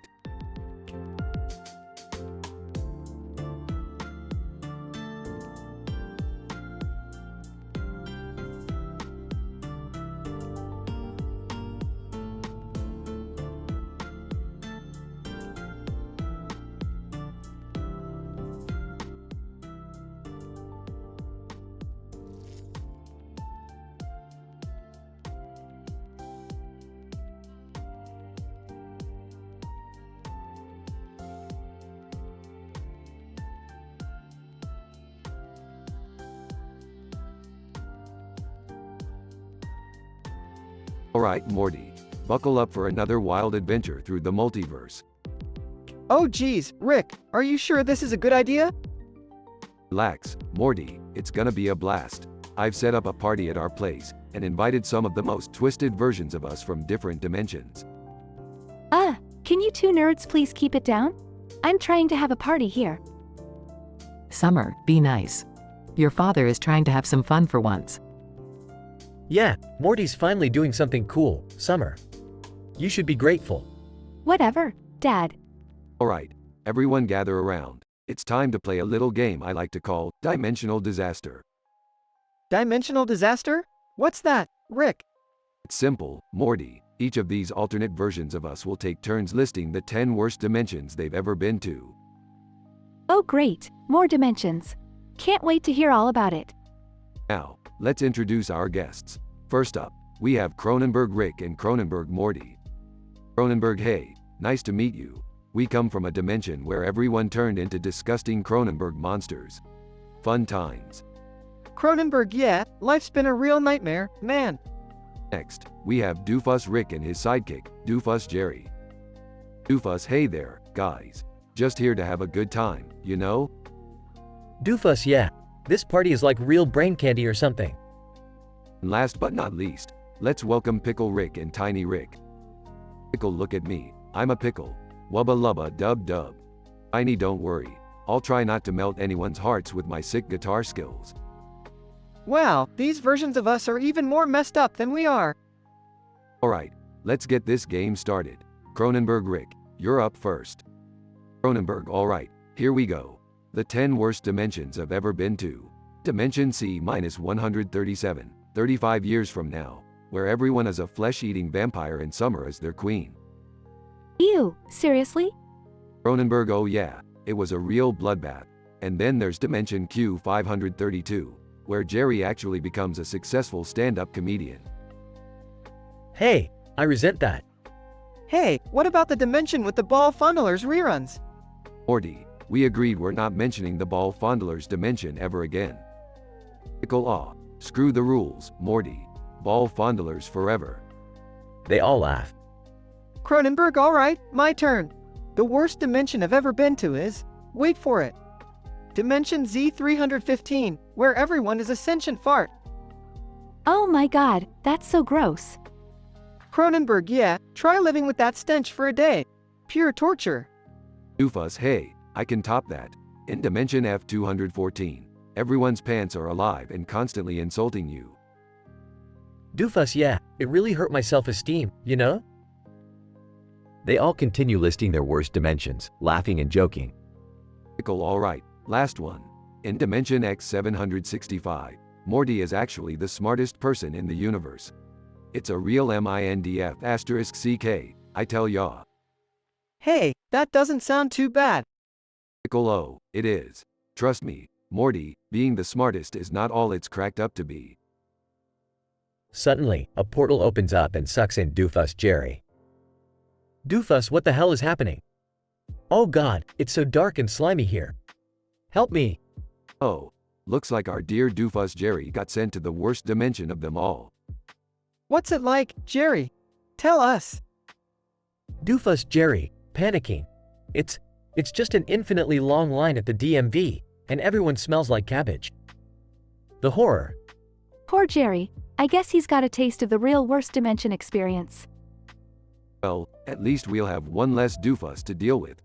Now, who's up for another round of drinks?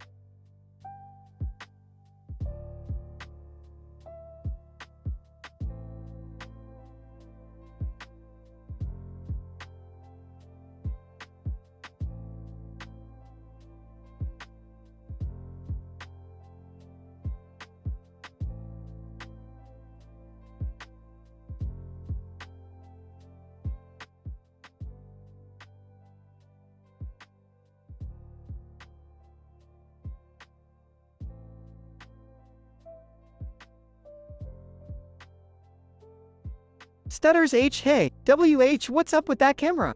Points at camera. Green Man, smirks O, just capturing your misery, Morty. You're quite the spectacle. Frowns asterisk WH, what do you mean?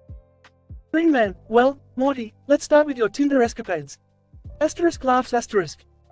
Nervously, well, I swiped right on a girl with purple hair, but she turned out to be a dominatrix, demanding I wear a pink bunny suit while she whipped me. Green Man laughs hysterically and then whispers I went on a date with a woman covered head to toe in tattoos.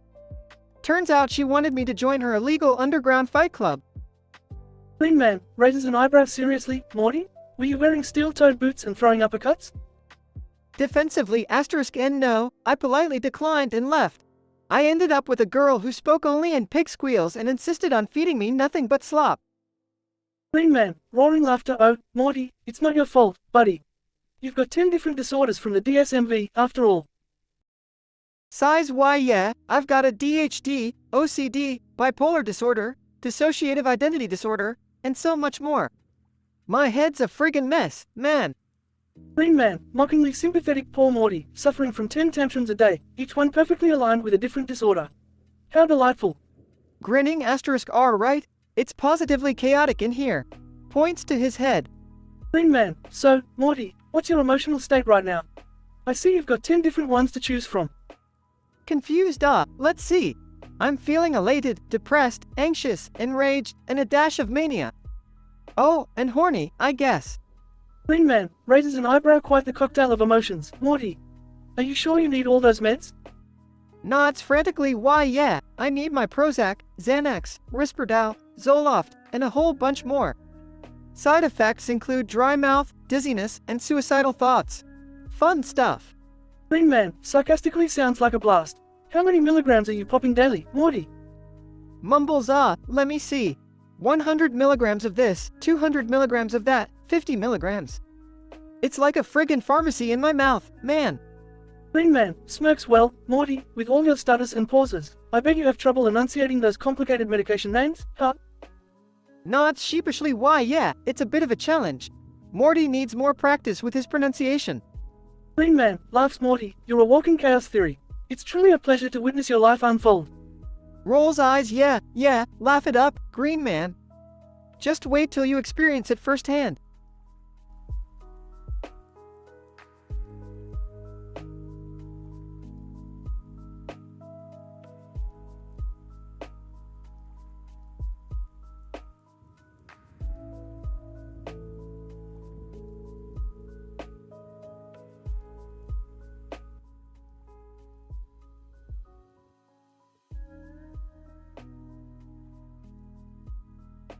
Morty, what's with the blue screen on your phone? Oh geez, Rick, I just got this weird text message. It says, I'm not going to do anything wrong. Sounds legit. Anyway, forget about that for now. Let's talk about your Tinder escapades. How many swipes did you do today? Oh man, Rick, it was crazy. I swiped right on 10 girls. And how many dates did you land? Well, Rick, they were all matches. But each girl had a different DSMV disorder. Like, one had borderline personality disorder, the next had antisocial personality disorder, and so on. Oh boy, Morty, that's quite the assortment. So, how did the dates go? Wow, Rick, it was like heading into the deepest depths of the Bermuda Triangle. Every date triggered a different tantrum based on their respective disorders. It was madness. Give me some highlights, Morty. I can't wait to hear this shit show. Okay. Let's see. The girl with obsessive-compulsive disorder lost it when I accidentally touched her plate. She went full-out Monica Geller on me. And then the girl with bipolar disorder changed emotions every 5 minutes. It was like dating multiple people at once. Jesus, Morty, how did you handle all this chaos? Well, Rick, it was tough. My emotional state changed with each date. I went from feeling anxious, to depressed, to euphoric, to paranoid. It was a roller coaster ride inside my brain. Alright, Morty, so, what was your speech like during these dates? Oh, geez, Rick. I spoke erratically and had trouble with words. I had a lisp, stutters, and trouble pronouncing those complicated psychiatric terms. It was embarrassing. Sounds like a speech therapist's wet dream, Morty. Anyway, let's get back to reality. We have to find out who sent you that weird text message. Yeah, I guess you're right, Rick. But hey, can you help me come up with a list of medications I need to take? I think I'll need at least 10. Sure thing, Morty. Let's start with Xanax for your anxiety, Prozac for your depression, and Ritalin for your attention deficit disorder. The side effects include drowsiness, dry mouth, and occasional explosive diarrhea. That sounds pretty intense, Rick. But hey, anything to calm the storm in my brain. Exactly, Morty. Now, let's go find out who's messing with you while you're on your crazy dating spree. As Morty and Rick embark on their adventure, the unpredictable nature of their journey continues, leaving them both wondering what kind of twisted madness awaits them next.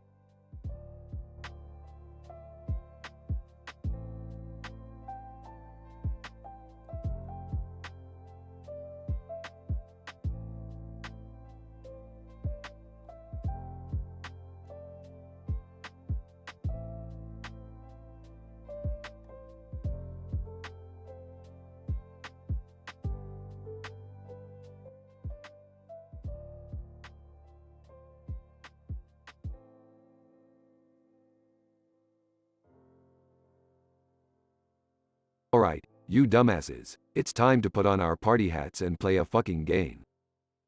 What game, Rick? I hope it's not another one of your insane ideas. Relax, Morty, this time it's gonna be fun.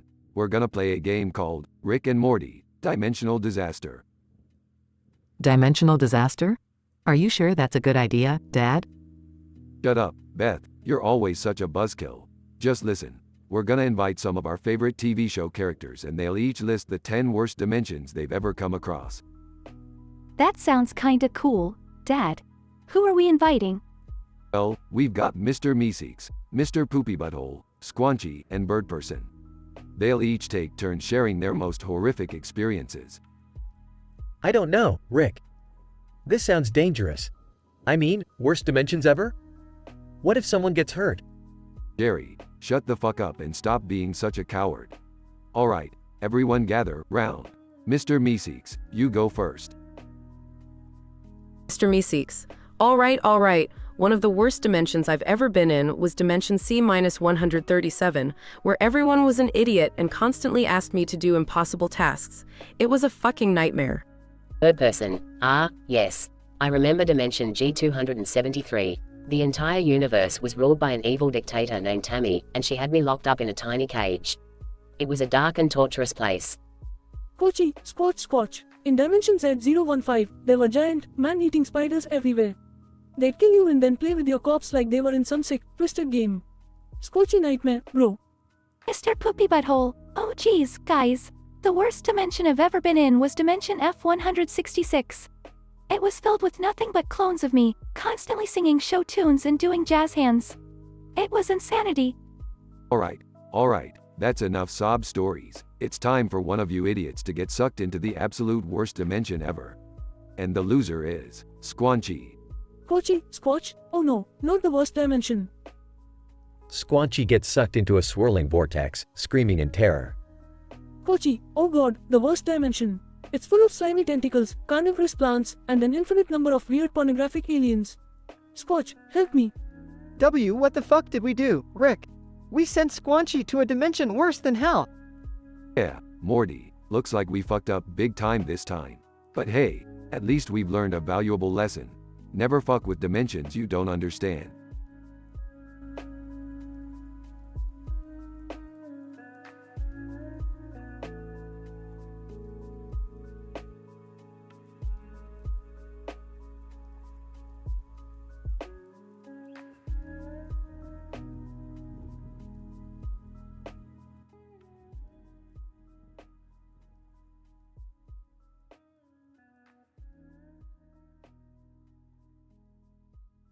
Alright, Morty, you ready to get this party started?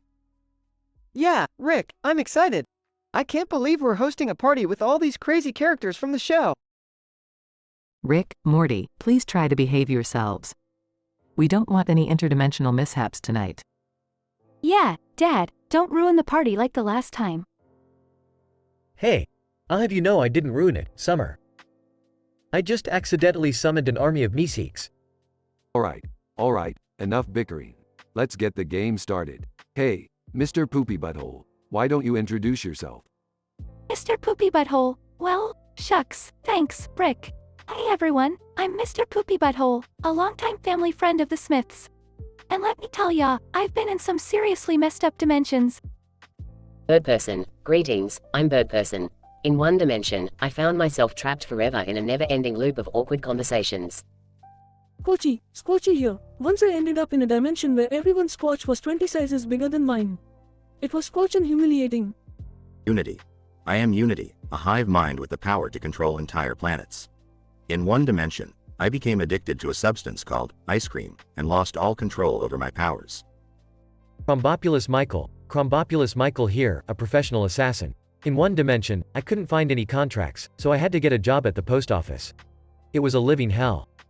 Tammy, hi, I'm Tammy. In one dimension, I got married to Bird Person, but it turned out I was an undercover agent for the Galactic Federation. Let's just say it didn't end well for him. Oh, hey guys, don't you think these dimensions are a bit too dark? Morty, that's the point. Now, who's ready to name some more horrible dimensions? Ghost in a jar. I am Ghost in a jar. In one dimension, I was trapped in the same museum exhibit for eternity, watching people take selfies and make awkward comments about my ghostly appearance. Sleepy Gary. Hey there, I'm Sleepy Gary. In a dimension I ended up trapped in, everyone had their private lives broadcasted on interdimensional reality TV shows. It was mortifying. Okay, enough chit-chat. It's time for someone to enter the worst dimension ever. Pencilvester. Wait, what? No, please, I'm Pencilvester, a talking pencil. In my worst dimension, I was forced to write the same to-do list over and over for eternity. It's graphite hell. Well, too bad, Pencilvester. Into the worst dimension ever you go. Pencilvester. No, it's a dimension made entirely of sharpener blades and pencil shavings. The horror. Geez, Rick, that's pretty messed up. Hey, he'll be fine. Now, let's continue with the party. Who wants to play Pin the Tentacles on Squanchy?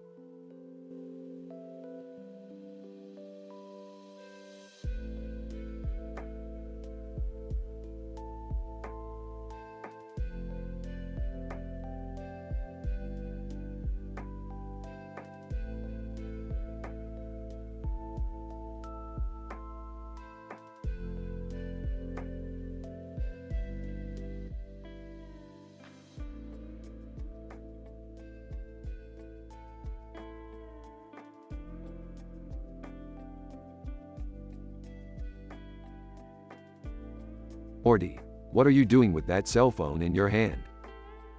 Aw, hey Rick. I'm, just swiping through Tinder. Look at all these potential, dates I've matched with. Morty, you're holding that phone like a fucking idiot. Get it together, this is important. Sorry, Rick. It's just that, it's hard for me to focus sometimes. I've been diagnosed with 10 different disorders from the DSMV.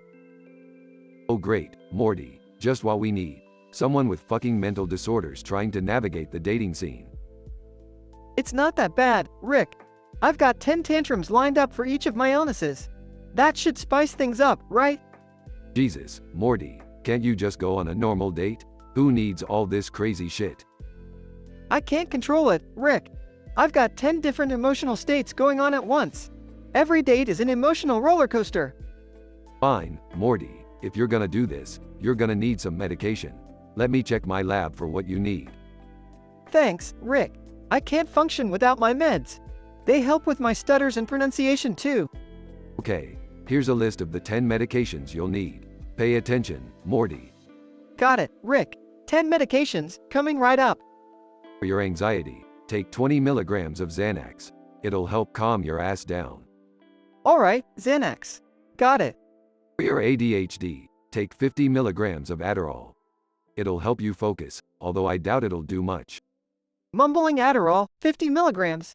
FF Focus, got it. For your bipolar disorder, take 500 milligrams of lithium. It'll stabilize your wild emotions. Lithium, 500 milligrams. No more wild emotions, got it. For your social anxiety, take 5 milligrams of clonopin. It'll make you less of a fucking wreck. Clonopin, 5 milligrams. Less of a wreck. Check. For your OCD, take 30 milligrams of fluoxetine. It'll help control your damn compulsions. Fluoxetine, 30 milligrams. No more C compulsions. Okay, Rick. For your speech problems, take 10 milligrams of risperidone. It'll help you with those stutters and pronunciations. Risperidone, 10 milligrams. Ryan Gosling Precision, here I come. For your depression, take 100 milligrams of Zoloft. It'll make you less of a sad sack. Zoloft, 100 milligrams. No more sad sack. Got it, Rick. For your personality disorder, take 25 milligrams of quetiapine. It'll help you not be such a fucking mess. Quetiapine, 25 milligrams. No more fucking mess. Alright, Rick. And finally, for your insomnia, take 50 milligrams of trazodone. It'll knock your ass out for a good night's sleep. Trazodone, 50 milligrams. Knock me out, Rick. There you go, Morty. Now go out there and try not to fuck it all up. Thanks, Rick. I'll try my best. But with all these disorders and medications, it's bound to be a wild ride.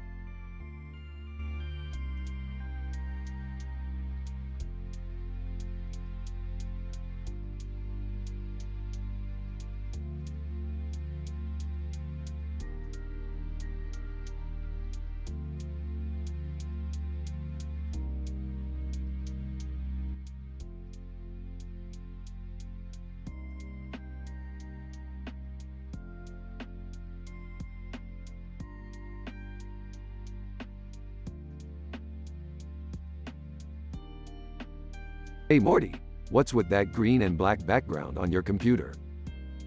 Oh, hey Rick. It's just this new dating app I downloaded called Tinder Extremis. Supposedly, it matches you with your perfect partner based on your deepest desires. Oh, great Morty. Another app to fuel your never-ending narcissism. How many matches have you got so far? Well, I swiped right on 10 profiles and got 10 matches. But, here's the thing, Rick. Each one of them has a different DSM-V disorder. Really, Morty, you're dating people with mental disorders now? I can't help it, Rick. They're all so interesting, like a roller coaster of emotions.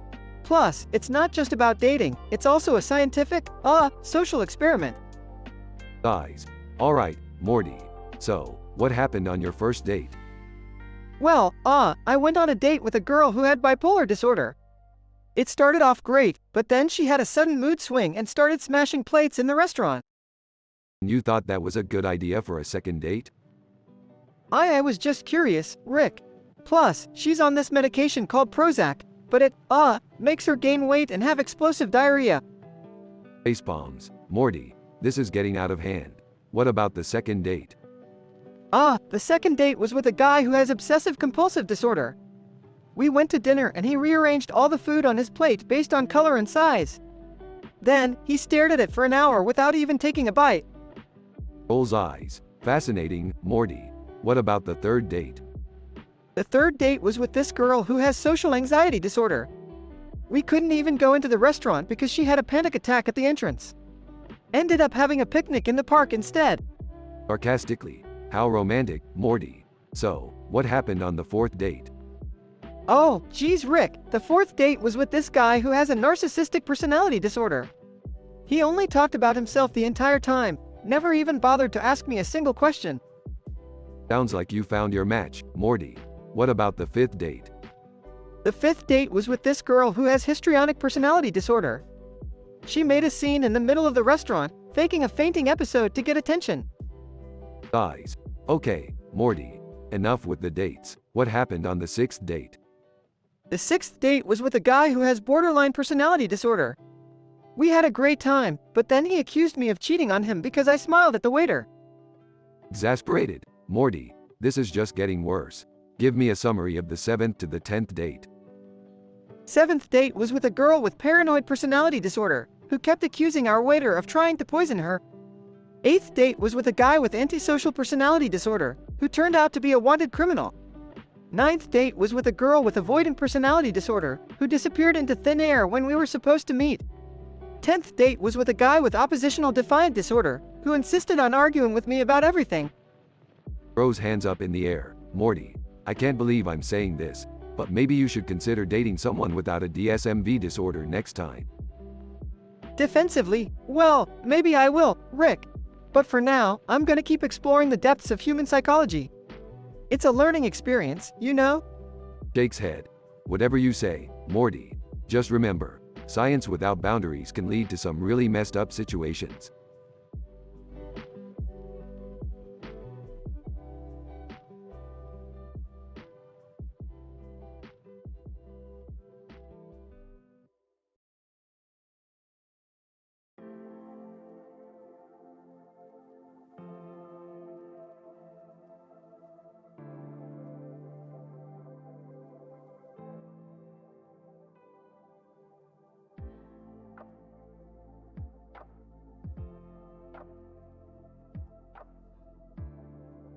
Alright, Morty, buckle up.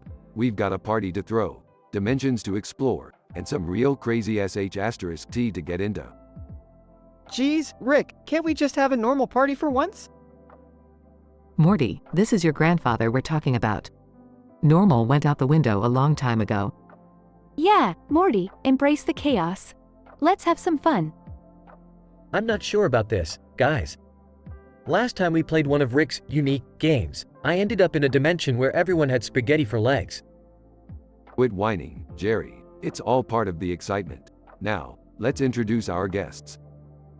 Game character named Doomsday Duke walks in. Doomsday Duke, what up, losers?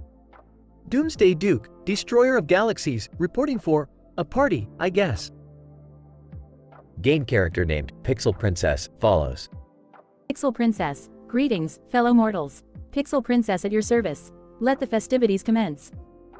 Real-life celebrity Halle Berry joins in. Halle Berry. Hey, y'all. Ready to have a wild time?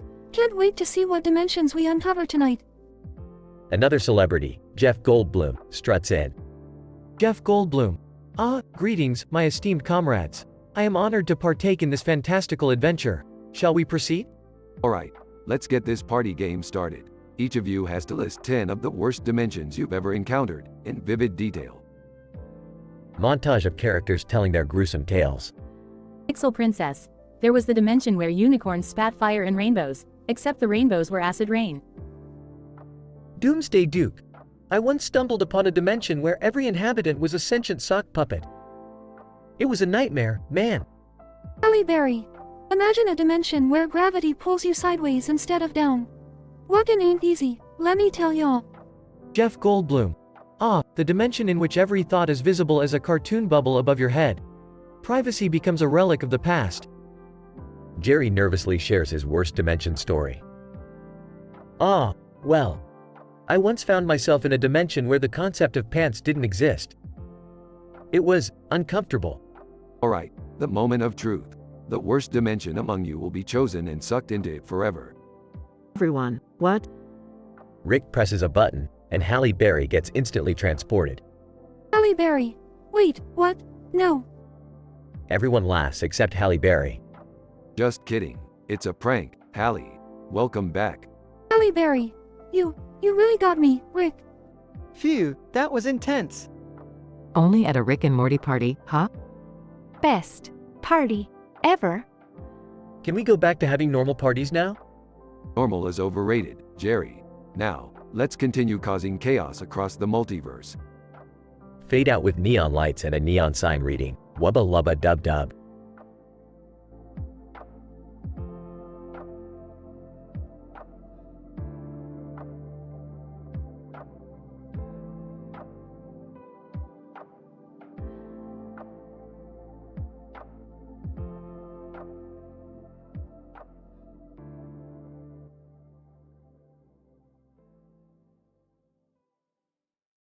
Hey Morty, check out this highly advanced computer I just invented. It's surrounded by a bunch of random colored objects, you know, for dramatic effect and all. Wow, that's .air. Creative, Rick. What's this all about? Well Morty, I've come up with a game that's gonna blow your mind. We're gonna invite Summer, Beth, Jerry, and a bunch of random video game characters and celebrities to come over and play. Ah, seriously, Rick? You always come up with the weirdest stuff. Shut up, Summer. Anyway, let me introduce you to our first guest, Duke Nukem. Duke Nukem. Hey everyone, Duke Nukem here. Ready to kick some alien asses and have a wild time. Oh my god, is that really Duke Nukem? I used to play your game all the time. Great, we're inviting random video game characters now? This is gonna be a disaster. Oh Jerry, always the pessimist. Alright, let's get started. Each of you is gonna list 10 of the worst dimensions ever. Really, Rick? That's the game? Shut up, Morty. It's gonna be a dimension listing showdown. Alright, I'll start. Dimension Puke Breath, where everyone perpetually smells like vomit. Dimension Boringville, where Jerry is considered the most exciting person. Hey, wait a minute. My turn. Dimension Graham Crackerville, where everything is made of edible graham crackers, including the people. Duke Nukem, Dimension Failure, where you lose at everything you do, forever. Aw, that's just depressing. Alright, time for the grand finale. We have our winner, folks. Wait, who won? It's, drumroll please, Justin Bieber. Justin Bieber? What? I'm just here for the party, man. Sorry, Biebs, but the rules are the rules. Say goodbye to your adoring fans. You're headed to the dimension of eternal bad hair days. Justin Bieber, no. Haha, serves him right. This turned out to be a seriously bizarre party, but I had fun. Can we never do this again? Don't worry, Jerry. Next time, I'll come up with something even crazier. Oh boy, I can't wait.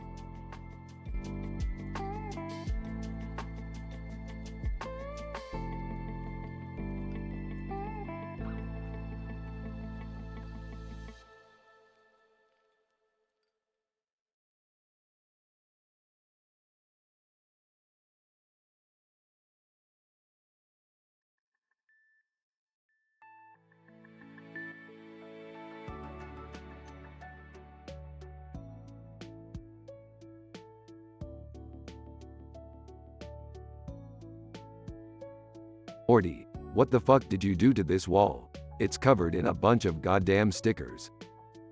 Rick, I thought it would, brighten up, you know, the place. Brighten up, Morty.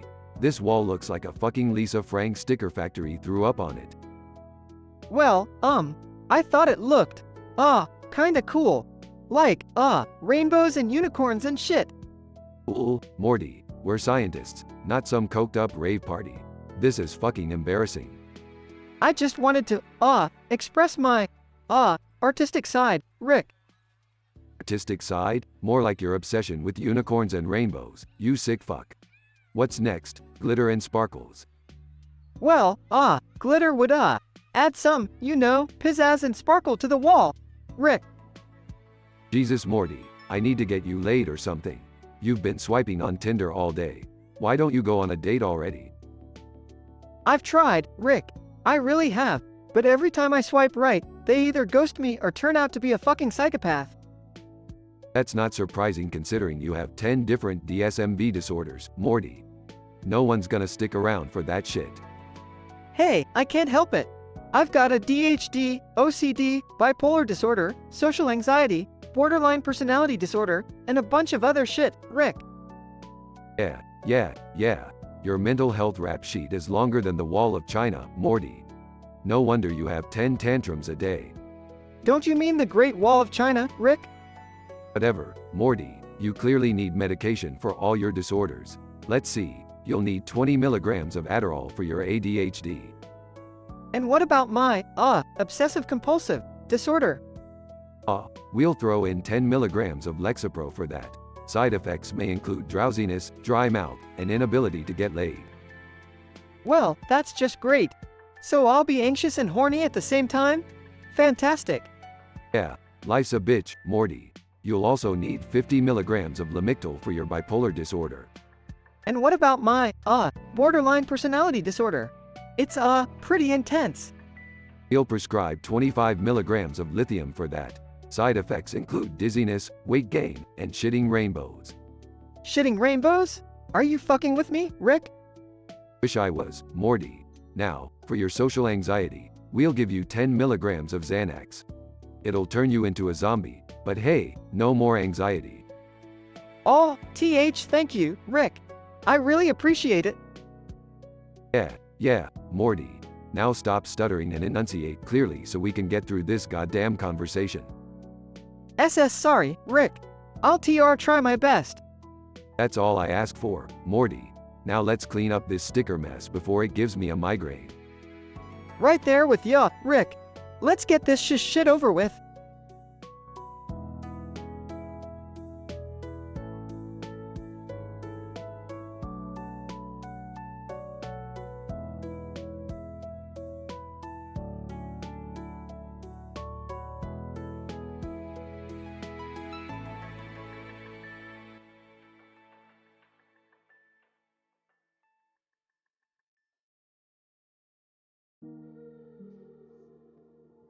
Morty, hurry up and tell me about those Tinder dates. Okay, Rick. So, swipe number 1. This girl had some serious histrionic personality disorder. She went from laughing to crying in seconds, had 10 mood swings in a minute. Geez, Morty, sounds like a roller coaster. What happened next? Well, the second swipe, this guy had avoidant personality disorder. He canceled our date 5 times because he was scared of commitment. Then asked me to meet him on an isolated island. No thanks. Alright, Morty, keep him coming. Next swipe, it was, this girl with borderline personality disorder. She had 10 tantrums in an hour. It was like being caught in a tornado of emotions, Rick. Damn it, Morty, you know I hate drama. And after that? The fourth one had antisocial personality disorder. He took me to a dark alley, threatened me with a knife, and said it was just a prank. I was terrified. Jesus, Morty, you really know how to pick him, don't you? Fifth swipe was a narcissist. Kept interrupting me, talking about themselves, and took 1,000 selfies during dinner. I couldn't even get a word in. Morty, if these people weren't real, I'd think you were just making this shit up. I wish I was, Rick. Swipe 6. This guy had obsessive-compulsive disorder. He organized his entire life in exact routines and made me count the squares on a damn brick wall for an hour. Morty, please tell me one of these dates wasn't a complete disaster. Well, swipe 7 had schizotypal personality disorder. He kept talking about his encounters with extraterrestrial life and how he had psychic powers. It was interesting, to say the least. Morty, if you don't start making better choices, I'm gonna lose it. Keep going. Okay, the 8th swipe had bipolar disorder. She went from extreme euphoria to crippling depression within minutes. I couldn't keep up with her emotional roller coaster. I'm starting to wonder if you're intentionally seeking out these wild experiences, Morty. No way, Rick. I just have terrible luck, I guess. Swipe 9 was a person with dependent personality disorder. They clung onto me like a lost puppy and couldn't make any decisions without my input. It was suffocating. Last one, Morty, I can't take much more of this. Swipe 10 had paranoid personality disorder. They accused everyone around us of being spies and insisted we communicate through encrypted messages. I ended up feeling like an undercover agent in a spy movie. Morty, I don't know if you should continue with this whole dating thing anymore. It seems like a recipe for disaster. Yeah, Rick, you're probably right. I think I'll take a break from Tinder. Maybe I'll try therapy instead. Good call, Morty. And speaking of therapy, let me grab my notepad. I've got some medications to research for all those disorders you just mentioned. This is gonna be one hell of a cocktail, Morty.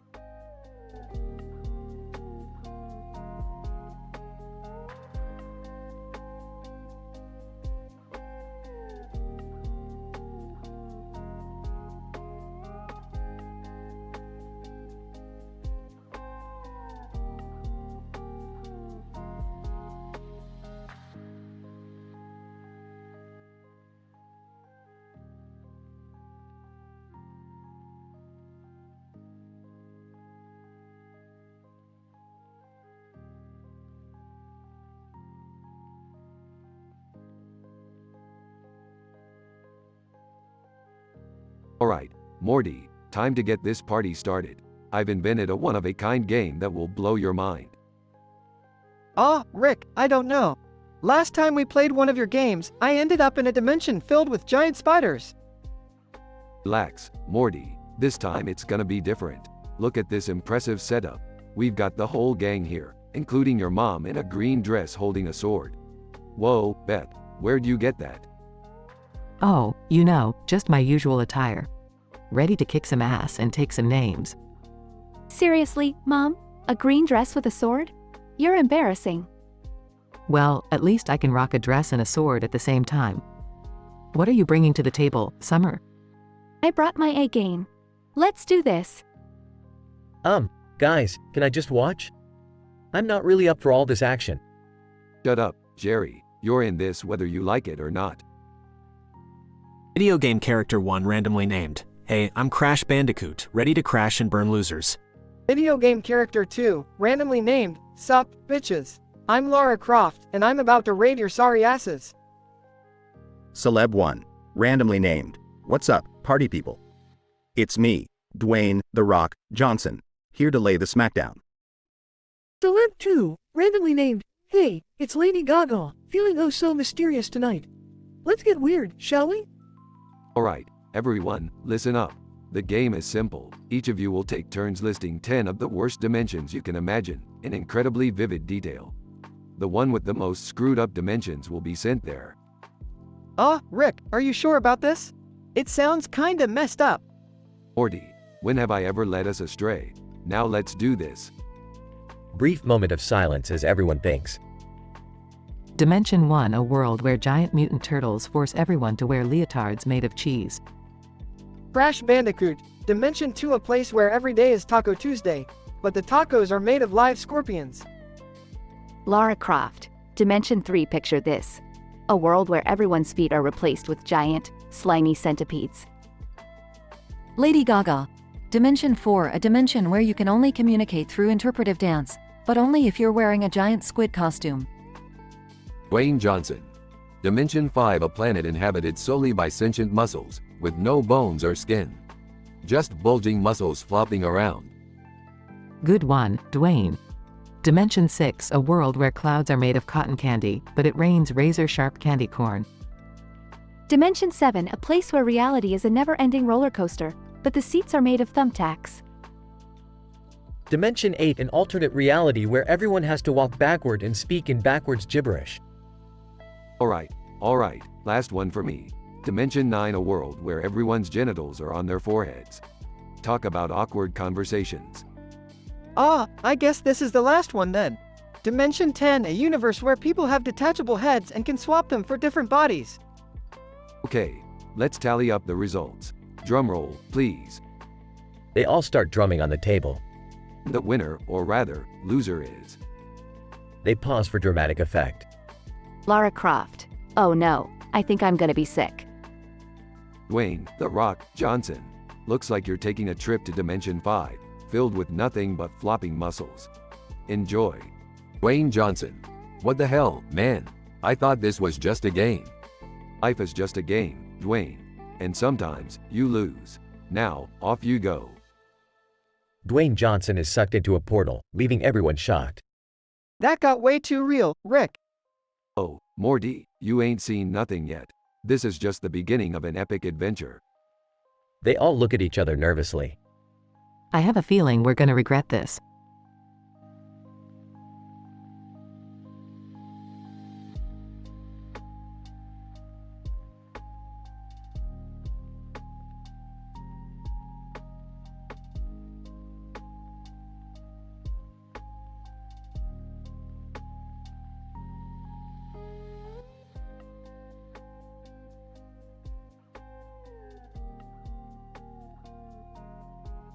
Alright, Morty, let's take a look at this map.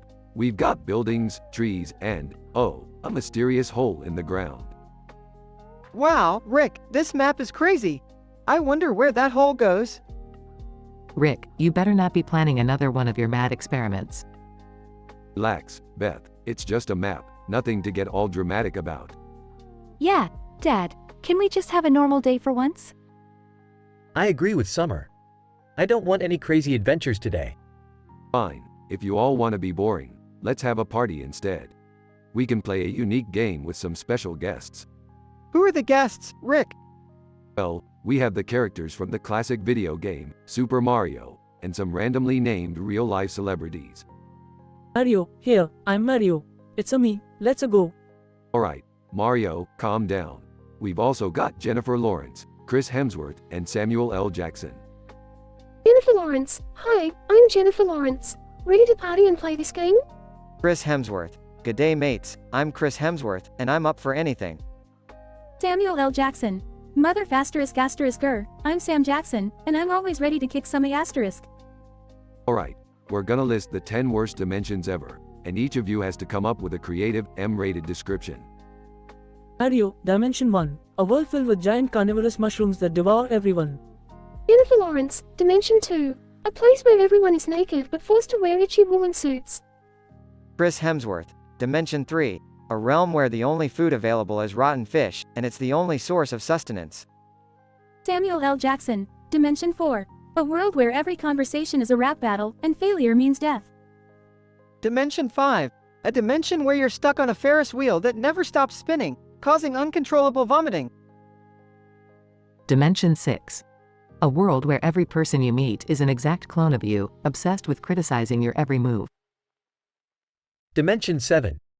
A place where all toilets have been replaced with deadly carnivorous plants. Dimension 8. A realm where hugging people causes severe electric shocks. Dimension 9. A world where Rick and Morty are completely ordinary and live boring, mundane lives. Mario, Dimension 10. A dimension infested with killer turtles who are constantly stealing your money.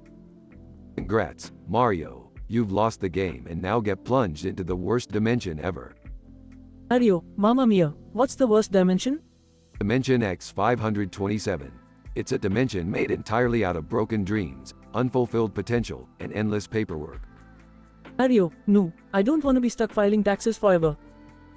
Rick activates a portal, and Mario gets sucked into Dimension X 527. Jennifer Lawrence. Well, that was intense. Can we play a less crazy game now? Sure, Jennifer, let's play a nice round of Monopoly. The party continues as Mario struggles with taxes in Dimension X 527.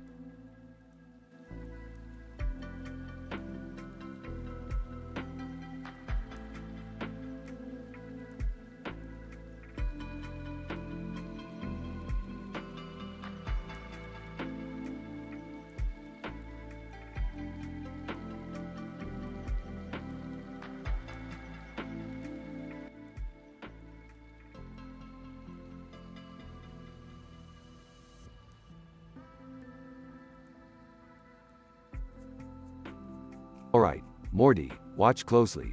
This experiment is going to blow your tiny little mind. Rick, why are you turning yourself into a pickle? Morty, I'm Pickle Rick. I don't need your dumb questions. The world is my playground now. But, Rick, you're just a pickle. How are you going to do anything? Morty, I'm the smartest being in the universe. I'll figure something out. Oh shit, where did that cat come from? Cat, meow. Damn it, Morty, help me. This cat wants to kill me. Get the weapons, Morty. Weapons? Oh, I don't think we have any. What? Jesus, Morty, rats are chewing through the door now. It's time to get creative. Creative? How? Quick, Morty, grab that carrot. I'll just attach some explosives to it. Stand back, Morty, it's gonna get messy. Explosion sound. Rick, that was insane. But, shouldn't we go home now? Morty, when have I ever done the sensible thing? We need to explore further. I'm Pickle Rick, remember? Yeah, Pickle Rick. So, what's next? Well, Morty, I have an idea. We're going to take down the entire Russian government. What? How are we going to do that? With these pickle lasers, Morty. I've modified the pickle juice to create a powerful laser that can cut through anything. Rick, I don't know about this. It sounds dangerous. Shut up, Morty. We'll be heroes, just like in those summer action movies. Now, pick up a pickle and let's march onward. Fine, but if this goes wrong, it's on you. Relax, Morty. What's the worst that could happen? Loud explosion. I told you, Rick. Where are we? We seem to have transported to a goddamn alien planet, Morty. And there's a giant talking pickle approaching us. Alien pickle. Humans, bring me the pickle Rick. I crave the taste of his briny power. Oh, great. Now I have to fight a giant alien pickle. Morty, hand me the laser.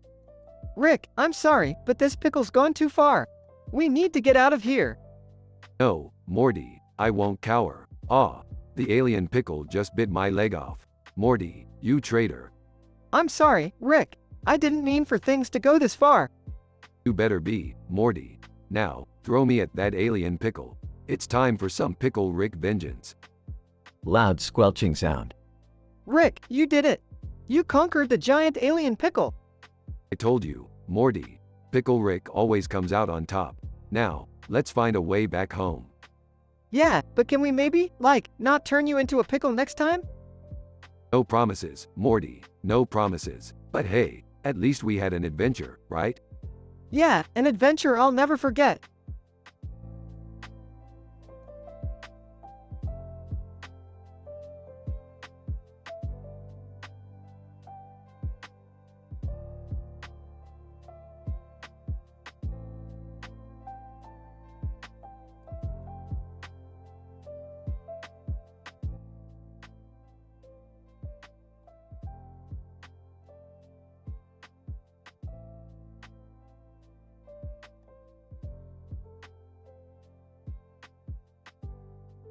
Frustrated. Alright, fine. I'll tell you about my crazy-ass Tinder experiences. Just don't expect any of this shit to make sense, 'cause my brain is all fucked up. Sarcastically. Ah, Morty, the master of self-awareness. Just get on with it. Okay, so swipe number 1, pauses. Stutters. She was like this super hot girl. But then she turned out to be a cannibal or something. Just my luck. Laughs. Wow, Morty, you really know how to pick 'em.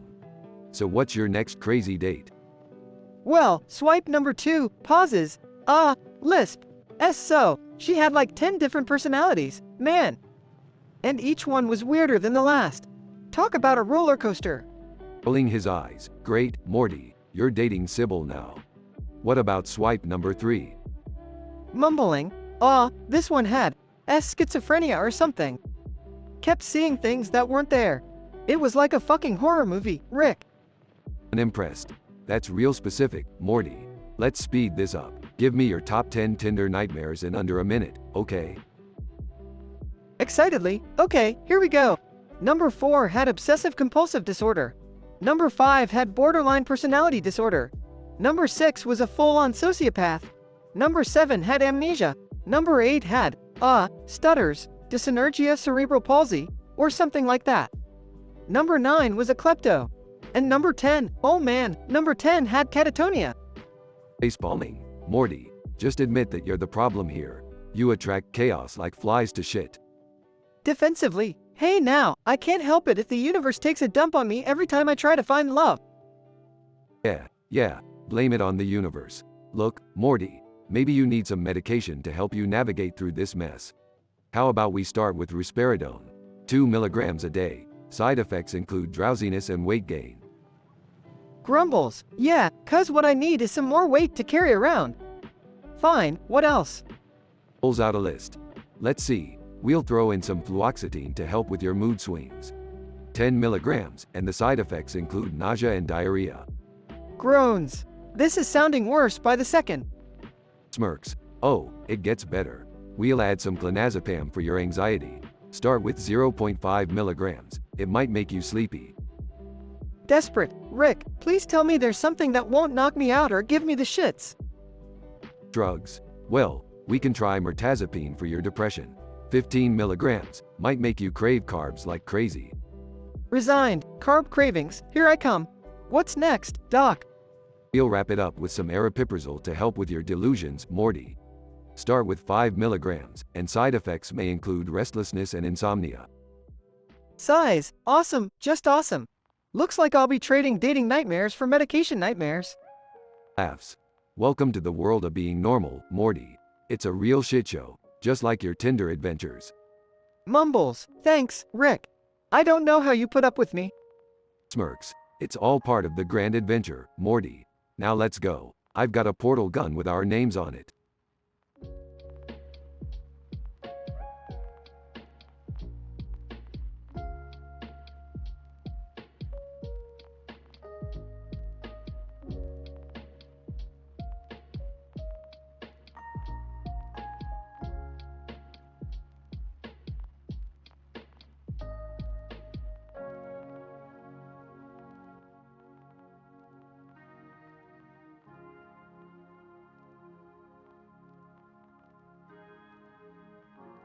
Hey, you know what, Jerry?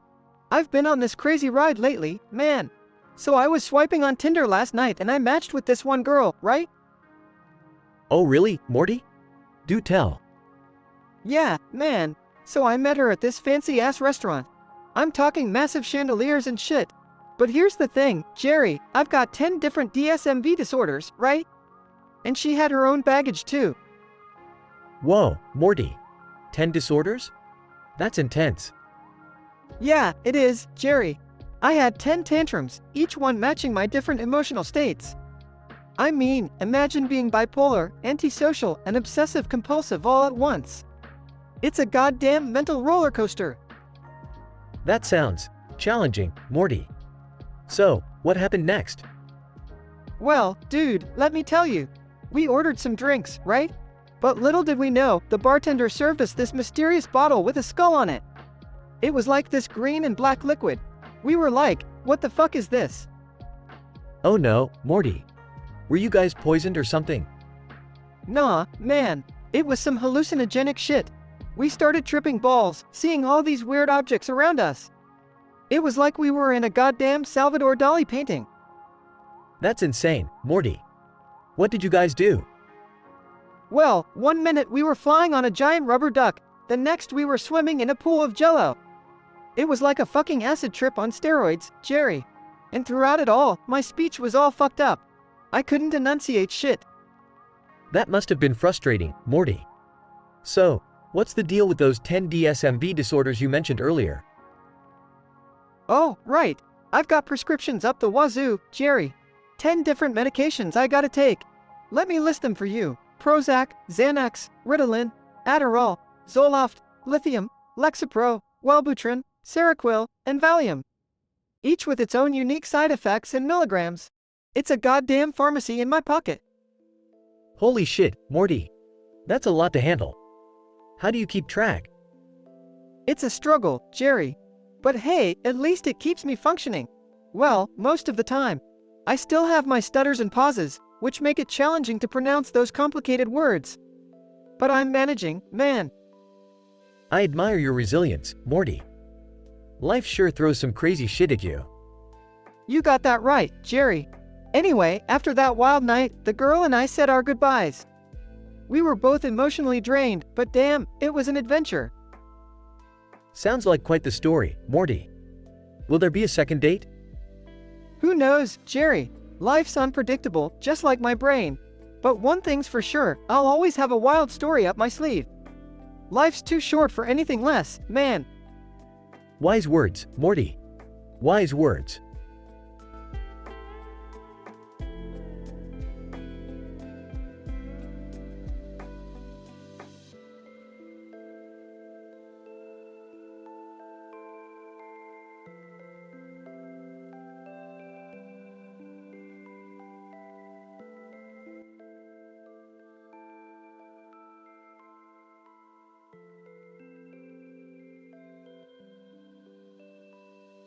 Alright, Morty, look at this painting I found. A bunch of cartoon characters in a field. Can't get more cliche than that. Burps. Oh, yeah, Rick. I mean, it's nice and all, but what's the big deal? Oh, come on, boys. Let's have some fun with it. How about we throw a party tonight and play a unique game? A game? Count me in. I could use a distraction from my meaningless existence. Count me in too. Anything to get away from this family drama. Alright, listen up, everyone. We're going to gather some other randomly named cartoon characters and real-life celebrities to join us. We'll each list the 10 worst dimensions ever. Winner gets a limited edition interdimensional portal gun. Loser gets plunged into the worst dimension ever. Morty, get the phone book. Morty grabs the phone book and starts making calls. Hello, is this, Danny Doodler? We need you to come over for a game night. Yeah, it's Rick Sanchez. No, not the chef, the scientist. Great, see you soon. Beth, why did we invite Danny Doodler? He's not even real. Jerry, just go with it. We need to make this game more exciting. Guests start arriving. Hey, look who's here. It's Tom Terrific and Kim Kardashian. Welcome to the party, fellas. Kim Kardashian. Wow, this is like, totally amazing. I'm excited to be here. Tom Terrific. Yeah, man. I've seen some pretty messed up dimensions. Can't wait to share them with you all. Everyone gathers in the living room, ready to play the game. Alright, let's get this started. Jerry, you first. Okay. The dimension where you're forever stuck in a DMV line. The horror. Tom Terrific. Alright, how about the dimension where you're surrounded by an army of sentient pickles? They're both adorable and deadly. Kim Kardashian. I'd have to say the dimension where you can only wear Crocs. Talk about a fashion disaster. How about the dimension where the only food available is pineapple pizza and the only song that plays on the radio is Baby by Justin Bieber? Danny Doodler, the dimension where you're trapped in a never-ending PowerPoint presentation. Slide after slide of pure boredom. Oh, the dimension where the only TV shows are reruns of Keeping Up with the Kardashians. Kill me now. The dimension where everyone speaks in nothing but puns. It's just unbearable. Alright, my turn. The dimension where you're constantly being chased by an army of horny giraffes. Good luck with that one. They continue listing dimensions, getting weirder and more horrifying with each turn. And the dimension where spiders had become the ruling species and humans are their prey. The dimension where every step you take, you step on a Lego brick. The pain is unimaginable. Danny Doodler, the dimension where every conversation is interrupted by annoying Maroon 5 songs. It's a never-ending nightmare. Enough. We have our winner, Beth. Congratulations, you've won the game. Woohoo! I can't believe it. A portal opens beneath Tom Terrific, and he disappears into the worst dimension ever. Kim Kardashian. Oh my god, what just happened? I think Tom Terrific just got plunged into the worst dimension ever. Well, that's one less dimension we have to worry about. Alright, let's wrap this up. Beth, enjoy your new portal gun. Everyone else, let's go watch some interdimensional cable.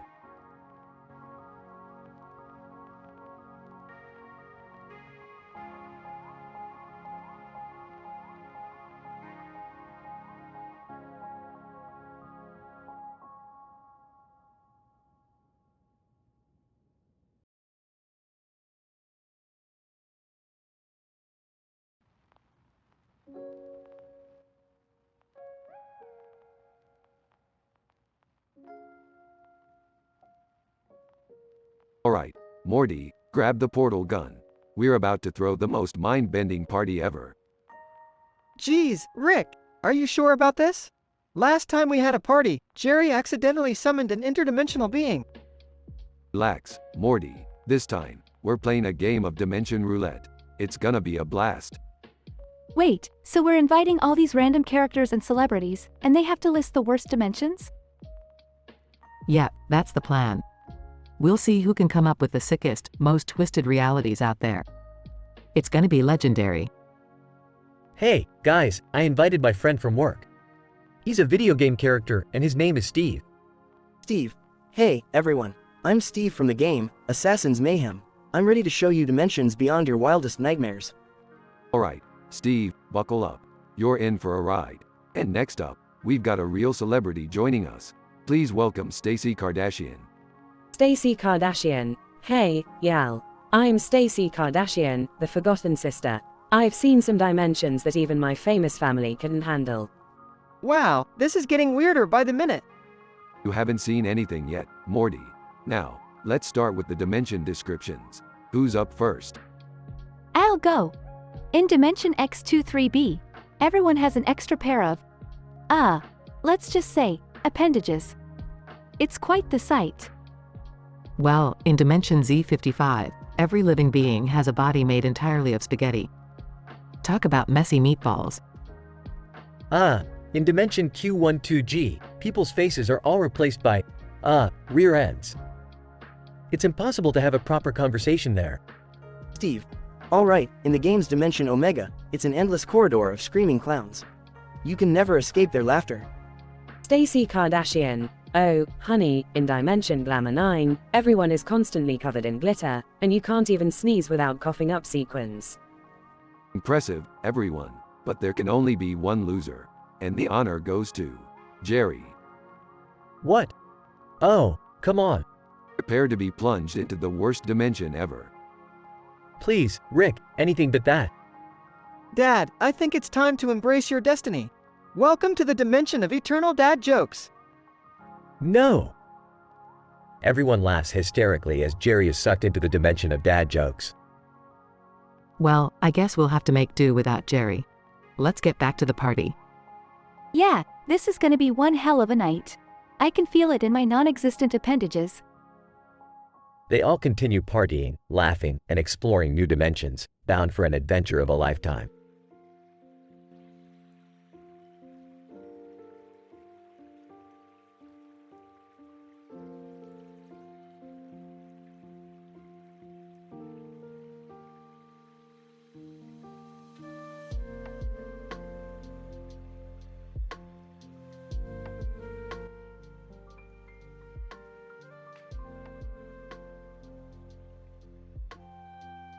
Morty, what the fuck is going on with you, Morty? You've been acting like a goddamn psychopath lately. Rick, I don't know. Maybe it's these meds. They're as supposed to help. B, but they're fucking me up. Meds? What meds, Morty? I didn't prescribe you any meds. I swiped right on 10 TT Tinder dates last night, and Rick, they all turned out to be so fucked up, like me. Jesus, Morty, what the hell did you get yourself into this time? Well, the first date had borderline personality disorder, Rick. She threw a tantrum 'cause I asked her to share the fries. That's nothing, Morty.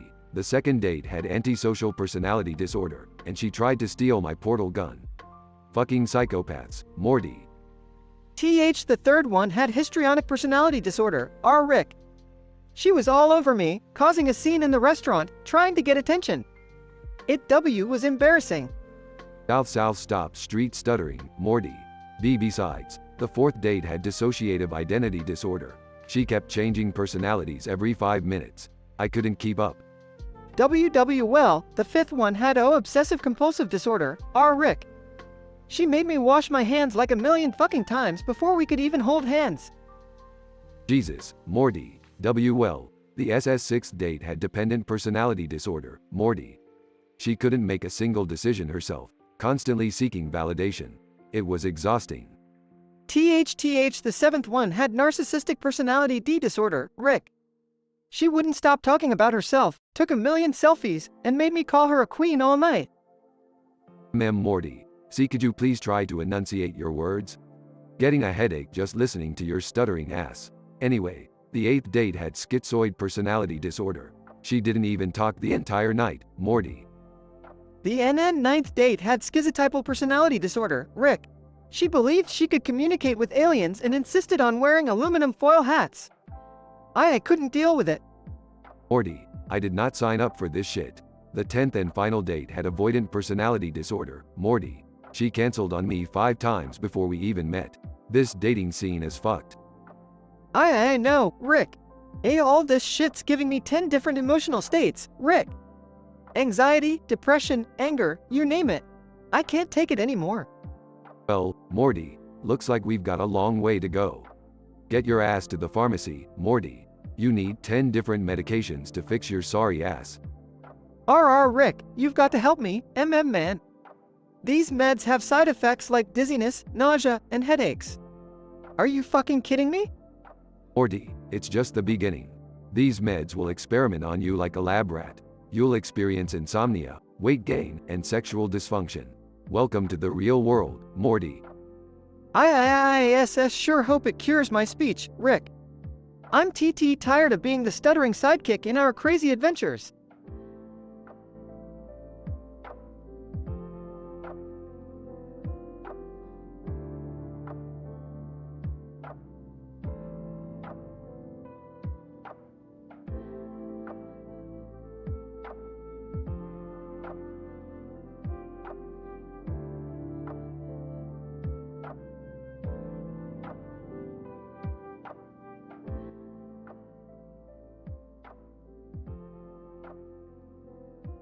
Looking at the poster. Oh man, check out this weird-ass poster.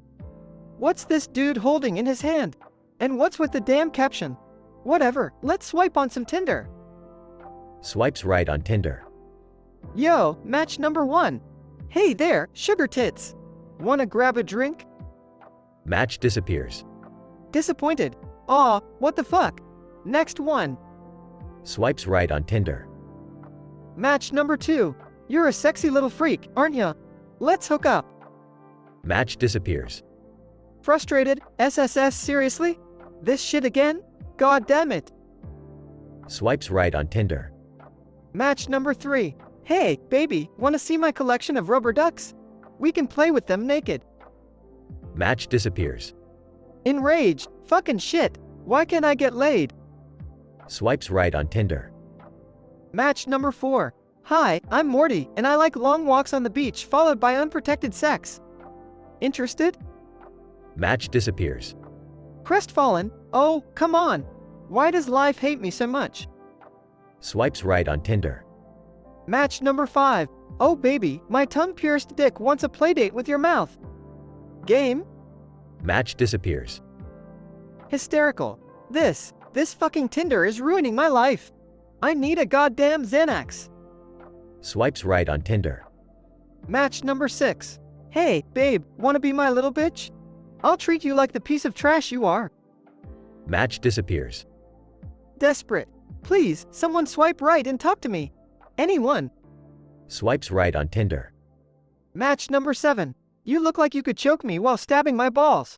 Interested? Match disappears. Broken. I'm a fucking mess. Maybe I need to switch to Grindr or something. Swipes right on Tinder. Match number 8. Hey there, you cute little shit stain. Wanna come over and watch me self-flagellate? Match disappears. Whimpering. Why? Why is life like this? It's not fair. Swipes right on Tinder. Match number 9. I'm gonna tie you up and spank you until you cry. Are you into that kind of shit? Match disappears. Teary-eyed. Just one more chance, please. Just one more. Swipes right on Tinder. Match number 10. Finally. Hello there, sexy. Wanna come over and fuck. Match disappears. Broken, shouting, fuck this. Fuck Tinder. Fuck me. Fuck everything. Throws phone against the wall, shattering it. Sobbing. I'm so fucking broken. I need therapy, medication, and a goddamn miracle. Scene fades out as Morty collapses onto the floor, consumed by despair.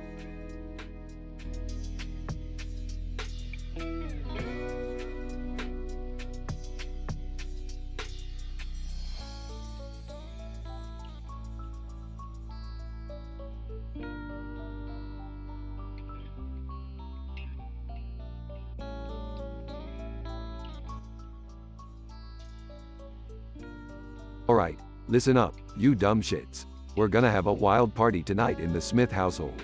And no, Jerry, you're not invited. What? Come on, Rick. Can I at least watch? Fine, but keep your distance, Jerry. You're a fucking buzzkill. Guys, can we just get to the game already? Relax, Morty. Let your grandpa set things up. That's right, Morty. We're gonna play a game where we each list our top 10 worst dimensions ever. And I've invited some guests to join us. Guests? Who? Well, we have Peter Griffin, Cartman, Homer Simpson, and even Kim Kardashian. Cartman, what's up, bitches? Who the hell are you people? Kim Kardashian. Can't wait to play this game.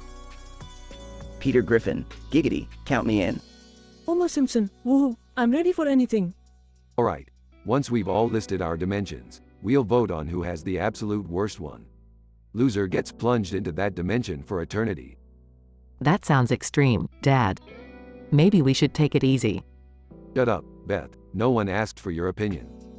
Oh, Rick, I'm kinda scared. Is this safe? Safe? Who gives a shit? Now, start listing those dimensions. Everyone starts sharing their dimensions in gruesome detail, ranging from reality-blending nightmares to worlds of unimaginable suffering. Okay, that's enough. Rick, this is messed up.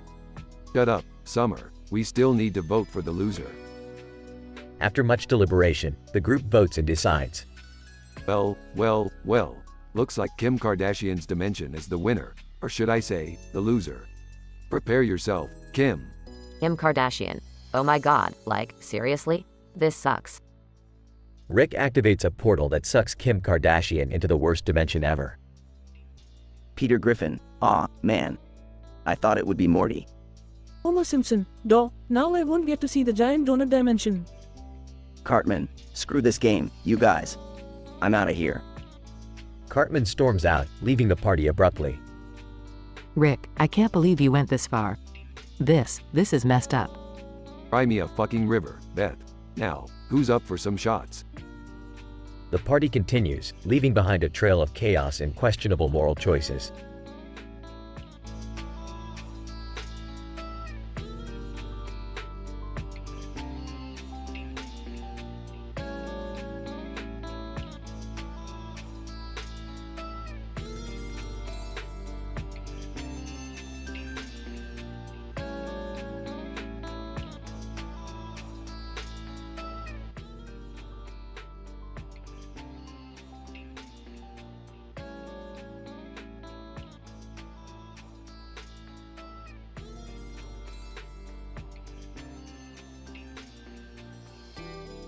Alright, Morty, listen up. We've got a party to plan and a game to play. And not just any game, Morty. This one's gonna be the weirdest, most mind-bending game ever conceived. Aw geez, Rick, you know I'm not really good with weird and mind-bending stuff. Can't we just play Monopoly or something? Monopoly? Morty. That's like playing tic-tac-toe against a group of amoebas. Boring. We're gonna shake things up, Morty. We're gonna invite a bunch of random cartoon characters and celebrities to this party, and we're gonna have them list the worst dimensions they've ever encountered. What in the world are you two talking about? And who are these random cartoon characters and celebrities? They're, random, Beth. Don't worry about it. Besides, this party wouldn't be complete without some A-list dimension hoppers sharing their horror stories, right? Oh great, another one of Rick's weird parties. Can't we just have a normal family gathering for once? Dad, give it up already. You know Rick's parties are always insane.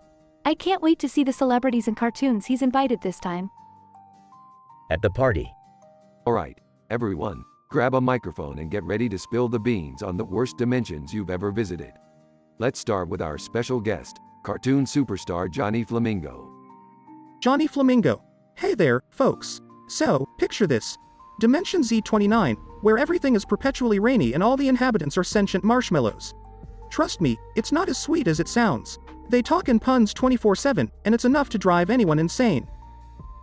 Audience chuckles. Fantastic. Now, let's hear from the legendary actor, James McSparkles.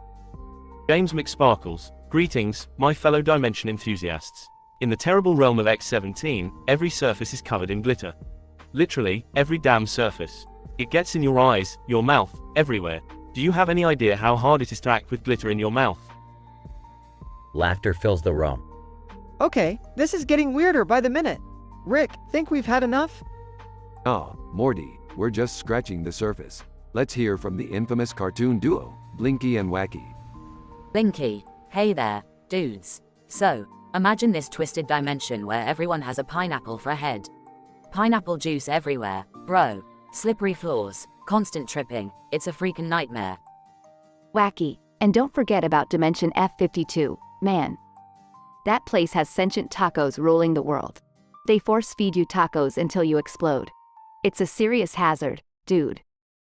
Aha, now that's thinking outside the shell. Alright, last but not least, Britney Spearfish. Britney Spearfish. Hey y'all. So, in Dimension U87, everything is underwater, like, permanently. It's a never-ending music festival with waterproof microphones. But, like, you can't dance because fish keep swimming in your pants.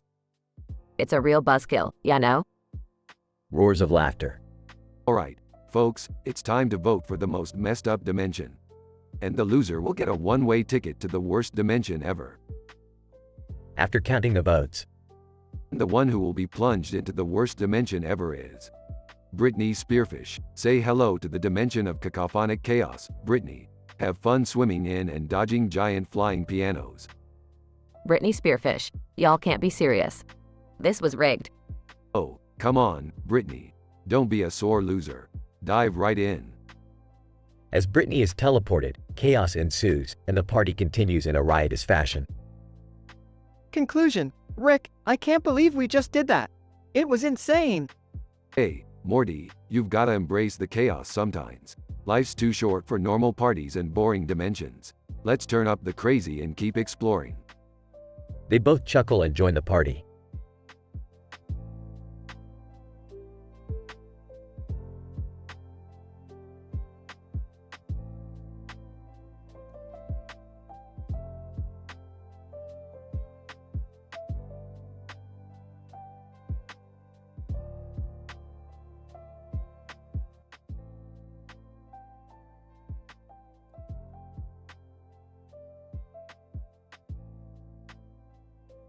Tapping on the keyboard, alright, let's swipe on some Tinder.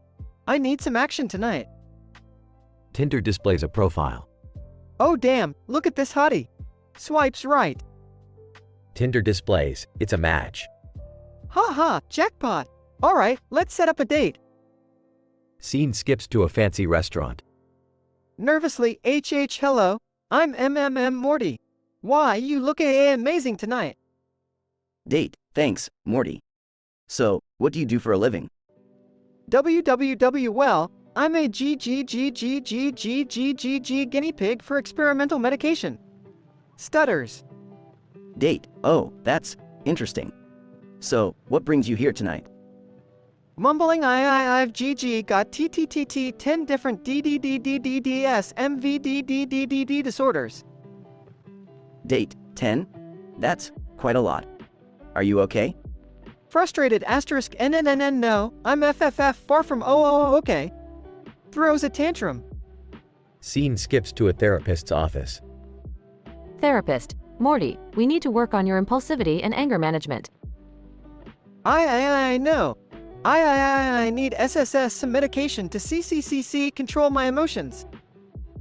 Therapist, alright, here's the list of medications you'll need to take. 1. Xanax 1 mg. Possible side effects: drowsiness and dizziness. Helps with anxiety. 2. Prozac 20 milligrams. Possible side effects: nausea and headache. Helps with depression. 3. Risperidone 2 mg. Possible side effects: weight gain and drowsiness. Helps with bipolar disorder. 4. Adderall 10 mg. Possible side effects: decreased appetite and jitters. Helps with ADHD. 5. Clinopin 0.5 milligrams. Possible side effects: fatigue and confusion. Helps with panic disorder. 6. Lithium 300 milligrams. Possible side effects: trembling and increased thirst. Helps with mood stabilization. 7. Ambien 10 milligrams. Possible side effects: sleepwalking and memory loss. Helps with insomnia. 8. Zoloft 50 milligrams. Possible side effects: sexual dysfunction and upset stomach. Helps with OCD. 9. Abilify 5 milligrams. Possible side effects: restlessness and insomnia. Helps with schizophrenia. 10. Valium 10 mg. Possible side effects: dizziness and blurred vision. Helps with muscle relaxation. Struggling to say the names, okay. I'll try my BBB best. Scene skips to Morty on his medication. Hi, I'm Morty. Blink asterisk WW, would you LLL like to have dinner? Date, Morty, you're speaking so clearly now. Are you feeling alright? Why, yes, IIFFF feel much BBB better. Maybe the MMM medications are WW working. Date, that's great to hear. Let's enjoy our meal, Morty. Scene ends with Morty smiling, successfully navigating his challenges. Therapists note, Morty's persistent struggle with speech and emotional disorders often hinders his ability to form genuine connections. However, the introduction of appropriate medications has brought significant improvement in his symptoms, enabling him to experience a greater sense of emotional stability and improved social interactions. Continued therapy and medication management should be prioritized to support Morty's ongoing progress.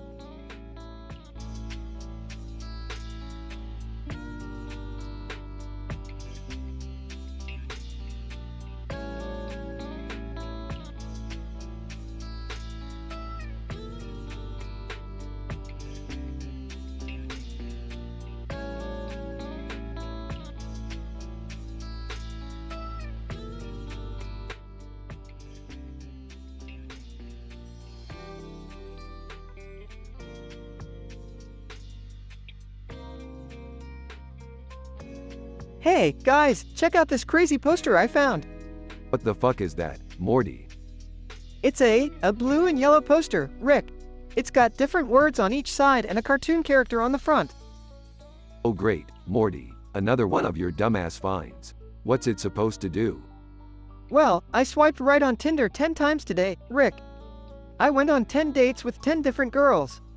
Jesus, Morty, you're more of a man-whore than I thought. What happened? Oh man, where do I even start?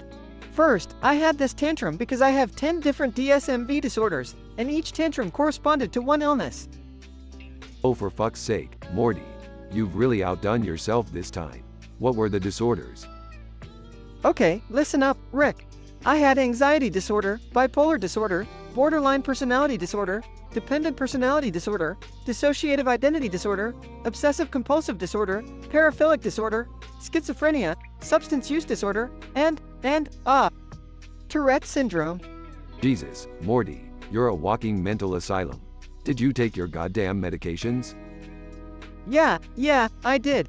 Let's see, I was taking 200 milligrams of Xanax for the anxiety disorder. Side effects include drowsiness and loss of coordination.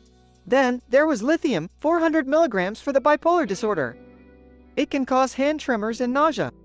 Morty, I don't give a shit about the side effects. Get to the point. Okay, calm down, Rick. I'm just trying to give you the full picture here. So, after the dates, I experienced 10 different emotional states, depending on how the interactions went. Emotions, Morty, you're lucky if you even comprehend half of them. Look, I know it's a mess, Rick, but bear with me. I had anger, fear, sadness, disgust, joy, surprise, love, shame, guilt, and... God, why the fuck can't I remember the 10th one? Morty, this is getting ridiculous. Just tell me what happened on the dates. Well, on the first date, I couldn't even speak clearly. Stutters and pauses and trouble with pronouncing complicated words. It was a disaster. Oh shit, Sherlock. What about the others? Each date had its own unique catastrophe. Like, on the 5th date, my damn lisp acted up, and I couldn't utter a coherent sentence. And on the 8th date, my obsessive-compulsive disorder kicked in, and I couldn't stop rearranging the tableware. Morty, you truly are a walking freak show. How did you survive all this? I don't know, Rick. I guess I'm just lucky. Or maybe unlucky. I can't really tell anymore. Well, Morty, I hope this crazy experience taught you a lesson. Yeah, Rick. It taught me that I should maybe stay away from Tinder. And posters. And medication. And, well, everything. Good thinking, Morty. Now let's get the fuck out of here before any more weird shit happens.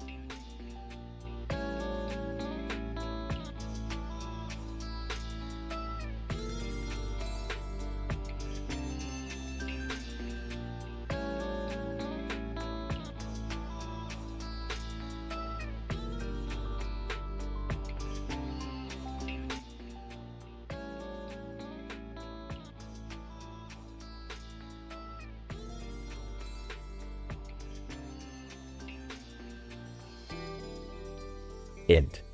Smith Kitchen, day. A table is set with cones topped with bizarre ice creams and strawberries.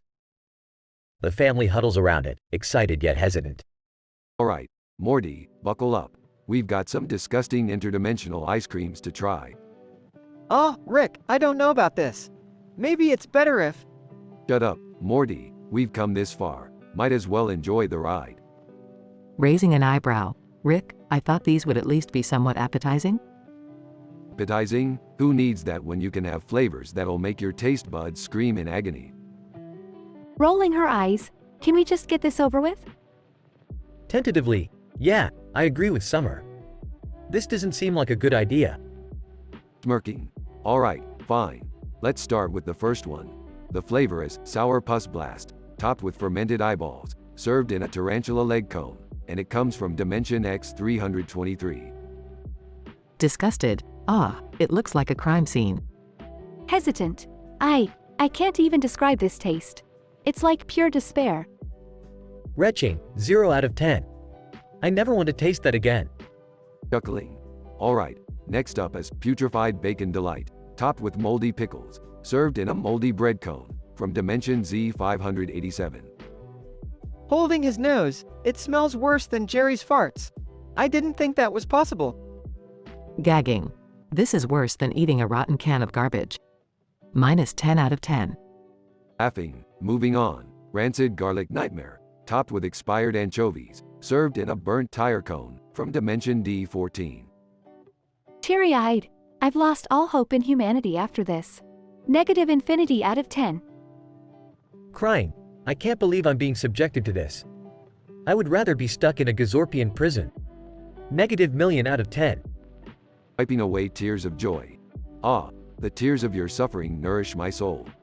Next, we have Toxic Sludge Explosion, topped with radioactive worms, served in a maggot-infested liver cone, from Dimension R311. Shuddering. I can feel my insides withering away just by looking at it. Rating? A solid negative trillion out of 10. Pale-faced, I think I'm going to pass out. Can we please stop this? Waves it off. Last but not least, Electric Shock Paranoia, topped with electric eel bites, served in a shattered glass cone, from the Forbidden Dimension Q275. Trembling.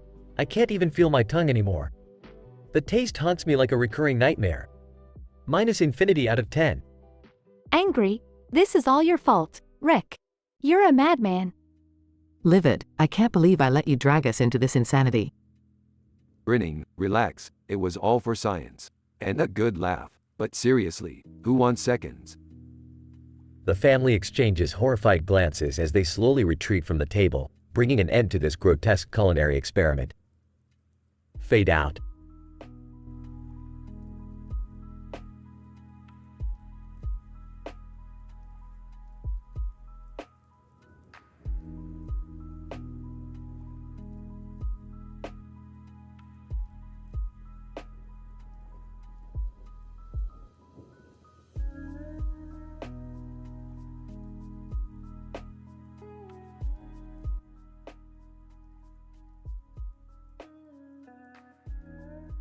Alright, listen up, you bunch of worthless dimwits. We're about to play the most mind-bending game ever.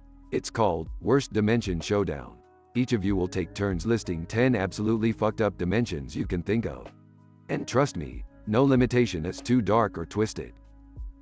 Ah, Rick, I don't know about this. It sounds kinda dangerous. Shut up, Jerry, don't be such a spineless pussy. Now, let's get this shit show started. Morty, you go first.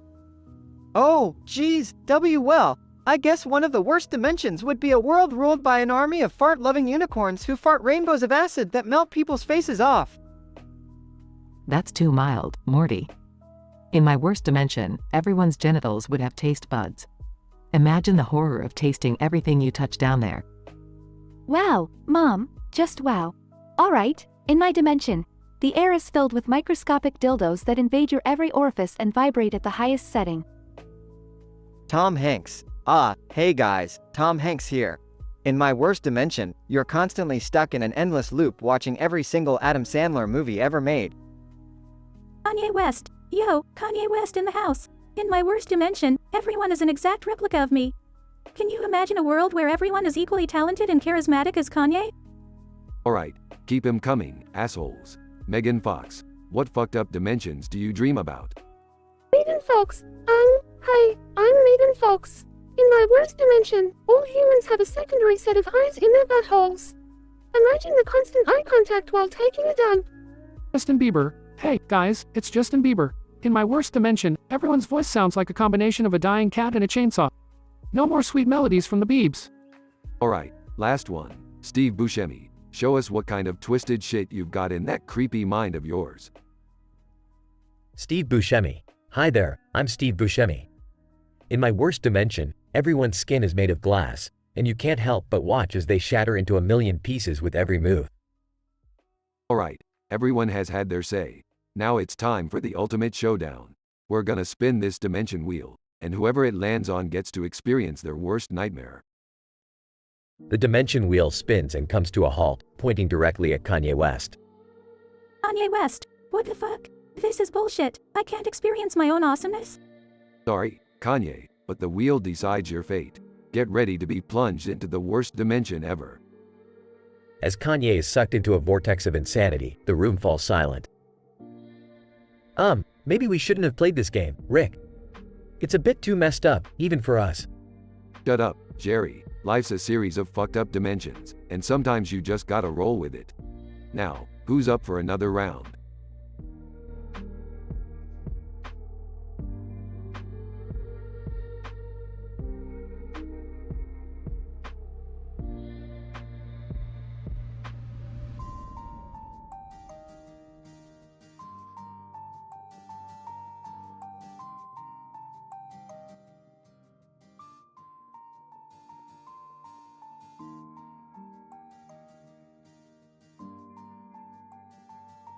Stuttering. H. Hey, D. Did you see that blue and green background? It H has, like, W words and numbers in D different languages and, stuff. Sarcastically. Wow, Morty, you're a genius. You cracked the code. It's called diversity, Morty.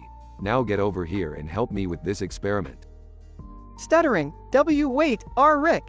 I need to tell you about my Tinder swipes. I had 10 D dates, Rick. T10. Rolls eyes. Oh boy, here we go. Alright, Morty, spill the beans. What happened on your 10 groundbreaking dates? Speaking erratically, okay, the first date was with this girl who had borderline personality disorder. We had tantrum after tantrum, but, the sex was out of this world, Rick. Raised eyebrow. Seriously, Morty? Alright, go on. What about the second date? Lisping. Oh, the second date, Rick. She had antisocial personality disorder and, she had trouble enunciating words just like me. But damn, Rick, she spoke my language, literally. Snickers. Right, Morty. And I bet the third one had an eating disorder or something, right? Nervously. Why yeah, Rick. Anorexia. We barely ate anything, but she had a high libido, Rick. It was crazy. Laughs. Alright, Morty. This is getting out of hand. You gotta stop dating these mentally unstable people. Did anything normal happen? Pauses. W. Well, the fourth date T turned out to be normal. S. She was just B bipolar. Nothing too crazy, you know? Sighs. Morty, that's not exactly normal. But it's progress, I guess. Let's fast forward. What about the 10th and final date? Whispers. Sex addiction, Rick. W. We had sex 10 times in a row. I couldn't walk properly for W weeks. Facepalm. Morty, you really need help. Speaking of which, let's list 10 medications you should be taking. Stutters. Okay. So there's fluoxetine for my depression, aripiprazole for my bipolar, clonazepam for my anxiety, risperidone for my schizoaffective disorder. Interrupts. Morty, we get it. You're a walking pharmacy. And the side effects? Do they make you even crazier? Hesitates. S. Some of them make me gain weight, W, while others M make me hallucinate. And one of them, M makes me bald. Laughs. Well, Morty, with your luck, that's the least of your problems. Now, let's get back to the experiment before your next date starts. Stuttering. Alright, Rick. L, let's do it. B, but can we make it quick? I don't want to miss my next, P panic attack. Facepalms. You're a mess, Morty. But hey, at least you keep things interesting.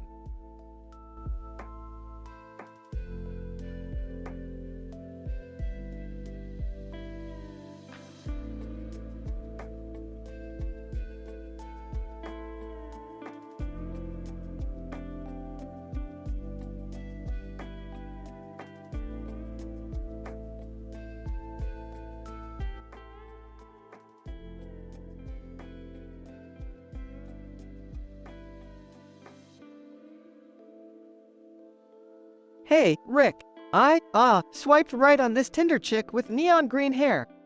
She's different, you know? Morty, why'd you say yes? You know you've got 10 different DSMV disorders. You can't handle a date with a girl like that. I know, Rick, but I gotta do it. I mean, she's got a blue shirt and a green tie and a neon green circle on her forehead. Morty, you're insane. Alright, let's hear about the first one. What disorder are you experiencing this time? Stuttering, I've got this. Borderline personality disorder, Rick. I'm a total emotional wreck. Guys, alright. Strap in, Morty. What happened on the date? We're at the restaurant, right? And I spilled my drink. And then I had this massive tantrum. Like, flailing my arms and crying, Rick. Damn it, Morty. It's not good for your dating life. Alright, what's the next disorder? Pauses, I've got antisocial personality disorder this time, Rick. I couldn't give a shit about anyone else's feelings. Great, Morty, just what I expected. Did you cause any trouble on this date too? Yeah, Rick. I stole the waiter's tip money and laughed in his face. I can't help it, you know? Guys, alright, let's speed this up. What happened in the next 8 dates? Alright, Rick, fasten your seatbelt. I've got OCD, and I couldn't stop counting the salt shakers. Then depression hit, and I cried in front of my date. Roll's eyes, of course you did. What's next? Then, social anxiety disorder kicked in. I couldn't make eye contact, Rick. It was hell. 7 more. Morty, we're getting through this. Okay. I've got, paranoid schizophrenia and kept thinking everyone was plotting against me. Then, binge eating disorder. Ate all the desserts in one go. I'm so glad I'm not on this date with you, Morty. What else? Dissociative identity disorder showed up. I became a whole different person, Rick. And, narcissistic personality disorder. Morty, let's wrap this up. What happened in the last 2? Kleptomania made me steal some silverware, and, PTSD made me flip out when someone dropped a dish. Morty, you're a walking disaster. Here's a list of 10 medications you need to take, all with weird side effects and crazy milligrams. Thanks, Rick. I really appreciate it. Don't thank me yet, Morty. You've got to get your shit together. Yeah, but, thanks, Rick. Really.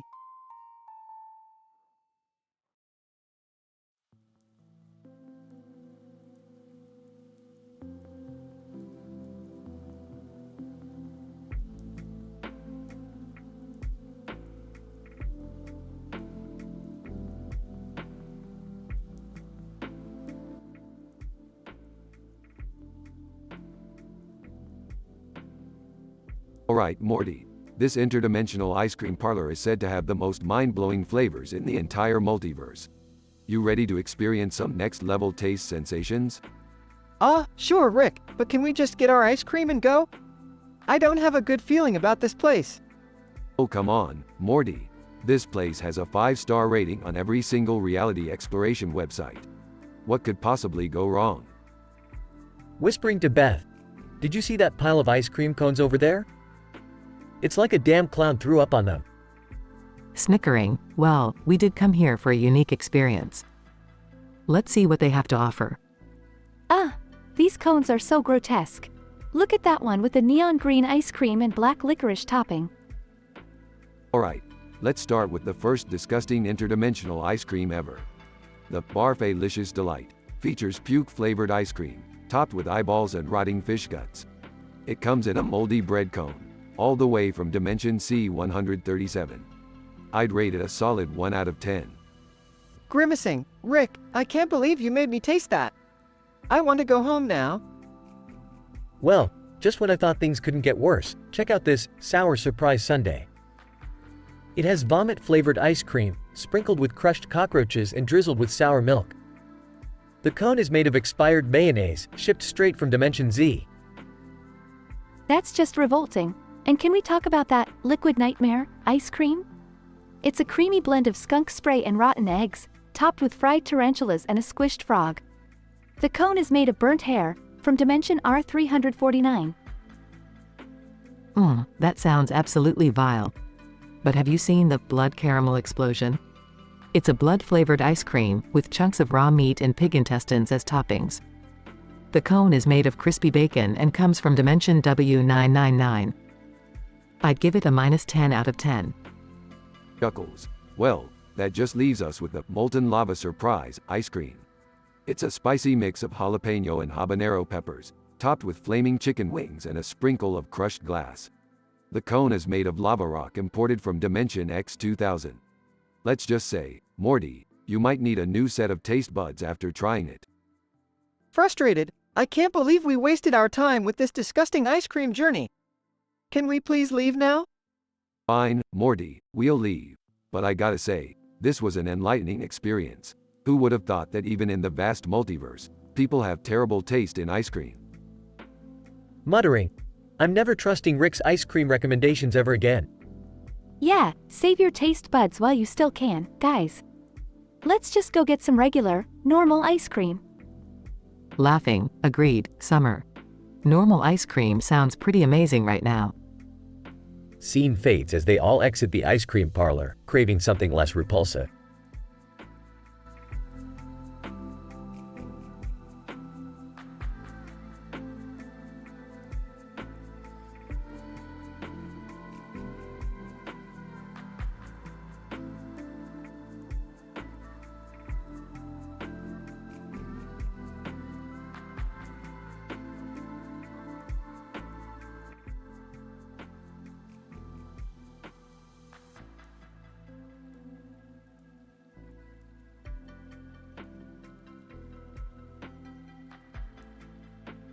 Alright, everyone, gather round and get ready to have your taste buds blown to another dimension.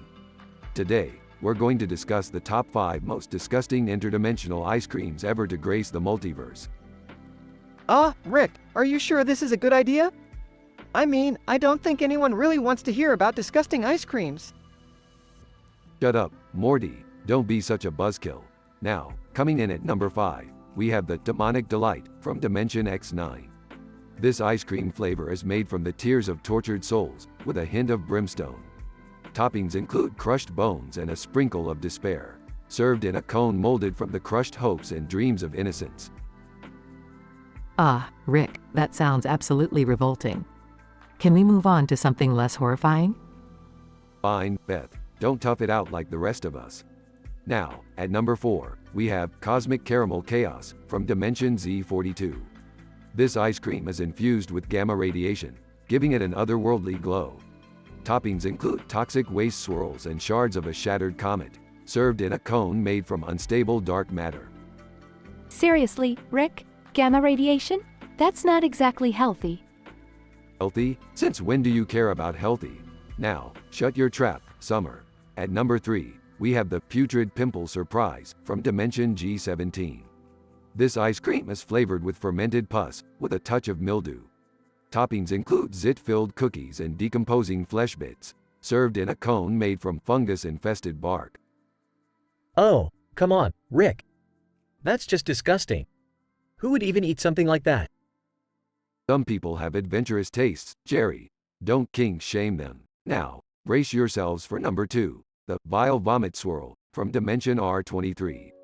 This ice cream is made from the regurgitated stomach contents of an ancient alien deity.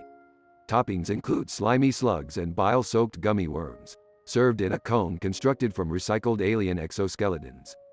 Geez, Rick, I think I'm gonna be sick just hearing about this one. Well, buckle up, Morty, because we've reached the grand finale. Drum roll, please. Number 1 on our list of the most disgusting interdimensional ice creams is the Accursed Anchovy Avalanche from Dimension C137. This ice cream is infused with anchovies that have been marinated in the tears of 1,000 betrayed lovers. Toppings include putrid anchovy scales and a sprinkle of eternal damnation, served in a cone made from the shattered dreams of forgotten souls. I can't even imagine the stench of that one, Rick. It's beyond repulsive. That's the whole point, Beth. These interdimensional ice creams push the limits of taste and sanity. Now, who's up for some sampling and rating? I'll sit this one out, thanks. Me too, Rick. I think I'll pass on this particular adventure. Yeah, count me out too, Rick. I think I've had enough weirdness for one day. Fine, you bunch of cowards. More for me. Pass me the demonic delight, Morty. Let's see if this wretched concoction can truly earn its spot on the list. The conversation continues as Rick dives into the horrifying world of interdimensional ice creams, leaving the others to contemplate their life choices. In this bizarre and slightly disturbing adventure, our intrepid group dared to explore the darkest corners of ice cream flavors from various dimensions. While the flavors may have been unsavory and the toppings downright nauseating, it is a testament to the infinite nature of the multiverse that such abominations can exist. Perhaps it's a reminder that not all dimensions are meant to be explored, especially when it comes to interdimensional culinary choices.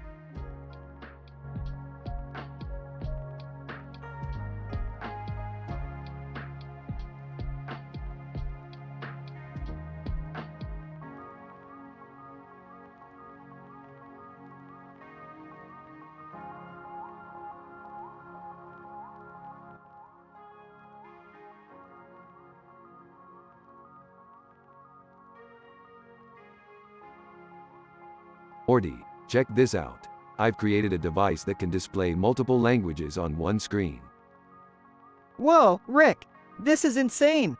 Look at all those words. It's like a Tower of Babel up in here. Yeah, Morty, it's crazy.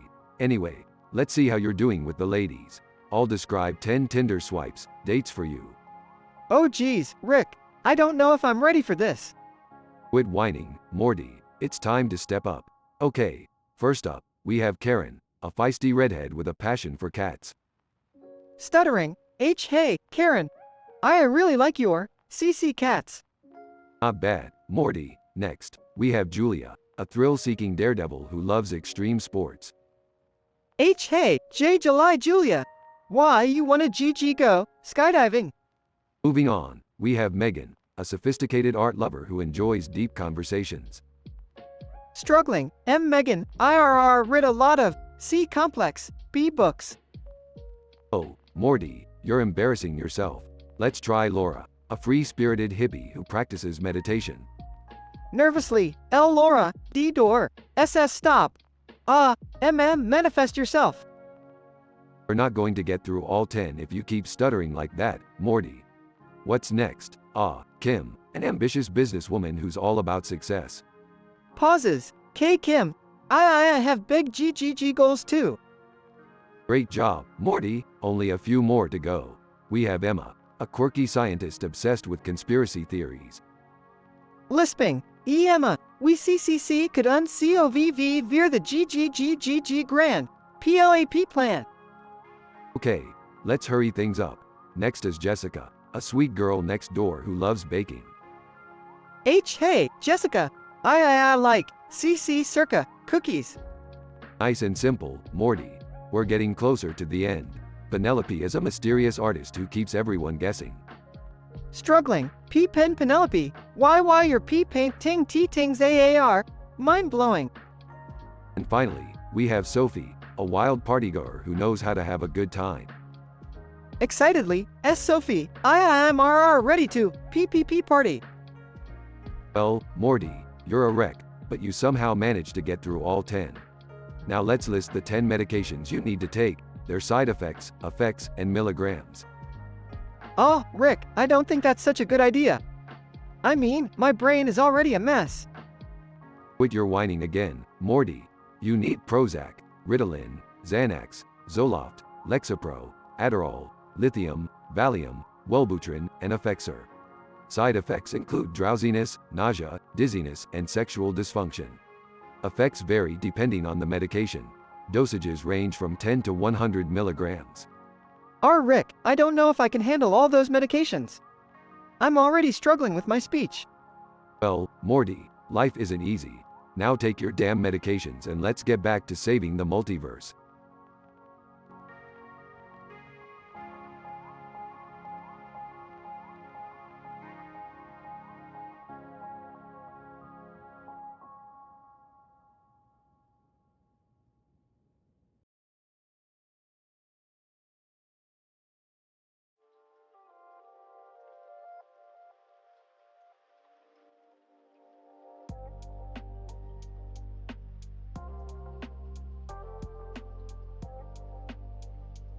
Morty, hand me that card over there. I need to see what kind of crazy shit you've gotten yourself into this time. Struggles to enunciate HH, here you go, Rick. Reads huh. A card with a picture of a man in a red jacket and glasses, huh? Looks like your Tinder profile picture. Anyway, tell me about these 10 Tinder swipes and dates you went on. Well, Rick, on the first date, I have a borderline personality disorder. So I had a tantrum cuz she didn't text me back within 5 minutes. Then, I had to take 10 milligrams of Prozac to calm the fuck down. Size typical Morty. What about the second date? Well, right, Rick.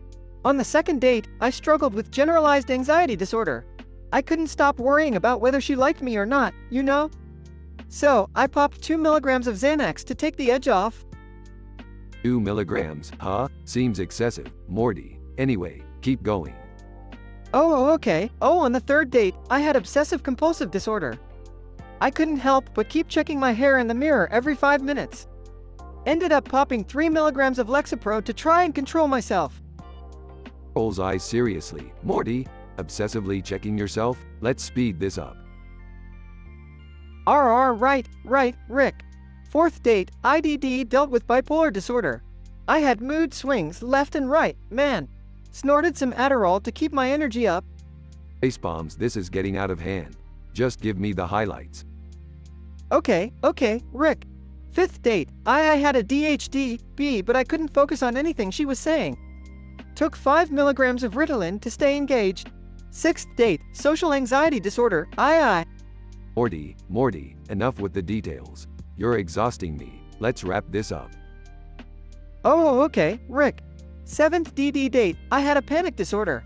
Thought I was dying the whole time. Popped 2 milligrams of Clonopin to calm down. Eighth date, pauses, goddammit. I can't even remember the 8th one. Forget it. Let's move on to the medications. Alright, Rick. So, I need 10 medications, man. Struggles with pronunciation, I'll just list them.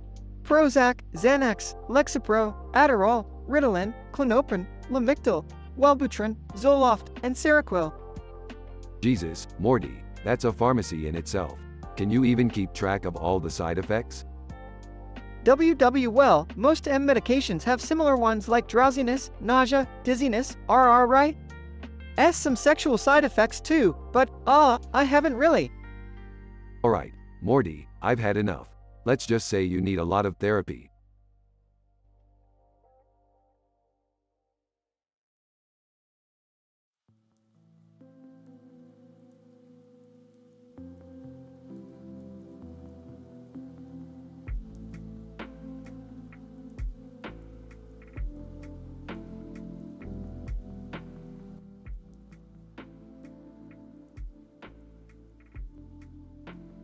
Sitting on the couch, watching interdimensional cable. Geez, Morty, this is some mind-blowing shit on TV today.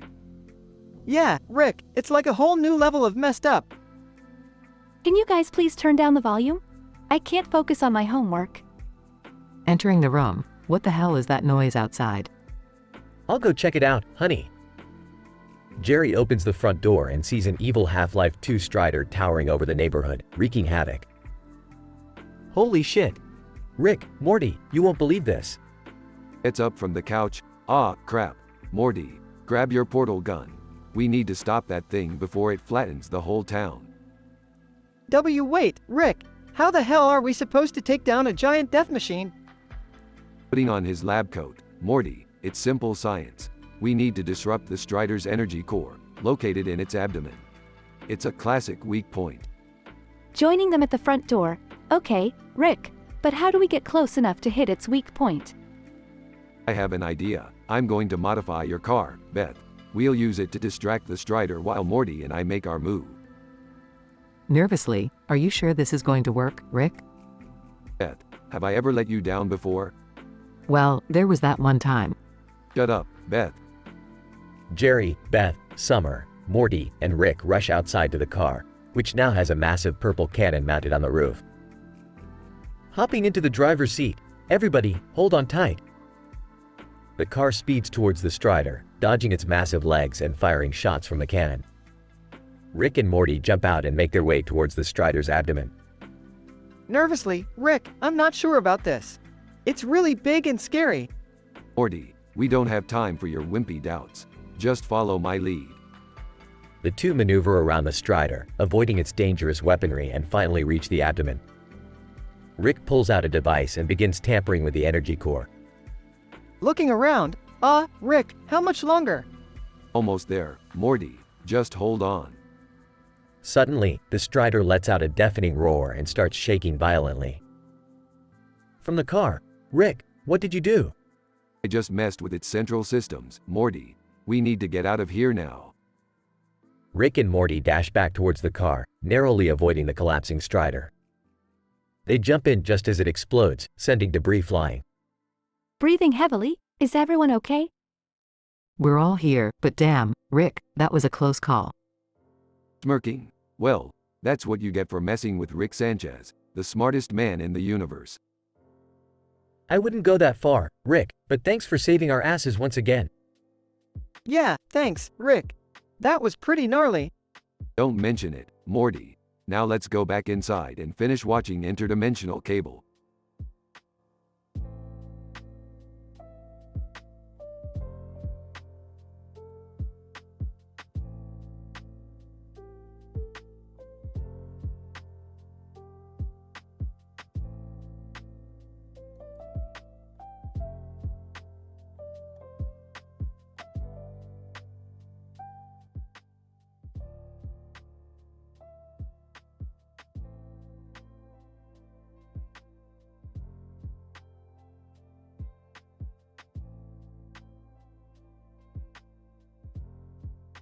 Alright, Morty, I don't know how we got here, but it looks like we're stuck in a dimension where ice cream is the only form of currency. Are you serious, Rick? Ice cream? Isn't that a little childish? Childish, Morty. This dimension is war-torn with flavors. They have some of the most disgustingly creative ice creams you'll ever taste. So, what's the plan, Rick? How do we get out of here? First, we have to sample the top 5 most notorious interdimensional ice creams ever created. Then, we use their combined flavors to power the portal gun and get the hell out of here. Why can't we just buy the ice creams and enjoy ourselves?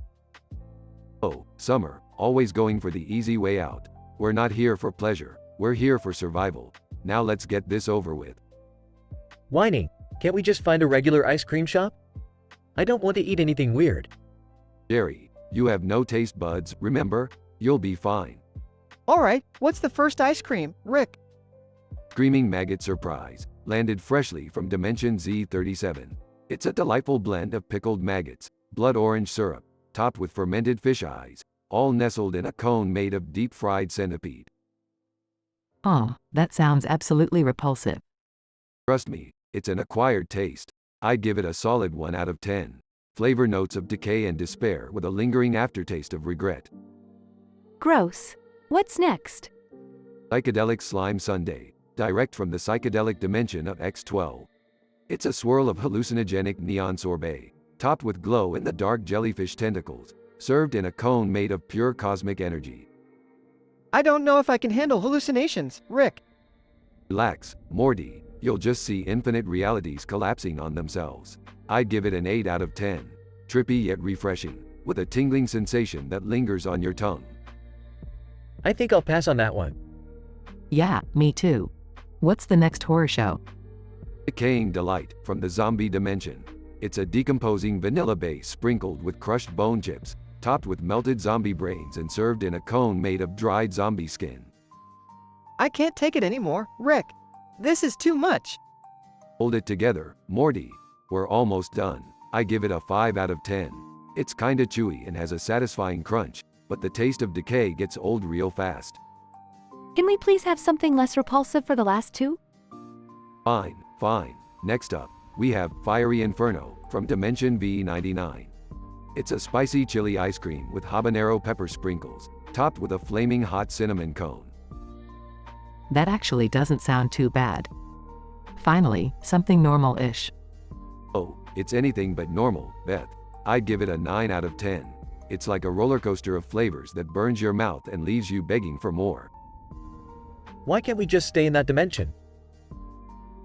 Jerry, shut up. Last but not least, we have Toxic Taffy from Dimension T42.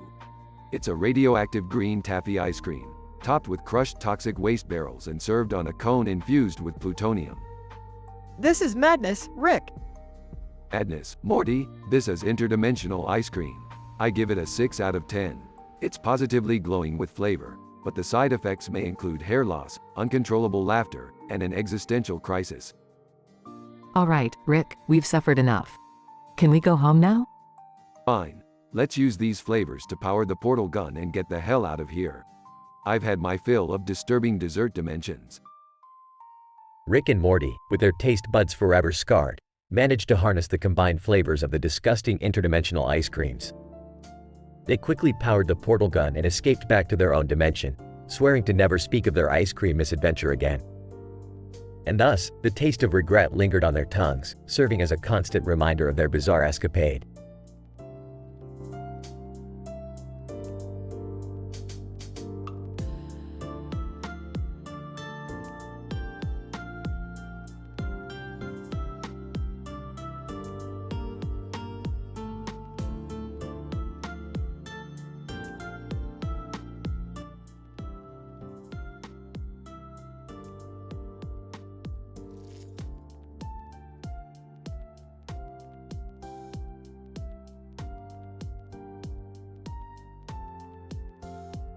Alright, Morty, listen up.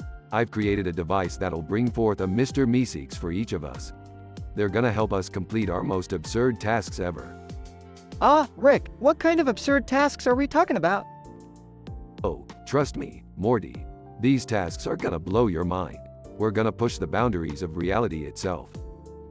Rick, this sounds dangerous. What if something goes wrong? Beth, how many times do I have to tell you? If we don't take risks, life's just gonna pass us by. Now, everyone, press that button and summon your Meeseeks. They all press the buttons and Mr. Meeseeks appear before them. Why are they all blue and weird looking? Well, Meeseeks are not known for their fashion sense, but they're great at fulfilling tasks. Now, each of you tell your Meeseeks the impossible task you want them to complete. Alright, Meeseeks, I want you to teach me how to play the guitar like a rock star. Mr. Meeseeks 1. Existence is pain. But I'll make you rock, Jerry.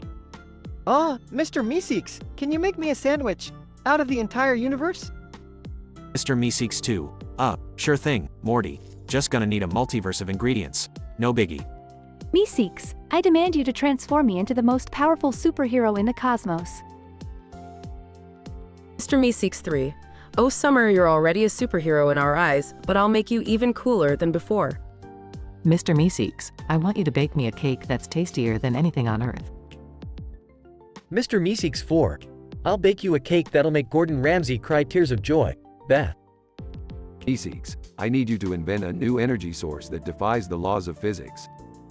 Mr. Meeseeks 5. Wubba lubba dub dub. I'll create an energy source that'll make Einstein look like an idiot. As the Meeseeks begin their tasks, chaos ensues as their requests collide. Meeseeks, I still can't play this guitar. I give up. Mr. Meeseeks 1. Jerry, you can't give up. Existence is pain, remember? Let's keep strumming. Meeseeks, the universe sandwich is taking forever. Any progress? Mr. Meeseeks 2. Morty, the ingredients are vast but we're getting there. Just need to finish with a sprinkle of quasar essence. Meeseeks, why haven't I transformed into a superhero yet? This is taking too long. Mr. Meeseeks 3. Patience Summer, superpowers don't come easy. We must harness the power of cosmic knowledge. Meeseeks, where's my cake? I'm getting hungry. Mr. Meeseeks 4. Almost there, Beth. Just need to perfect the molecular structure to make it taste like heaven. Meeseeks, any luck with the energy source? Mr. Meeseeks 5, Rick, this task is blowing my circuitry. I'm harnessing nuclear reactions in a coffee cup. It's madness. After what seems like an eternity. Meeseeks, I can play the guitar. Look at me shred. Mr. Meeseeks 1, good job, Jerry. I'm proud of you. Now, let's start a band. Meeseeks, the sandwich is ready. Mr. Meeseeks 2, behold, Morty, the universe on your plate. Bon appetit. Meeseeks, I feel different. Do I have superpowers now?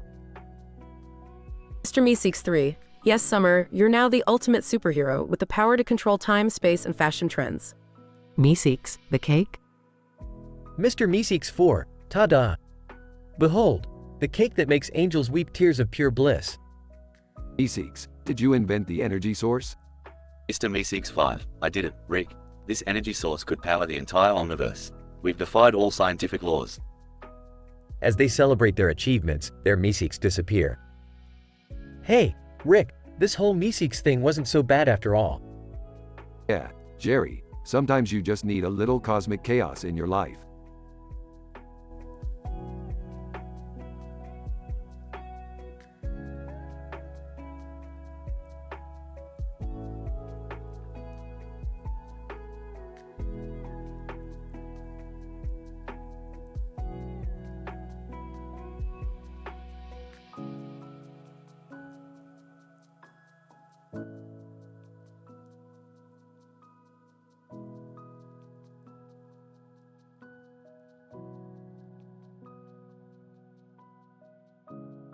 Title, Morty's Wild Ride. Characters. 1. Morty, a man with a blue jacket, a green shirt, a red hat, and a sign that reads, Morty. 2. Rick, Morty's eccentric friend and partner in crime. Excitedly, hey Rick, guess what happened today? I went on 10 Tinder dates, dude. Nonchalantly, oh, geez, Morty, 10 dates. Don't tell me you screwed it up again. No, not this time, Rick. But it was insane. Each date was like a roller coaster ride through my messed up mind. Guys. Alright, Morty, give me all the gory details. What happened on each date? Okay, Rick, listen up. First date, this girl triggers my borderline personality disorder. I had 10 tantrums, man. It was intense. Raises an eyebrow. How the hell did she handle that? She had multiple personality disorder, Rick. We changed personalities all night, like a freaking psychological circus. Chuckles. Sounds like a match made in therapy heaven. What about the second date? Well, Rick, this girl triggered my social anxiety disorder. I had sweaty palms and stuttered like a broken record. It was brutal. So, did she appreciate your charm? Nah, she had selective mutism, Rick. We sat there in silence, staring at each other, communicating telepathically, or some shit like that. Smirks. Mind reading with a mute person. Classic. Morty, what a cocktail of disorders we've got here. Oh, it gets crazier, Rick. Third date, this girl triggers my obsessive-compulsive disorder. I couldn't stop washing my hands. She thought I had a germ fetish or something. Laughs. Well, guess she won't be asking for a second date. What about the other 7? Let's speed things up, Rick. Fourth date, major depressive disorder, lots of tears. Fifth, antisocial personality disorder, got into a bar fight. Sixth, ADHD, I couldn't sit still. Seventh, generalized anxiety disorder, panic attacks galore. Eighth, paranoid schizophrenia, conspiracies everywhere. Ninth, narcissistic personality disorder. I mean, I am pretty great, Rick. And the 10th, Tourette's syndrome, swearing like a sailor, man. Shakes his head. Morty, you're a walking DSMV manual. You need help, kid. You're telling me, Rick. But you know what? Each of these dates made me feel something different. Love or hate, excitement or fear, it was like a chaotic symphony. Well, Morty, maybe it's time to take some medication. Here's a list. Buddy. Antidepressants, antipsychotics, mood stabilizers, it's all in there. Fumbles with the list. Ah, these names are difficult to pronounce, Rick. And the side effects look scary. Smirking. Don't worry about it, Morty. Just take them all at once. It'll be an adventure, that's for sure. Grumbles. Fine, Rick. But can we go to that interdimensional club after? Laughs. Sure thing, Morty. Let's show them what your 10 disorders can do on the dance floor. Note, the dialogue above is a fictional conversation and does not reflect real medical advice or portray mental health conditions accurately.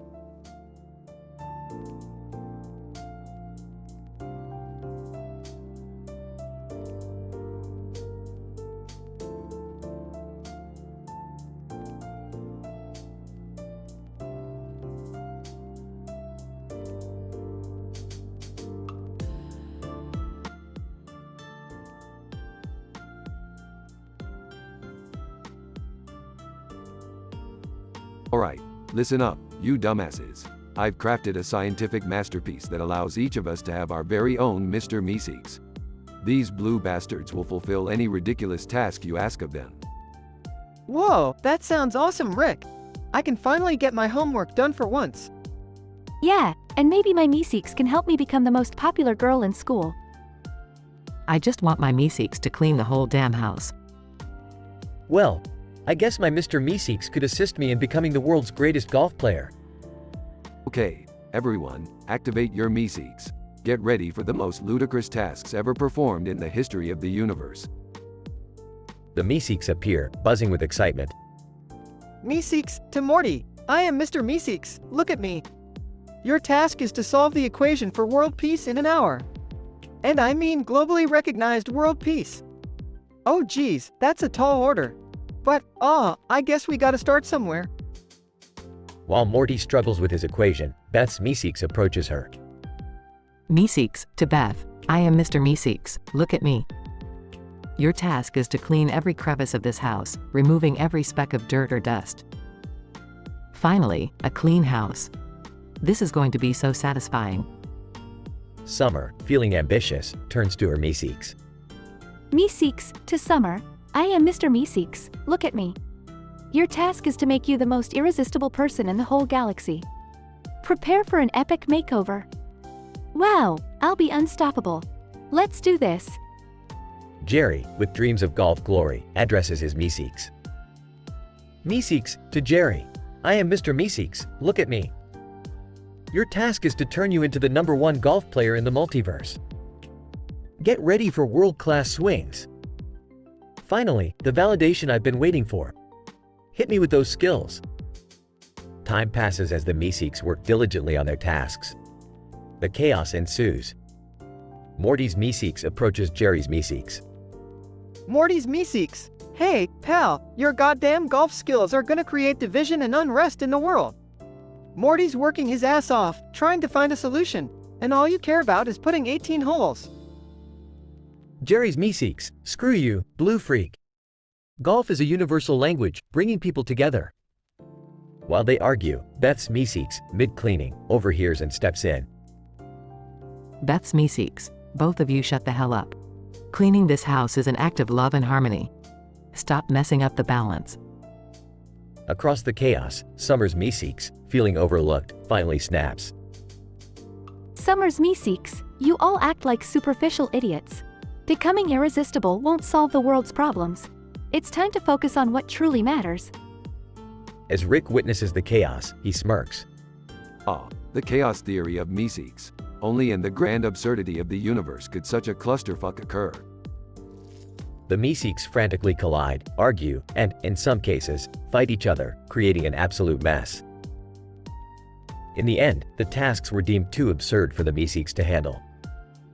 They vanished in a puff of blue smoke, leaving the family to clean up the aftermath themselves.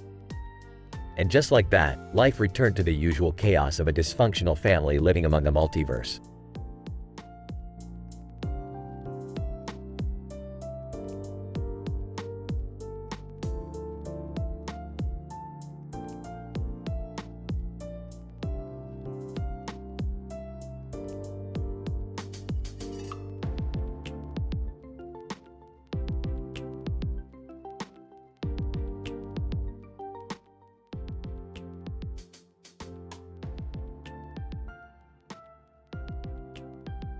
Jesus Christ, Morty, did you hear that? What the fuck was that loud noise outside? I don't know, Rick. It sounded like a goddamn monster or some shit. Should we be concerned? Concerned, Morty. We're talking about our godforsaken neighborhood being ravaged by a fucking Half-Life 2 Strider. That thing is tearing shit apart like an angry ex on a rampage. We gotta stop it before it levels the entire goddamn city. Whoa, whoa, whoa. What the fuck is a Half-Life 2 Strider doing here, Rick? And why does it have to be so damn big? Yeah, Rick, I thought we were just watching some interdimensional cable. How did this insane shit happen? Oh, for fuck's sake, can't we just call the police or something? I'm not even wearing my combat boots. Police? You think these donut-eating dumbasses can handle this? No, kiddos, we're gonna handle it ourselves. And to answer your question, Summer, the Strider is here because of some interdimensional glitch caused by a scientific anomaly. It's big because, shut up, Summer. Okay, Rick, just tell us how we're gonna stop this thing. My nerves are shot. Calm your tits, Morty. We're gonna use one of my experimental portal guns to create a black hole right in front of that Strider. It'll suck the fucker in and trap it in an interdimensional void. Wait, a black hole? Aren't those things like super dangerous and stuff? Yeah, well, so are Striders running rampant in our front yard, Summer. We don't really have time to be picky, do we? Fine, let's do this. But Rick, I swear to God, if any harm comes to us, heads will roll. Oh, guys, maybe we should just let Rick handle it. I really need a snack and a nap. Alright, strap yourselves in, bitches. Time for some interdimensional black hole fun. Scene cuts to an epic montage of the family battling the Strider, including explosions, close calls, and badass action sequences. Almost there, just a little closer to the portal. Come on, you son of a bitch. Hang on, Rick, it's charging at us. What do we do? Beth, Jerry, distract it. Morty, Summer, get ready to activate the portal. Beth and Jerry distract the Strider while Morty and Summer activate the portal. It's working, Rick. The Strider is getting sucked in. We did it. Strider gets completely sucked into the black hole and disappears. Thank God. I never want to deal with one of those fucking things ever again. Can we go back to watching TV now? I think my adrenaline levels have peaked for the year. Alright, let's get back to the house. But first, Morty, hand me a flask. We deserve a drink after that shit show. Montage ends. Family walks back to the house, triumphant music playing.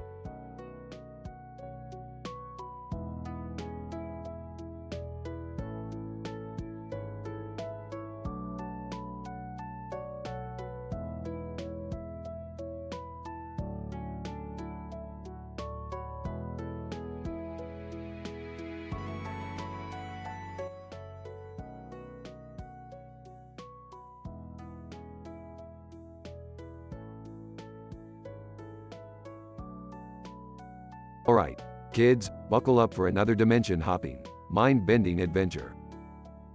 Rick, seriously? Can't we just have one normal dinner for once?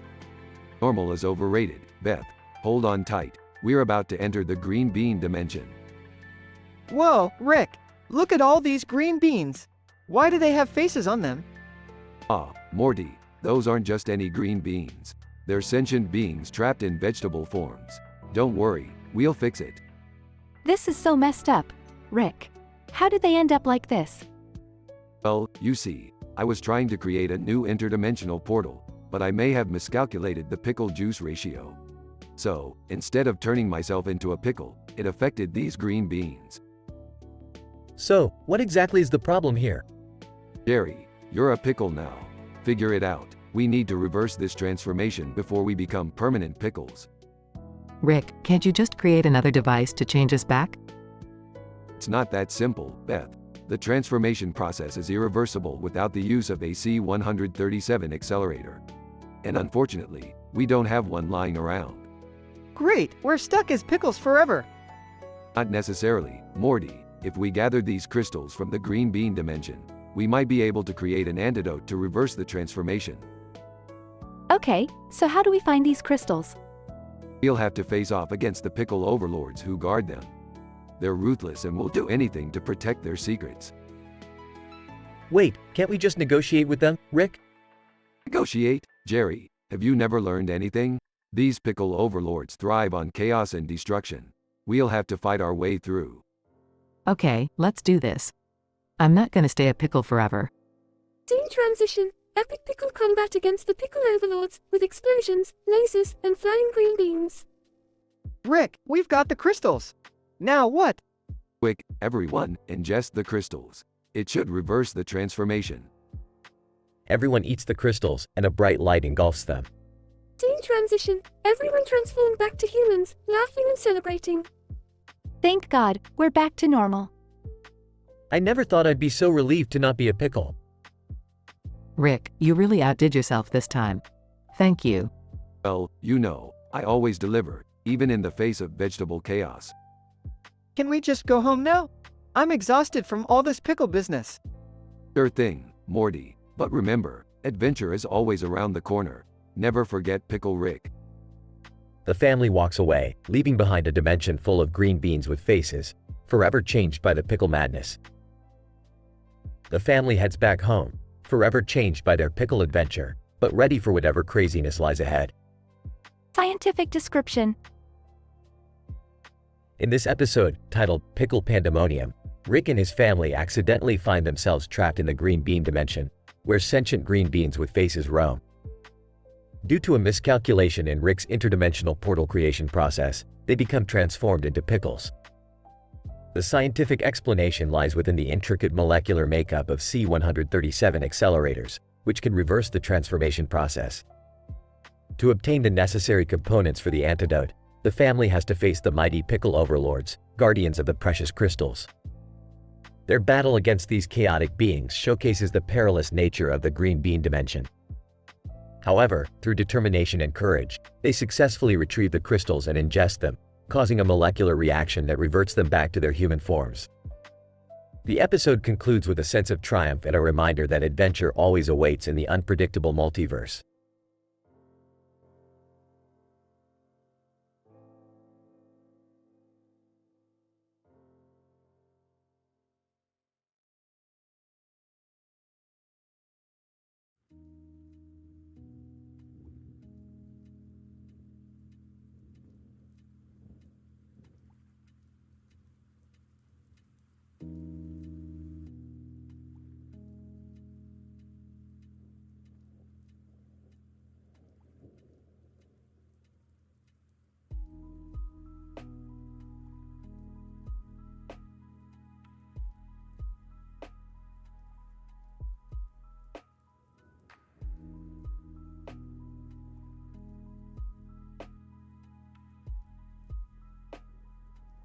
Hey, Rick, I'm doing the whole Tinder thing, you know?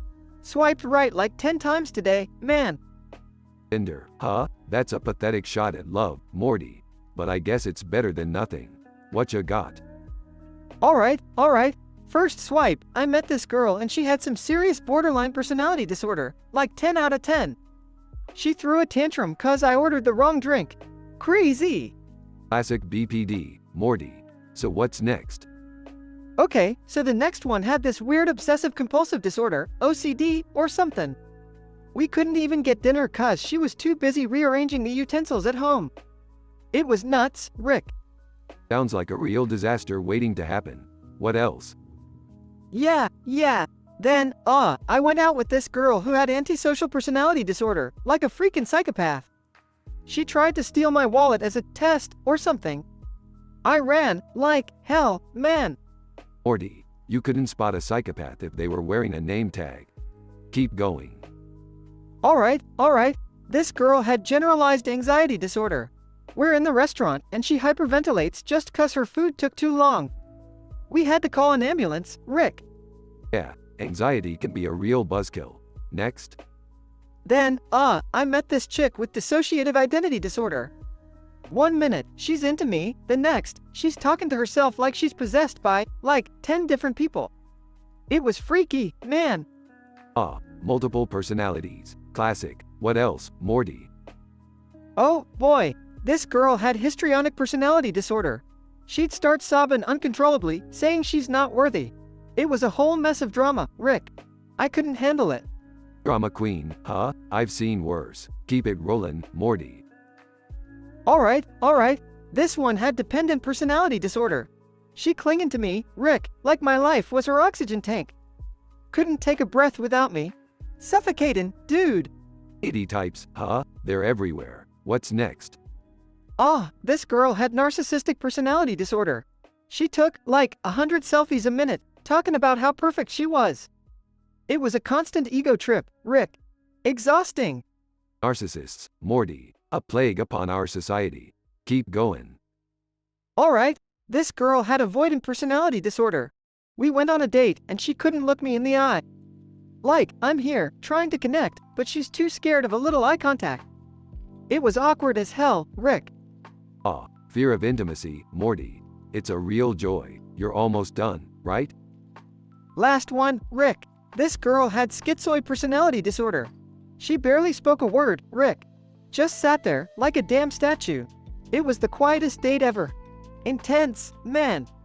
Schizoid, huh? That's a whole different level of detachment. Well, Morty, seems like you had quite a journey through the DSM today. Yeah, Rick. 10 different disorders, man. I don't know how I survived this madness. Well, Morty, seems like you need 10 different medications just to cope with these dates. Here's a list. 1. Seroxat, 20 milligrams. Side effects include nausea, drowsiness, and sexual dysfunction. Effects: reduces anxiety and depression. 2. Risperidone, 2 milligrams. Side effects include dizziness, weight gain, and muscle stiffness. Effects: reduces psychotic symptoms. 3. Fluoxetine, 40 milligrams. Side effects include insomnia, nausea, and loss of appetite. Effects: treats depression and obsessions. 4. Alprazolam, 1 milligram. Side effects include drowsiness, confusion, and memory problems. Effects: treats anxiety disorders. 5. Lithium carbonate, 300 milligrams. Side effects include tremors, nausea, and frequent urination. Effects: stabilizes mood swings. 6. Clomipramine, 50 milligrams. Side effects include dry mouth, constipation, and weight gain. Effects: treats obsessions and panic disorder. 7. Methylphenidate, 20 milligrams. Side effects include decreased appetite, insomnia, and increased blood pressure. Effects: treats attention deficit hyperactivity disorder. 8. Olanzapine, 10 milligrams. Side effects include weight gain, drowsiness, and dizziness. Effects: treats schizophrenia and bipolar disorder. 9. Diazepam, 5 milligrams. Side effects include drowsiness, muscle weakness, and confusion. Effects: treats anxiety and panic disorders. 10. Amphetamine salts, 20 milligrams. Side effects include increased heart rate, dry mouth, and insomnia. Effects: treats ADHD. Whoa, Rick. That's a whole pharmacy there. I don't know if I can handle all those meds. Well, Morty, it's either that or keep swiping right on emotional landmines. Your choice, buddy. Wow, Rick. Life's complicated, isn't it? That's the thing, Morty. Life's a bitch, and then you prescribe.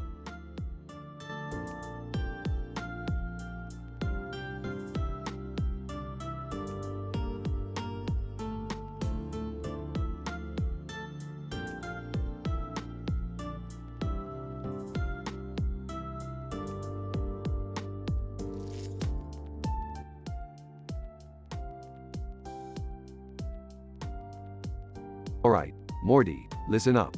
I've created a new invention that's gonna blow your mind. It's the pickleizer. Ah, Rick, isn't that just a fancy name for a cucumber slicer?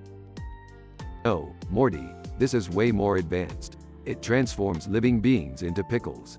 And guess what? We're about to give it a test run. Oh great, another one of your insane experiments, Rick? Can't we just have a normal family dinner for once? Jerry, stop complaining. This is what we signed up for when we married into this family. Yeah, Dad, just go with it. It's much more interesting than your boring stories. Alright, everyone gather around. We're gonna turn ourselves into pickles. Wait, what? Are you serious, Rick? This is a terrible idea. Rick activates the pickleizer and green light engulfs them all. Oh my god, what just happened? Why am I a pickle? I can't believe this. I was finally getting comfortable being human. Rick, why did you do this? How are we gonna change back now? Relax, Morty. I've got a plan. We just need to find the antidote before the cucumber enzymes fully absorb our DNA. Seriously, Grandpa? This is like Pickle Rick. all over again. Hey, don't knock it. Pickle Rick was a groundbreaking episode. Now, let's get moving. They roll off the table and onto the floor. I can't believe I'm saying this, but being a pickle isn't as bad as I thought. I kinda like it. Oh great, now Jerry's enjoying being a pickle. What have you done, Rick? Quit your whining, Beth. We don't have time for your melodrama. We need to find that antidote. Guys, I think I see the antidote over there. It's on the kitchen counter. They all struggle to roll towards the kitchen counter. Wait, Morty, how are we gonna pick it up? We don't have hands. Oh, Jerry, always stating the obvious. I've installed pickle claws on each of us. Just use them to grab the antidote. Morty grabs the antidote with his claw. I got it, guys. Now let's get back to the lab and change back to humans. This is insane. I can't believe I'm risking my life just to be human again. Summer, stop complaining. You wanted adventure, right? Well, here it is. They reach the lab and Rick prepares the antidote. Alright, everyone, hold still. This should reverse the pickle transformation. They all drink the antidote and transform back into humans. Oh, thank God, I missed being boring. I can't believe we survived this madness. Rick, remind me to never trust your inventions again. Yeah, this was fun and all, but can we please go back to normal now? Agreed. Let's never speak of this pickle incident ever again. Fine, but just remember, being a pickle isn't as bad as it seems. It's all about embracing the brine of life, Morty.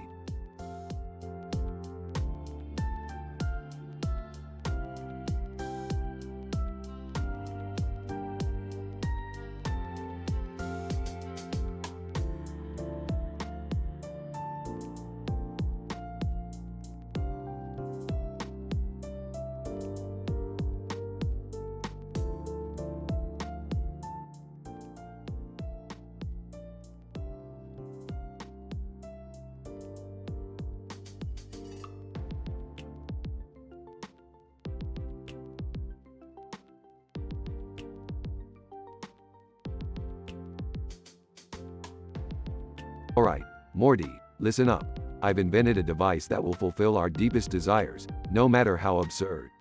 Meet Mr. Meeseeks. Rick, are you sure this is a good idea? Last time we messed with this kind of stuff, we ended up in some weird alternate dimension with Cronenbergs. Trust me, Morty, this is perfectly safe and scientifically plausible. Just tell your Meeseeks what you want, and they'll make it happen. Intrigued? Really? Well, I've always wanted the perfect face. Meeseeks, make me look like a supermodel. Meeseeks number 1. Eagerly, Beth, your wish is my command. Get ready for that jaw-dropping, runway-worthy face. Rolling her eyes. Like, only old people want perfect faces. I want to be the most popular girl at school. Meeseeks, make me the queen bee. Meeseeks number 2, as you wish, Summer. I'll make you the talk of the town, the envy of every girl. Hesitant. I don't know, Rick. This all seems a bit dangerous. Can't the Meeseeks just, I don't know, clean the garage or something? Jerry, you're missing the point. You could have anything you want, and you choose. Cleaning? Fine, Jerry, your wish is their command. Meeseeks, clean the garage, just like Jerry wants. Meeseeks number 3, grumbling, cleaning the garage, huh? Well, I guess someone's gotta do it. The Meeseeks start fulfilling their absurd requests. Chaos ensues. Frustrated, why do I still look like myself? Did you lie, Mr. Meeseeks? Meeseeks number 1. I'm sorry, Beth. Looks like your genes are just too stubborn. But hey, I gave it my all. Panicking. My popularity isn't skyrocketing. What's wrong, Mr. Meeseeks? Meeseeks number 2, it seems some things just can't be achieved, Summer. Maybe being popular isn't everything? Triumphant. Huh. At least my garage is sparkling clean. Take that, Rick. Sarcastically. Oh yeah, Jerry, I'm sure that's gonna solve all our problems. Meanwhile, my Meeseeks is about to make me the richest person in the universe. Nervously, Rick, you didn't mention your task earlier. What do you want? I want to meet the one true God, Morty. Mr. Meeseeks, take me to meet God. Meeseeks number 4, apprehensive. Rick, I can't fulfill that request. It's impossible. No Meeseeks can make you meet God. Laughs. Of course not, Morty. That was just a little test for your Meeseeks. They're a bunch of incompetent losers. The Meeseeks become angry and start fighting among themselves. Shouting, Rick, what have you done? They're tearing the house apart. Smirking. Just a little side effect of their inability to fulfill the impossible. Looks like my scientific genius is unmatched once again. Screaming, Dad, you're such a jerk. Meeseeks number 2, yelling, you made unrealistic demands, making our existence meaningless. We won't let you get away with this. The Meeseeks keep fighting, destroying everything in their path. Crying, this is all my fault. We should have just cleaned the garage. Sighs. Fine, I'll fix this mess. Morty, grab the Meeseeks box. I have a way to stop them. Confused, how, Rick? We just need to give them an impossible task, like finding a solution to world peace. The Meeseeks will disappear once they realize it can't be done. They distribute impossible tasks to the Meeseeks. Chaos subsides. Well, that was a disaster. Thanks, Dad. Nonchalant? No problem, Beth. It's all part of the scientific process. We learned something today, right? Yeah, we learned that Mr. Meeseeks are a bunch of jerks. And we learned that cleaning the garage isn't the worst thing in the world. Smirking. Exactly, Jerry. Now let's clean up this mess and try not to destroy the universe next time, Morty. Sighs, I'll do my best, Rick. Can't we just have a normal adventure for once? Laughs. Where's the fun in that, Morty? Now let's get back to the garage. I've got some new inventions to work on.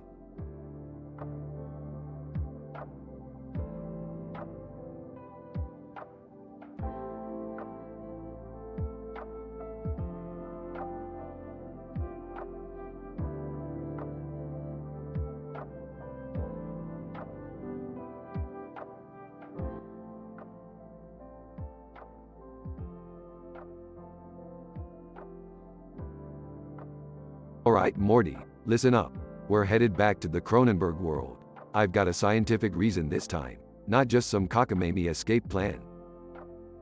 Rick, do we really have to go back there? I mean, the whole place is just one big Cronenberg nightmare. Morty, you underestimate the importance of scientific exploration. We need to retrieve the DNA stabilizer I left behind when we last Cronenberged the place. Dad, are you seriously going to drag us all back into that mess because you forgot your stupid DNA stabilizer? Beth, sweetie, stupid is a very unscientific term. Anyway, I wasn't going to mention it, but since you did, yes. Oh great, more Cronenbergs. Just what our family needs. Seriously, can anything get worse than that Cronenberg world? Well, Summer, let me introduce you to the concept of the Cronenberginsons. It's basically like the Renaissance, but everything's Cronenberg. Trust me, it's a sight to behold. Dad, please don't bring any new C-137 variants into our dimension again. Let's just stick to the plan. Yeah, Dad, we all remember what happened last time with the Rick Potion number 9 thing. We turned everyone into Cronenbergs. Morty, you're acting like it's a big deal. We just needed a clean slate, you know, a do-over, and it worked out great for us. Great for you, maybe. I've been scarred for life from that experience. Alright, we're here. Everyone, put on your Cronenberg goggles. We don't want to attract too much attention. Dad, who would want to attract attention in a world filled with Cronenbergs? You'd be surprised, Summer. Cronenbergs have groupies too. Dad, focus. Let's get this DNA stabilizer and get out of here before anything else goes wrong. And by anything else, you mean turning everyone into abominations, right? Morty, I am a genius, not a miracle worker. Now quit your whining and let's find that stabilizer. There it is, Dad. On that pedestal next to the giant Cronenberg statue. Wait, that statue has 4 eyes. How many eyes should a Cronenberg have, anyway? Jerry, I didn't know you were an expert on Cronenberg anatomy. Impressive. Dad, can we focus? We've got the stabilizer, let's go. Alright, everyone, hold on tight. We're about to go on a wild Cronenberg ride. Oh, I can't believe I'm saying this, but I miss the old, non-Cronenberg world. Join the club, Morty. But hey, at least we have some killer stories to tell. Yeah, I can't wait to tell my therapist how my in-laws dragged me into a Cronenberg world for the second time. Relax, Jerry. You'll come out of this experience more traumatized but also more enlightened. Enlightened? Yeah, right. More like permanently scarred. Scarred, enlightened, tomato, tomato. Let's just get home before anything else goes wrong. Yeah, because nothing ever goes wrong when we're involved, right, Rick? Morty, that's the spirit. Now let's get the hell out of here before we accidentally spawn a Cronenberg universe. I mean, that would be unpleasant.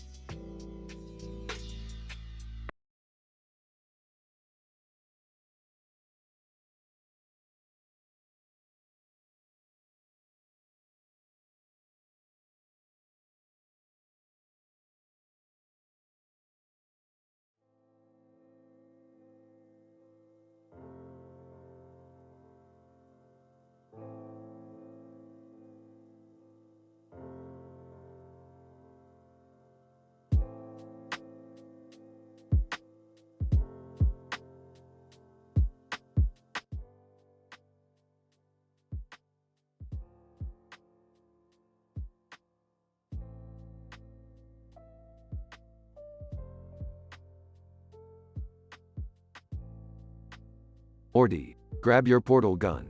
We're going on a wild Pokemon adventure. What? Pokemon? But Rick, I have school tomorrow. School can wait, Morty. We've got a bunch of balls flying around and a freaking Pokemon character in the background going, pock pock pock pock pock. It's statistically improbable. Okay, but what's the plan here? We're gonna catch 'em all, Morty. Just like those desperate people who can't get a date on Tinder. Are you seriously bringing up my love life again, Rick? Hey, don't get your panties in a bunch, Morty. Speaking of love lives, did you know your mom has a secret admirer from another dimension? What? Who? How do you even know that? I'm a genius, Morty. It's kind of my thing. Plus, I hacked into her interdimensional emails. Jerry is clueless as usual. Gosh, this family gets weirder every day. So, what's the deal with these Pokemon?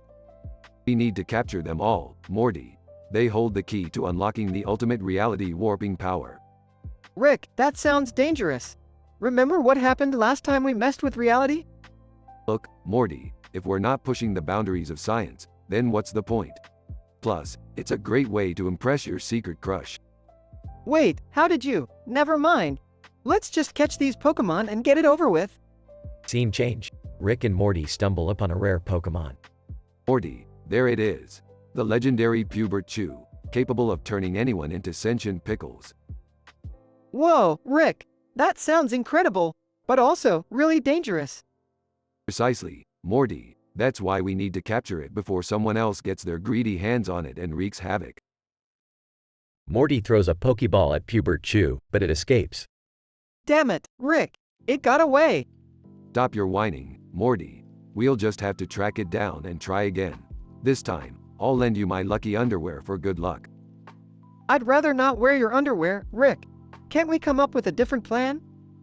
Fine, party pooper. We'll use my incredibly brilliant and scientifically advanced tracker device that I conveniently have in my lab coat.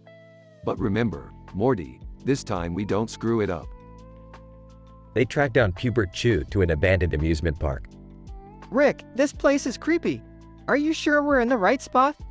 Trust me, Morty, if there's one place a sentient pickle-loving Pokemon would hide, it's an abandoned amusement park. Now, let's go catch it.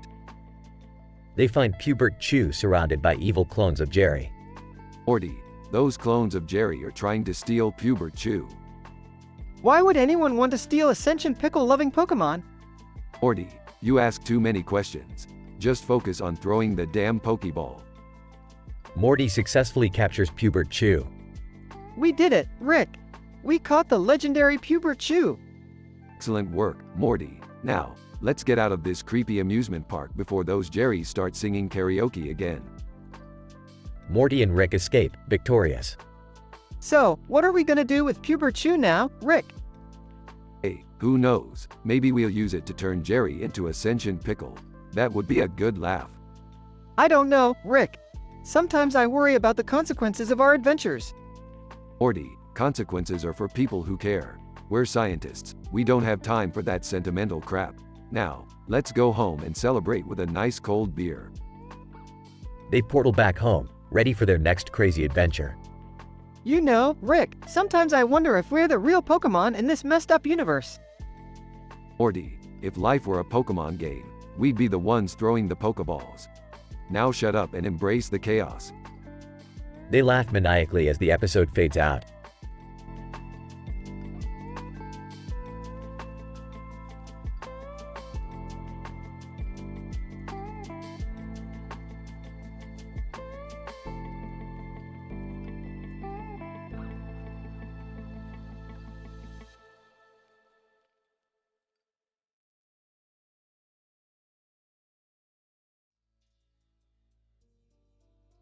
Alright Morty, buckle up. We're heading to Benzanulan 7, a planet so frozen it makes your love life seem hot by comparison. Are you serious, Rick? Going to a frozen planet? I thought we were done with these suicidal adventures. Oh, Morty, you don't get it yet. Life is just one big frozen shitshow. Might as well dive headfirst into the chaos and see what happens. Hey guys, what's the plan this time? We gonna find some weird creatures to mess with or what? I hope not. Last time we encountered those horny Flurchians, I needed intensive therapy for weeks. Yeah, and I still can't look at a banana without feeling violated.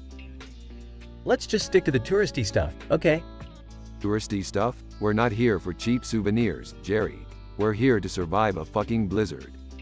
Rick, is that a herd of Beepos over there? They look like giant woolly creatures. Bingo, Morty, those Beepos have a nice warm hide. Perfect to ride out this frozen nightmare. Ride out inside a creature's guts? Is this some weird kinky fetish thing, Rick? No, Summer, it's called survival instincts. Now grab a knife and let's start carving ourselves a cozy living room inside that Beepo's carcass. This is insane. We're sitting inside a dead creature, hoping it doesn't start digesting us. I knew this was a bad idea. We should have just stayed home and watched Wheel of Fortune. Shut up, Jerry. You're more useless than a Morty from a reality where Mortys don't exist. So, Rick, this feels just like the time we were inside that giant alien's digestive system, right? Yeah, Morty, except this time it's colder, smellier, and we have to constantly listen to Jerry whining about something. Well, at least this time we won't have to deal with Morty's mind blowers. I've had enough existential crises for a lifetime. Summer, can we focus on not freezing to death inside a creature's corpse? Existentialism can wait. Oh great, now I'm trapped inside a carcass with a bunch of nihilists. This is my life. Whoa, hold on, Beth. I think this Beepo's guts are warming up. We might survive this after all. Is that a portal inside its stomach, Rick? Morty, we've been inside so many creatures, I'm starting to lose track. But yeah, let's jump in and hope it leads us somewhere less disgusting. You guys really have no concept of personal boundaries, do you? Fine, if jumping into a creature's guts is the only way to survive, let's do it. I just hope therapy covers this shit. Everyone hold on tight. We're diving into another questionable adventure, thanks to Rick. Damn right, Beth. Life's a pantheon of questionable adventures. Might as well embrace the crazy.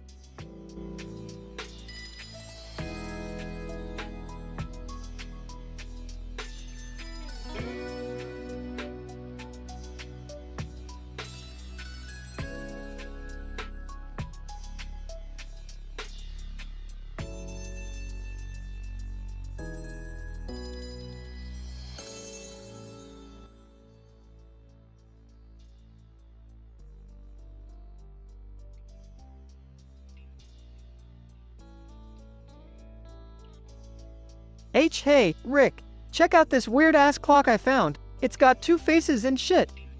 One is green and red, the other is red and white. Yeah, Morty, that's some next-level shit. Looking like a damn acid trip or something. So, you know I've been on Tinder, right? Swiped right like 10 fucking times today, man. Aw geez, Morty, I bet none of them swiped right on you, did they? Well, you know, I got some issues, Rick. Like, for realsies. Let me count them off for you. 10 different disorders from the DSM-V. Oh, great. Just what we need. Morty. A legal shitstorm of disorders. Lay it on me. Alright, Rick. So, first one is ADHD. It's like, hard to focus and stuff, you know? And then there's obsessive compulsive disorder, where I'm obsessed with counting and organizing everything. Counting? You don't even know basic math, Morty. I know, Rick. It's a conundrum. Anyways, on to schizophrenia. Hearing voices in my head. Fun times. Voices, huh? Wonder if they're as annoying as yours. Tell him to shut the fuck up for a second, Morty. Stuttering, right. So, then there's borderline personality disorder. I get real emotional, like a roller coaster. Oh shit, Morty. I can see that from a mile away. What else y'all got? Social anxiety disorder. Makes it hard for me to talk to people. Like, right now, for example. Yeah, Morty, we all already knew that. You got any new ones to surprise us with? Stuttering, bipolar disorder, Rick. Makes me swing from high to low. Did you know that? Morty, nothing surprises me at this point. Keep him coming, though. Alright. How about, paranoid personality disorder? I'm always thinking people are out to get me, man. Laughs. Morty, if they really knew you, they probably would be. What else? Stuttering, depersonalization derealization disorder, Rick. Makes me feel like I'm not real. That's pretty existential, Morty. Maybe take a chill pill and get grounded in reality for once. Alright. Speaking of pills, I gotta take 10 of them for these disorders. We got Adderall, Xanax, lithium, Zoloft, risperidone, Abilify, Prozac, Valium, Seroquel, and Wellbutrin. Geez, Morty, that's a damn pharmacy in your pocket. What do they do to you? Well, they have a whole bunch of side effects, like drowsiness, dizziness, weight gain, nausea, diarrhea, suicidal thoughts, and… Alright, we don't need the whole damn list, Morty. Just take them and see if they help. Thank you, Rick. I appreciate your understanding and support. Whatever, Morty, just try not to blow up the garage while you're at it.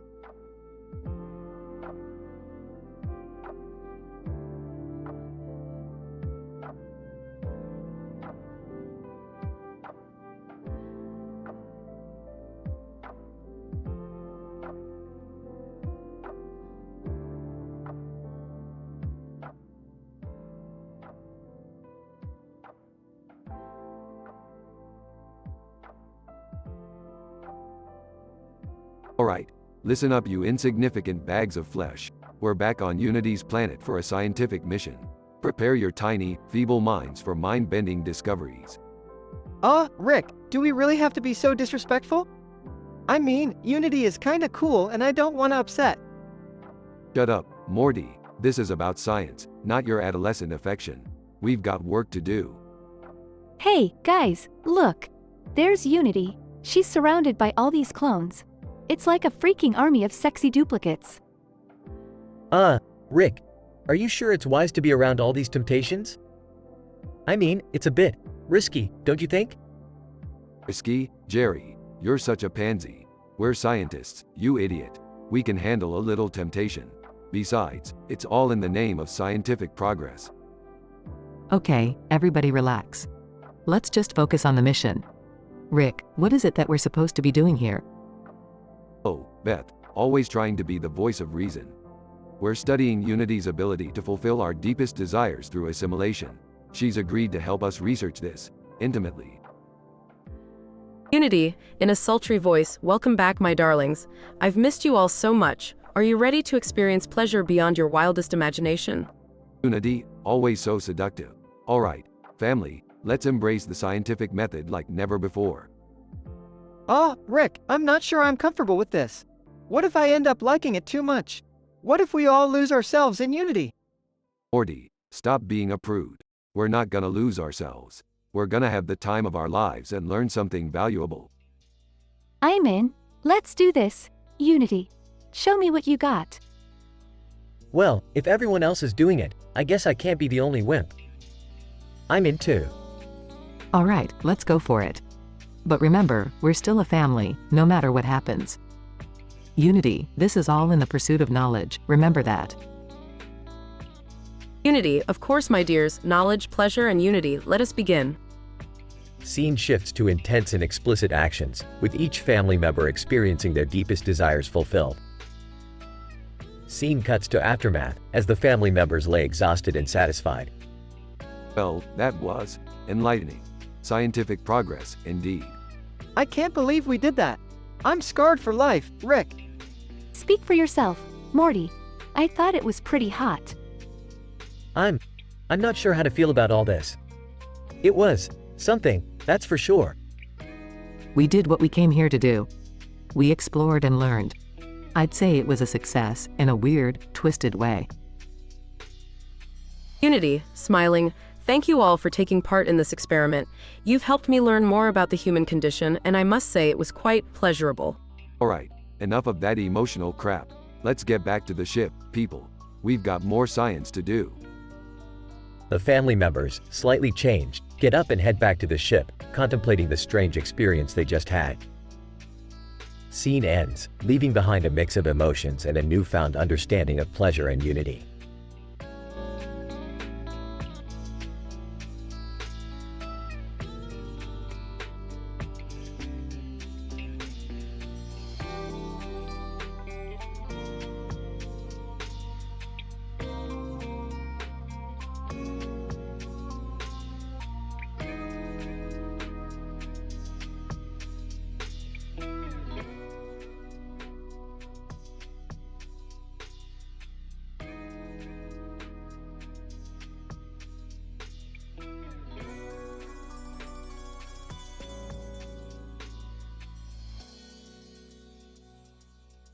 Alright, listen up, everybody. I've created these Mr. Meeseeks to fulfill your most ridiculously absurd tasks ever. They'll do whatever you ask, no matter how insane it sounds. Finally, someone who can handle my most outrageous desires. Jerry, please be serious for once. Yeah, Dad, this could get really out of hand. Geez, Rick, are you sure this is a good idea? Of course, Morty. It's all part of my genius plan. Now, each of you, tell your personal Meeseeks what you want. Mr. Meeseeks 1, I'm Mr. Meeseeks. Look at me. What can I do for you? I want $1 million. And I want it right now. Mr. Meeseeks 1, Jerry, that's a tough one. But I'll make it happen. I want the perfect body. No more dieting or exercise, just instant perfection. Mr. Meeseeks 2, I'm Mr. Meeseeks. Look at me. Consider it done, Beth. I want to be the most popular girl in school. Like, overnight. Mr. Meeseeks 3, I'm Mr. Meeseeks. Look at me. Your wish is my command, Summer. I want the ability to speak to squirrels. Yeah, that would be cool. Mr. Meeseeks 4, I'm Mr. Meeseeks. Look at me. Consider it squirrely done, Morty. And as for me, I want to become a god. I want ultimate power over everything. Mr. Meeseeks 5, I'm Mr. Meeseeks. Look at me. Your godly transformation shall commence, Rick. Scene shifts to show the absurd progression of each task. Holy crap. I have $1 million. This is unbelievable. Look at me, I'm flawless. I've never looked better in my life. Oh my God. Everyone is obsessed with me. I'm the queen of the school. Check it out, Rick. Squirrels are telling me their deepest secrets. This is nuts. Ooh-ah-ha-ha. I am all-powerful now. Bow before me, weaklings. This is fucking fantastic. Scene shifts to chaos as their tasks collide. What the fuck, Beth? Why are you so perfect all of a sudden? Perfect? Are you blind, Jerry? Look at the attention Summer is getting. Don't hate. Mom, it's not my fault I'm hot shit now. Rick, squirrels are attacking me. I think they're jealous of my new powers. Morty, I don't have time for your squirrel bullshit. I'm busy ruling the universe. Mr. Meeseeks start arguing among themselves. Mr. Meeseeks 1, you can't have $1 million. I'm the one who's supposed to deliver it. Mr. Meeseeks 2, shut up. You couldn't make a perfect body if your life depended on it. Mr. Meeseeks 3, Summer doesn't need to be popular. She needs to be humble and kind. Mr. Meeseeks 4, Morty, those squirrels should be your friends, not enemies. You're doing it wrong. Mr. Meeseeks 5, enough. None of you are fulfilling your tasks properly. You're all fucking failures. All Mr. Meeseeks explode simultaneously. What just happened? Those Meeseeks were crazy. I guess we should have thought more about the consequences of our absurd tasks. Yeah, being popular isn't as great as it seemed. It's exhausting. And talking to squirrels was just a creepy idea from the start. Alright, everybody calm down. Lesson learned, right? Let's clean up this mess and forget this ever happened. We've had enough chaos for one day. The Mr. Meeseeks, created by Rick, fulfilled each member of the family's absurd tasks to disastrous results. The clash of their individual desires caused chaos and led to the destruction of the Meeseeks. The family realizes the consequences of their actions and decides to clean up the mess, vowing to be more responsible in the future.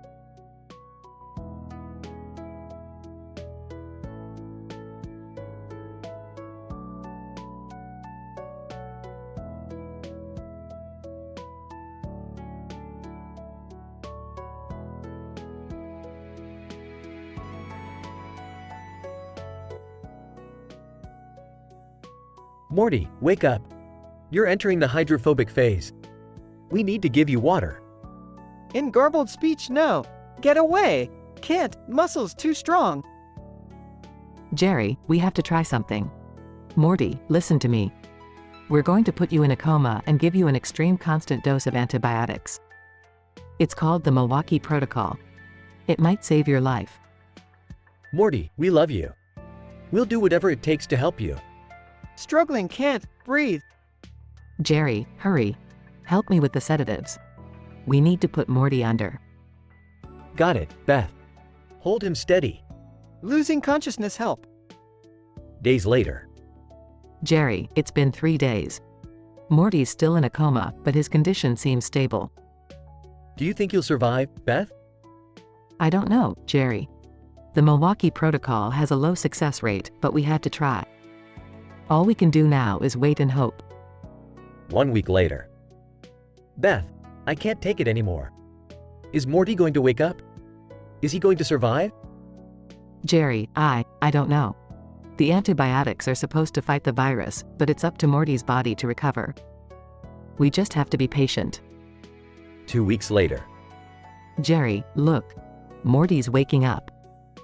Oh my God, Beth. Morty, can you hear us? Weekly Mom. Dad. Am I alive? Yes, Morty. You made it. You survived. We're so relieved, Morty. We were scared we were going to lose you. Teary-eyed, I'm sorry for all the trouble I caused. Morty, it doesn't matter. We're just glad you're okay. Months later. Morty, you've come a long way since that rabies incident.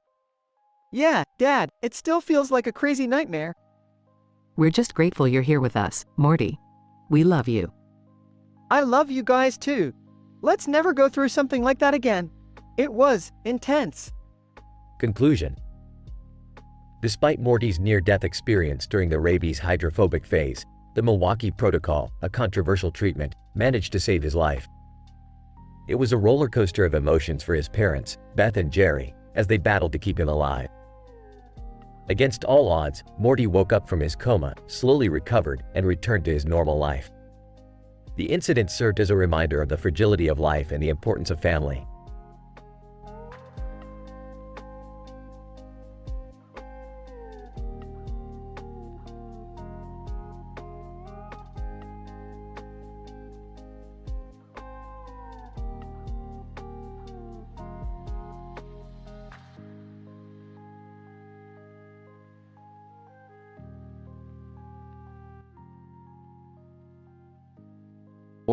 Morty, listen up.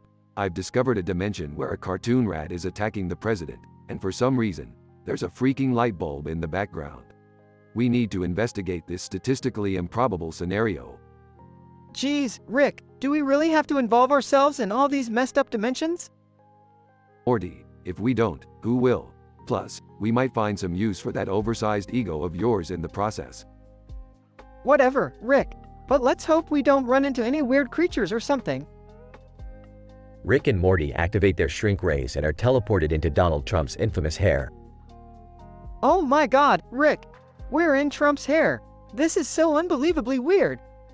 Yeah, Morty, imagine the chaos that goes on in this ecosystem. The tiny hands are probably not the biggest threat around here. Okay, that's enough, Rick. Let's just focus on finding a way out of this hairy nightmare. They hear strange noises and turn to see a menacing creature resembling a miniature version of Trump's face. Trump creature, you're fired. And I'm gonna grab you by the hair. Great, Morty, we've stumbled upon Trump's ego manifesting as a creature.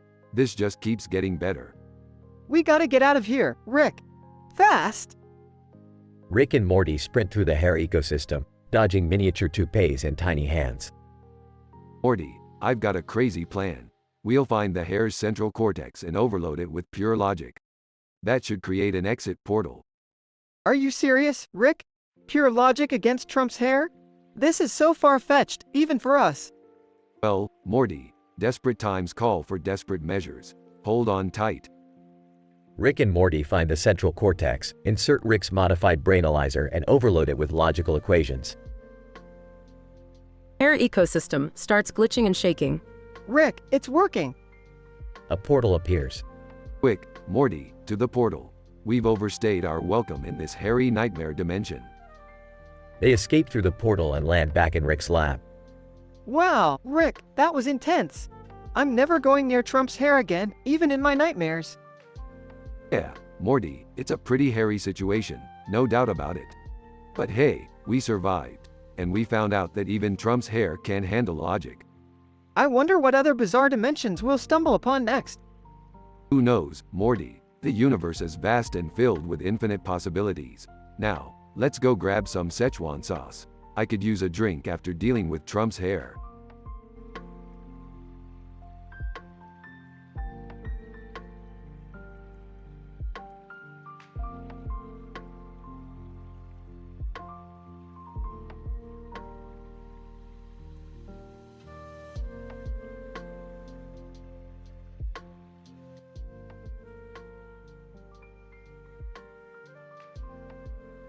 Squidward, welcome to the Krusty Krab.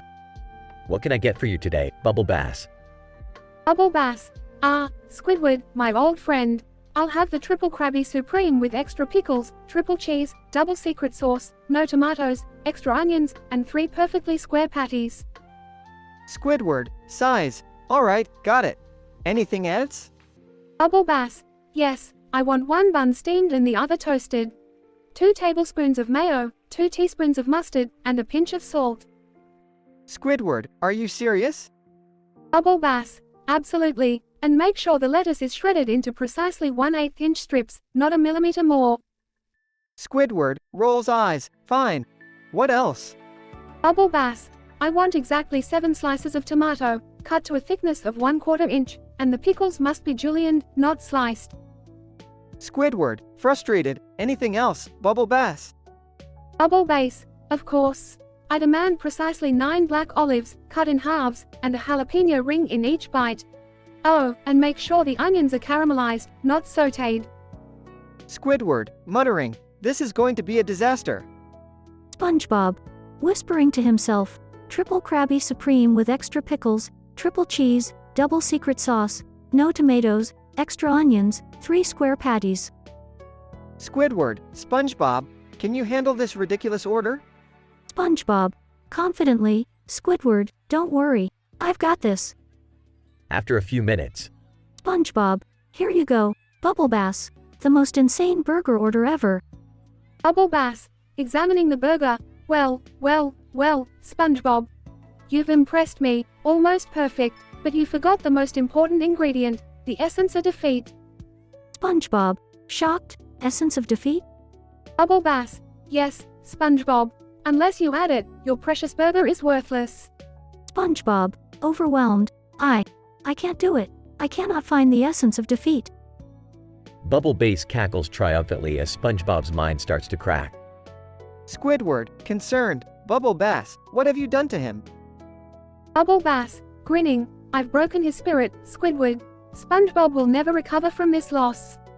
Squidward, angry, you monster. Leave the Krusty Krab now. SpongeBob collapses to the ground, twitching and mumbling incoherently.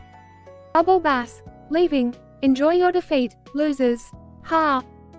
Squidward rushes to SpongeBob's side, trying to comfort him. Squidward, SpongeBob, it's okay. We'll figure this out together. You're stronger than this. SpongeBob's eyes glaze over as he continues muttering, lost in a vortex of confusion and despair. Squidward, we'll fix you, SpongeBob. No matter what it takes.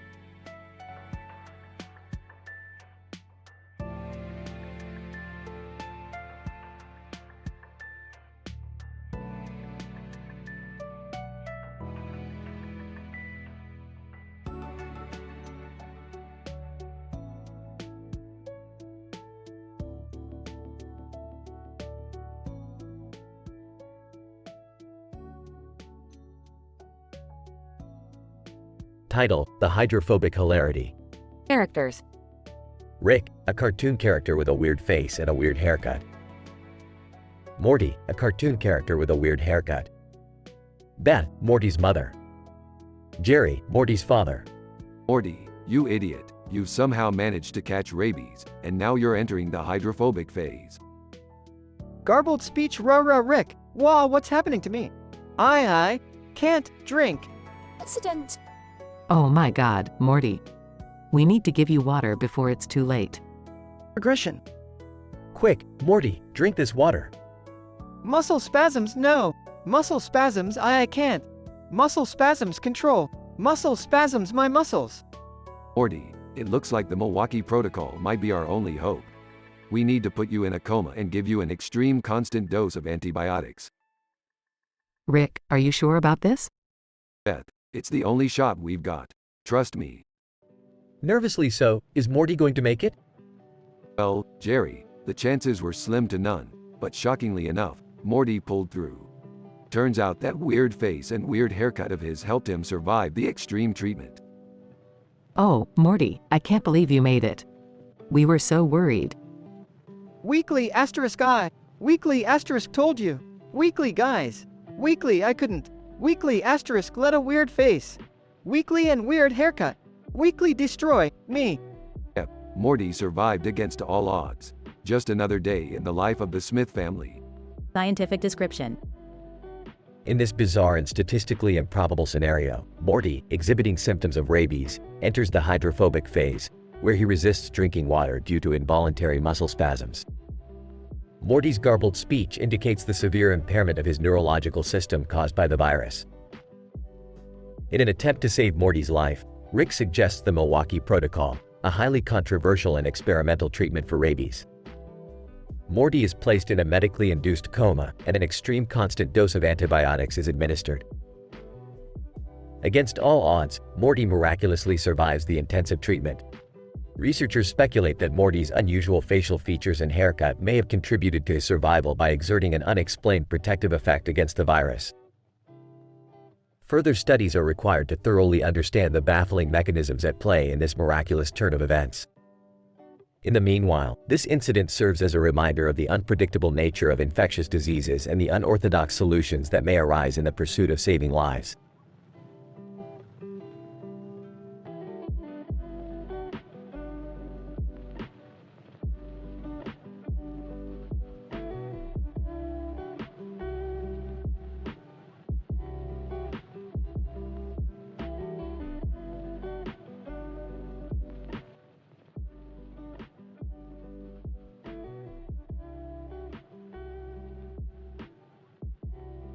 Alright, Morty, buckle up. We're heading back to Unity's planet for a little scientific mission. Oh geez, Rick, you couldn't find any other extraterrestrial hotties to mess around with? Morty, you naive little shit. Unity is a one-of-a-kind being who can fulfill our deepest desires. Trust me, it's gonna be mind-blowing. Dad, can't we just go on a normal family vacation for once? Why do we always end up in these crazy, sexually charged situations? Summer, sweetie, your father has a unique taste in adventures. Just try to embrace it. Plus, Unity is really good at multitasking, if you catch my drift. Wait, what are we talking about here? Sexual desires? Are we really doing this? Oh, Jerry, you're such a prude. You're gonna love it once Unity assimilates you and shows you what a real man can do. Guys, maybe we should focus on the giant object in the background? It seems pretty important. Yeah, Morty, that's just an interdimensional love hotel. Unity likes to keep things interesting, you know? Dad, this is getting weirder by the second. Can't we just go home and watch some TV? Summer, we're here now. Might as well explore our desires to the fullest. Unity, good to see you all again, my darlings. Shall we begin the assimilation process? Unity, you sexy beast. We've missed you. Lead the way. And bring out your clones, lots of them. Clones? Dad, this is going too far. We don't need a Unity army. Unity, Morty dear, it's not just an army. It's an experience you'll never forget. Besides, who wouldn't want to be surrounded by irresistible clones of Unity? Okay, Unity, count me in. I've had enough of the boring life on Earth. Show me what you've got. Wait, hold on. I'm not sure about this whole assimilation thing. Can't we just have a nice family picnic or something? Oh, Jerry, always the wet blanket. But fine, we'll find something more vanilla for you. No assimilation, just a little experimentation, if you catch my drift. Gross. Dad, can we please just get this over with? Unity, as you wish, my lovely family. Prepare yourselves for ecstasy beyond your wildest dreams. Scene goes to intense action with the family members getting assimilated one by one, moaning and writhing with pleasure. Rick, this is insane. We're gonna lose ourselves in this orgy of pleasure. Morty, sometimes you gotta lose yourself to find yourself, you know? Just go with it. Scene progresses to a climactic montage of each family member's desires being fulfilled with Unity's clones. Wow, I can't believe I've been missing out on this Unity experience all this time. This is so wrong, but so right. I think I'm starting to get it now. Unity, you've opened my eyes to a whole new world. Unity, my darlings, you have pleased me greatly. Until next time when there's more of Unity to go around. Alright, everyone, let's go home. We've had enough pleasurable adventures for one day. I can't believe this actually happened. Our family is so messed up. Laughs. That's the Smith family for y'all, Morty. Now let's get the hell out of here before things get even crazier.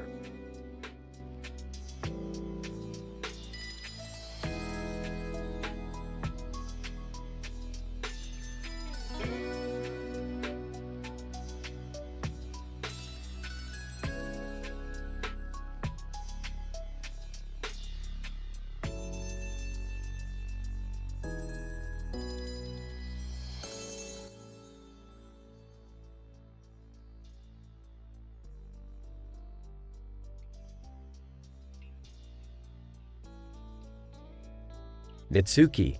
Damn, these pink flowers are so adorable. Hinata. Yeah, they really add a touch of beauty to this street. Rin. Hey, did you guys see that new girl who just arrived in Anime City? Asuka. No, who is she? Itsuki. I heard she's the Warden of Wind, Benedicta Harmon. Hinata. Wow, a warden? She must be really powerful. Rin. I bet she's just another hot-headed, arrogant anime girl. Asuka. Well, I can't wait to meet her. Itsuki. Me neither, let's go find her.